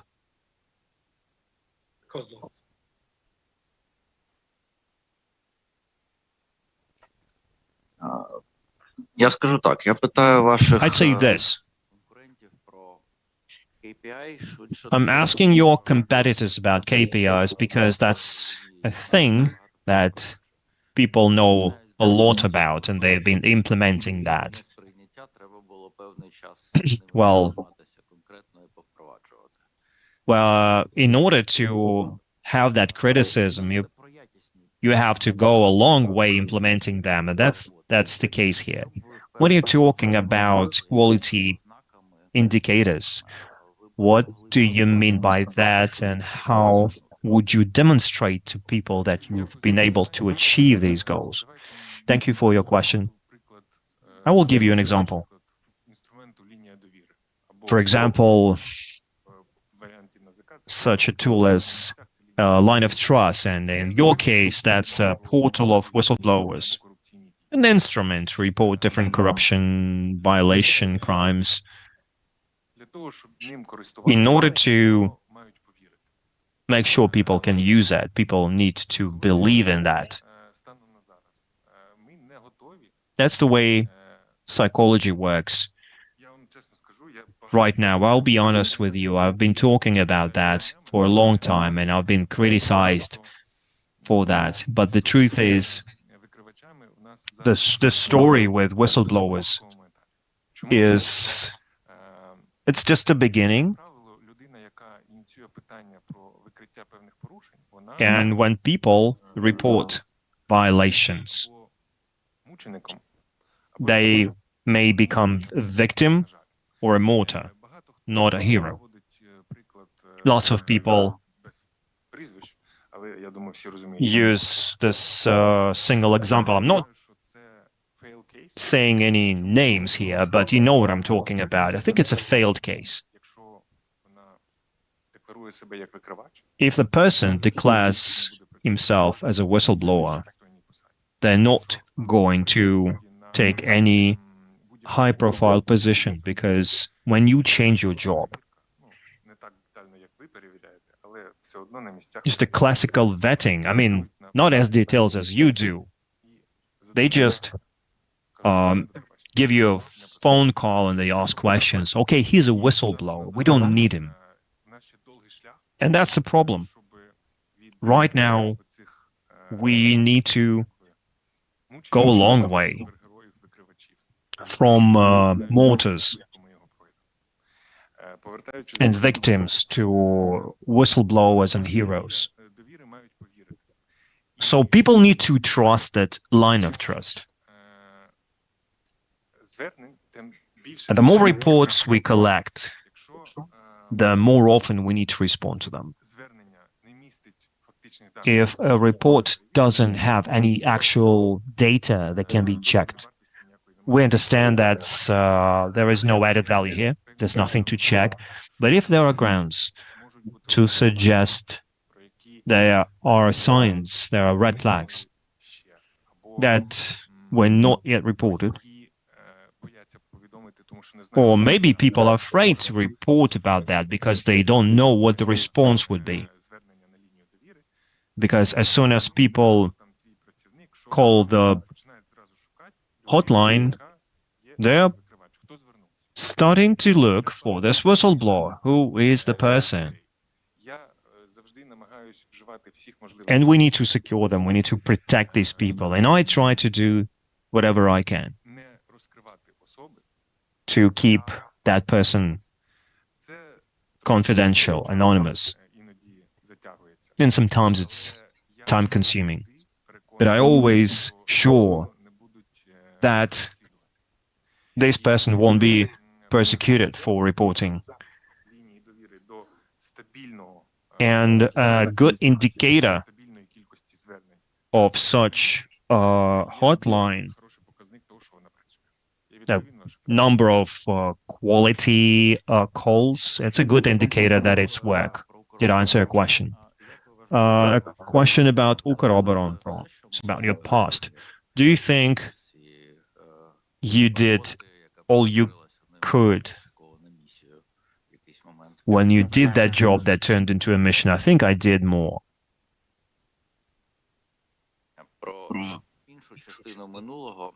And the other part of your past, Naftogaz.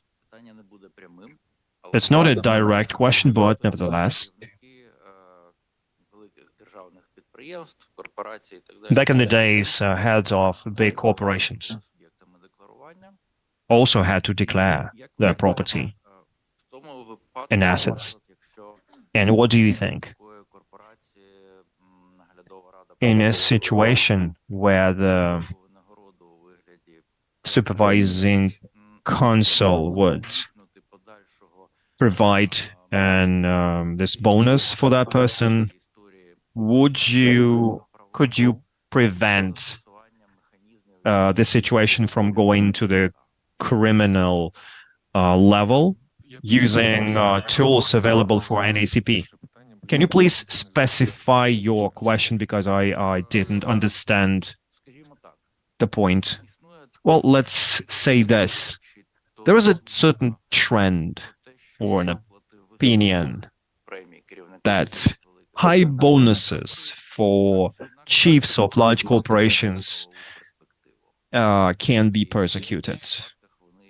There are certain red flags. In certain situations, there are no signs, but in certain situations, there are telltale signs. So in this situation, could you use some NACP tools to prevent that situation from happening? I'm not sure about NACP, but I do understand that the problem with salary for top managers in large companies is something that should be articulated, communicated to the society. Because once a friend of mine was invited to work for a large defense enterprise with a salary of 20,000 hryvnias to work as a top manager. And the question is, how do you sign agreements, billion-dollar agreements, and get such a salaries? There are, people like that, but theoretically, but practically, speaking about Naftogaz, these issues were approved by the Cabinet of Ministers after external audits from international human resource agencies, and they did a study of salaries in enterprises all over the world. And as far as I understand, that was like a bottom, and that's okay with me. You need to communicate it the proper way.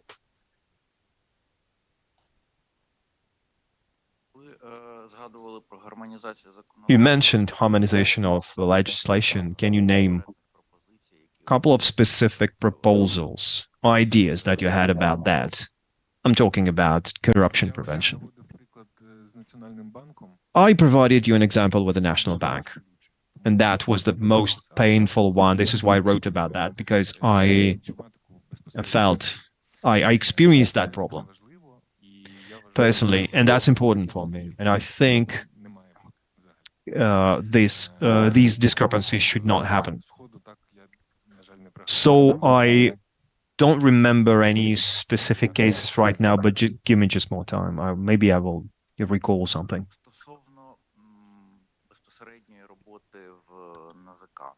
Speaking about your work in NACP,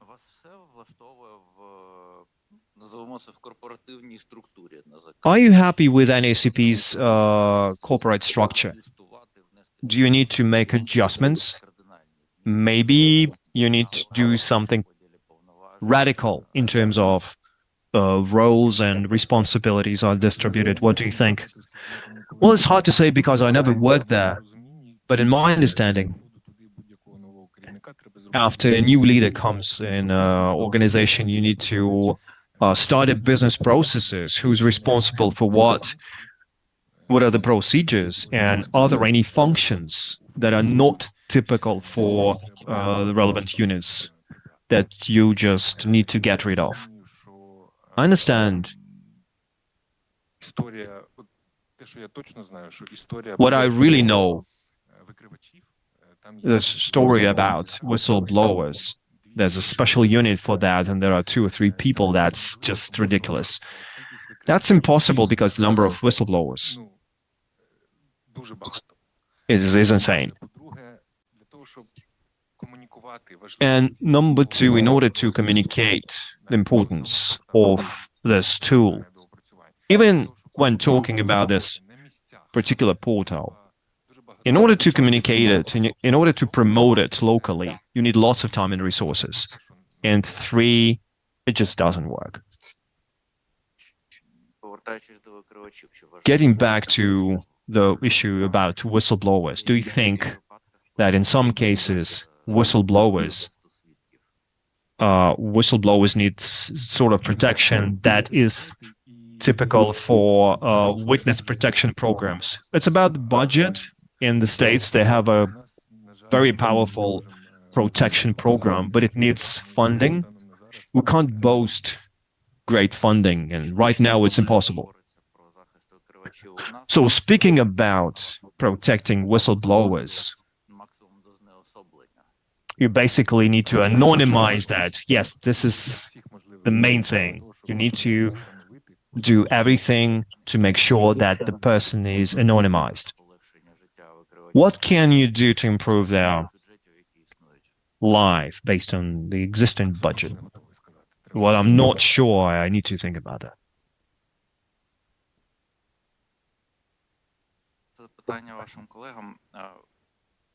I asked that question to your colleagues. I think just closer to that issue about commissioners, and you provided a partial answer to that question, but what do you think? Do you need to specialize commissioners based on the area they're working on? Absolutely. That's very important because, as I already mentioned, nobody except for the people who directly work locally, who know the situation. Nobody knows the situation better than themselves. Even the regional features, specificities are important, and specialization is important. Training is important.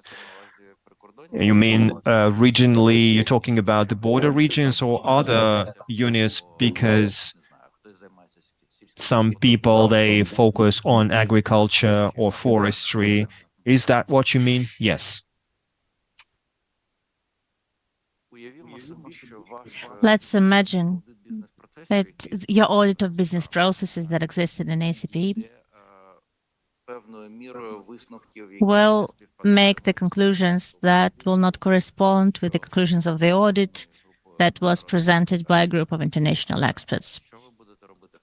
To a certain extent, what are you going to do in this case? Who am I to challenge the expertise of the international experts? And I think that for the first year, these recommendations, those are the target position to be fulfilled. And now, moving on to the situation that is already happening in an ACP and with that the future head will have to deal with. Basically, everything's on fire, right? Because those 2.5 million declarations for 3 years, that you need to check at least partially, and the financing for political parties, the special checks, evaluations. I think that yours would be finished, but there are also about 12,000 of them, and you need optimization of business processes and structure at the same time. How are you going to combine these things that seemingly do not combine very well? The first thing that I can think of is prioritization by level of risks of the positions. And I think that we should base on that primarily because those positions that are related to the biggest corruption risks, they need to be checked more quickly and more in big detail. And then we go down from there. Commissioner, Доброго дня. Давайте ми з вами Good afternoon, Artem. Let's talk about the following. Reading your essay, I read all essays that were received, and there is a list of references there. And you were the only person to do it. In my opinion, it evidences this ability to patient work with a certain problem. It was quite evident in your work. So every professional capacity has several components: the skills that you acquire, the skills that you need to acquire, first of all, and then the skills that can wait, but still they need to be acquired in the future.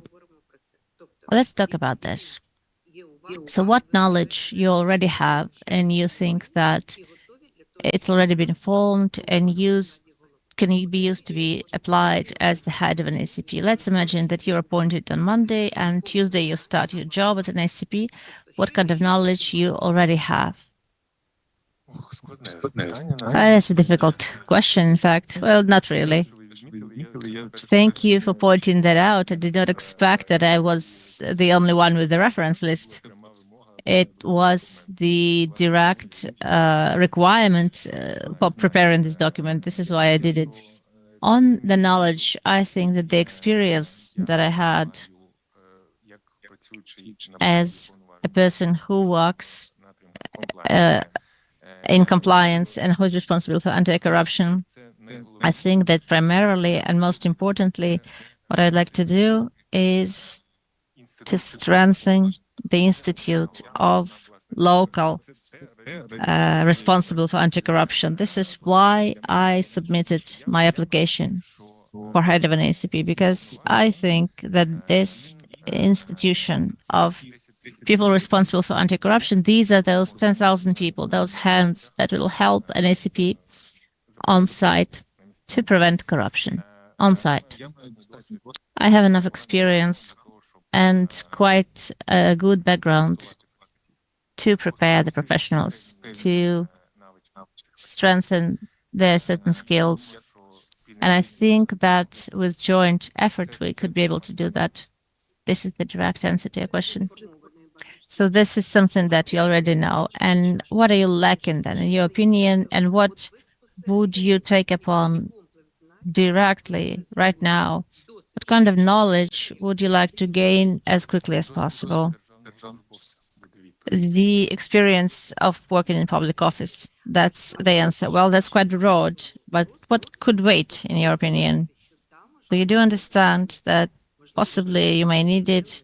Maybe those are foreign languages. Maybe you're going to say that something related to economics, maybe something related to law, legislation, and so on and so forth. What would you pay your attention to? Because we understand very well, one of our candidates said yesterday that I'm not a Wikipedia, I cannot know everything.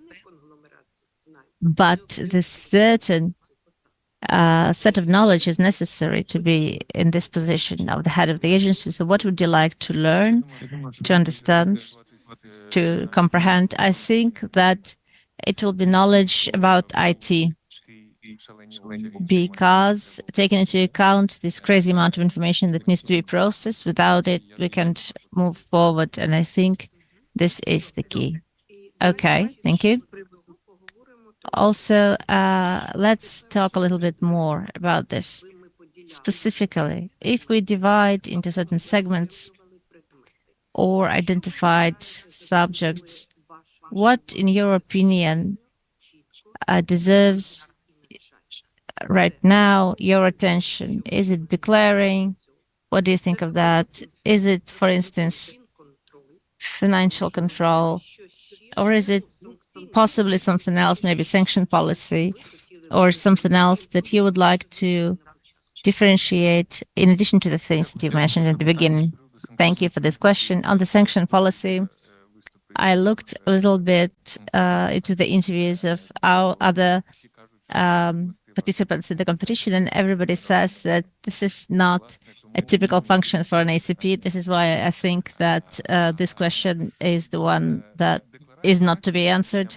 On declarations, for me, the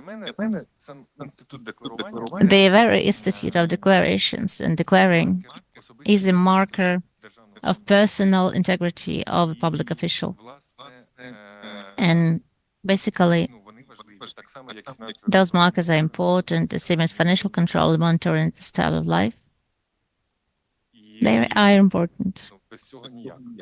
And without this, we can't move on.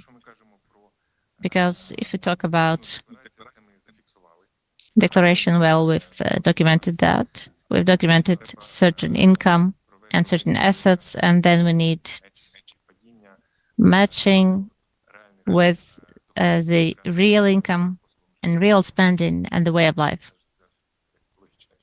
I think that's quite logical.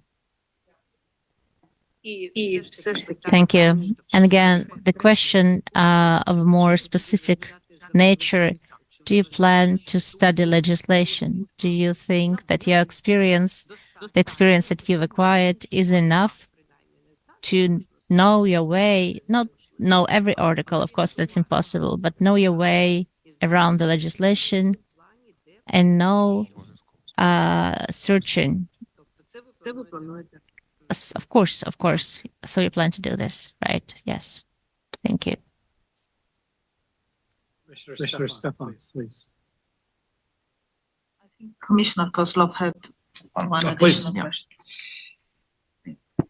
Thank you, colleagues. Стосовно уповноважених, So on the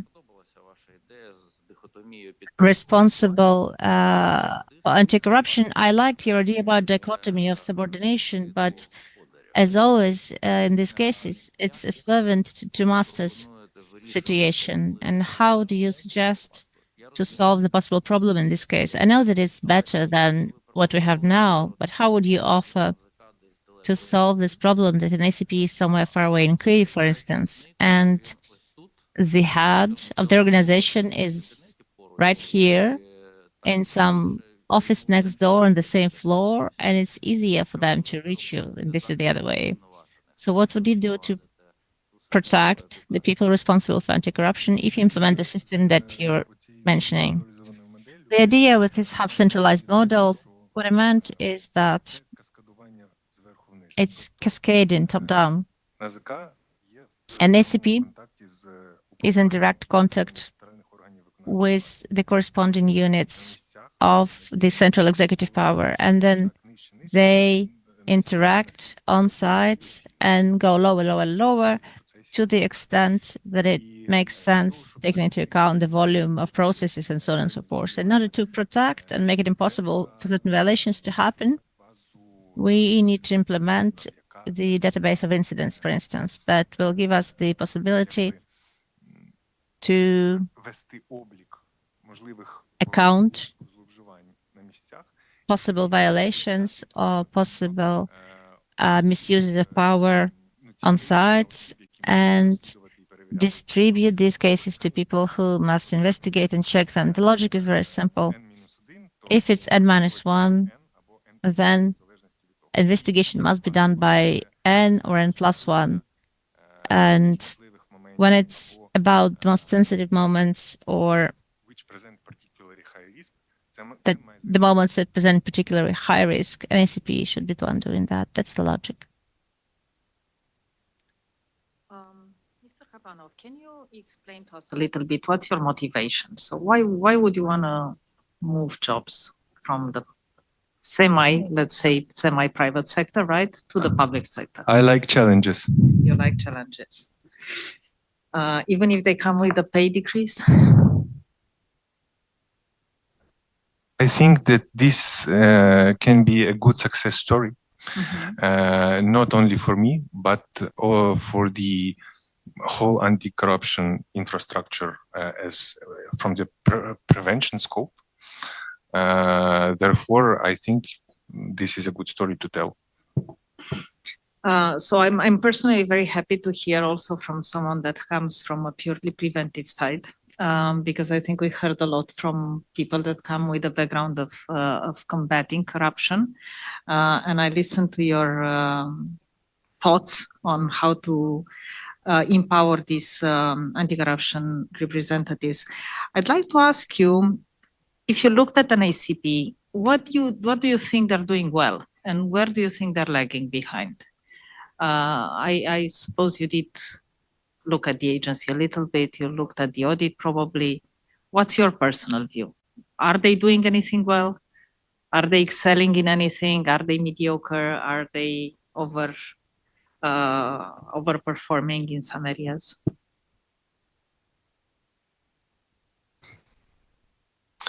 Я думаю, що I think that дуже багато зроблено за a останні lot has been done in the recent years regarding підвищення обізнаності increasing awareness щодо антикорупційних політик та процедур. on anti-corruption policies and procedures, and explaining how they are applied. It is incredibly important, taking into account that people on sites, those who are responsible on sites in smaller towns or in some small community-owned enterprises, they have to be there, so they're doing something, but they don't understand at all how to do this. And this basis of knowledge, this electronic teaching and education portal, is something that helps a person who's never gone deep into it to learn the basic approaches to how this should be done. In fact, everybody understands that every organization and enterprise is different and not similar to any other. And there is no unique drug that would help cure 100% everything. And we cannot then scale it up for everyone. But these basic skills, basic understanding of implementing policies and procedures, this is something that helps to understand how it works in general. I think this is the most important thing that has been done, and that's the strong side, and that improved, empowered people on sites. And on what needs to be developed, I think that the audit of the international experts has beautifully described it already. Do you feel that in the public sector, especially in the area of compliance and oversight, including on anti-corruption, there is an understanding of what is happening in the private sector, including state-owned enterprises, if we can call them private sector? So do you feel like you're speaking the same language with people that work for the state in your sector of activity? And you've experienced several sectors. So when you're interacting with your state or public counterparts, do you feel you're speaking the same language? Do they follow you? Do you follow them?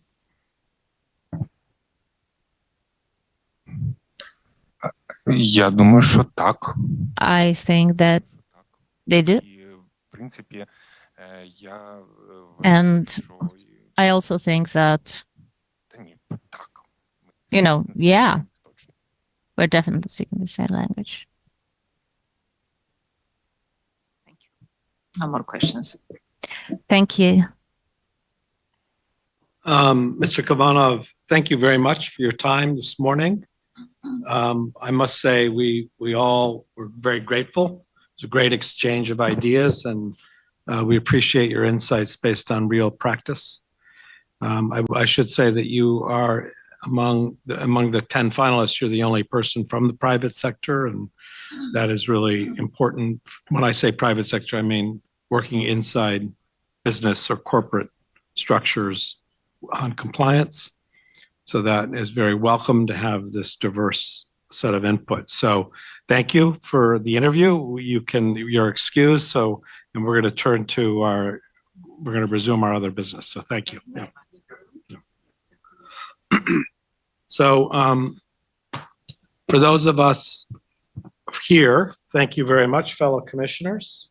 This completes 10 interviews, and more importantly, I suppose, this brings us to a crucial point after 4 intensive months of work and due diligence and document review and interviews. And so, and for those of you who are following us online, we have been in public session for about 16 hours now, starting yesterday morning of February 24th. And we are going to continue in this session to the final step of the selection of the winner of this competition. Before doing so, we are going to take a break for lunch. And I'm also going to encourage each of the commissioners to spend some time alone to think about what they've learned in the last 16 hours and how what they have learned in the last 16 hours reflects or integrates with the other opinions they have formed prior to these interview sessions based on their due diligence on each candidate. And so this is an important moment. We're entering the most difficult stage of this competition. And I would encourage you all to spend some time reflecting on what you've learned and where you stand on the choice of this very important and significant leader for the nation of Ukraine. I want to vote on this, taking this break. I think we should break until approximately 5 o'clock to resume the session. All those in favor, say aye in alphabetical order.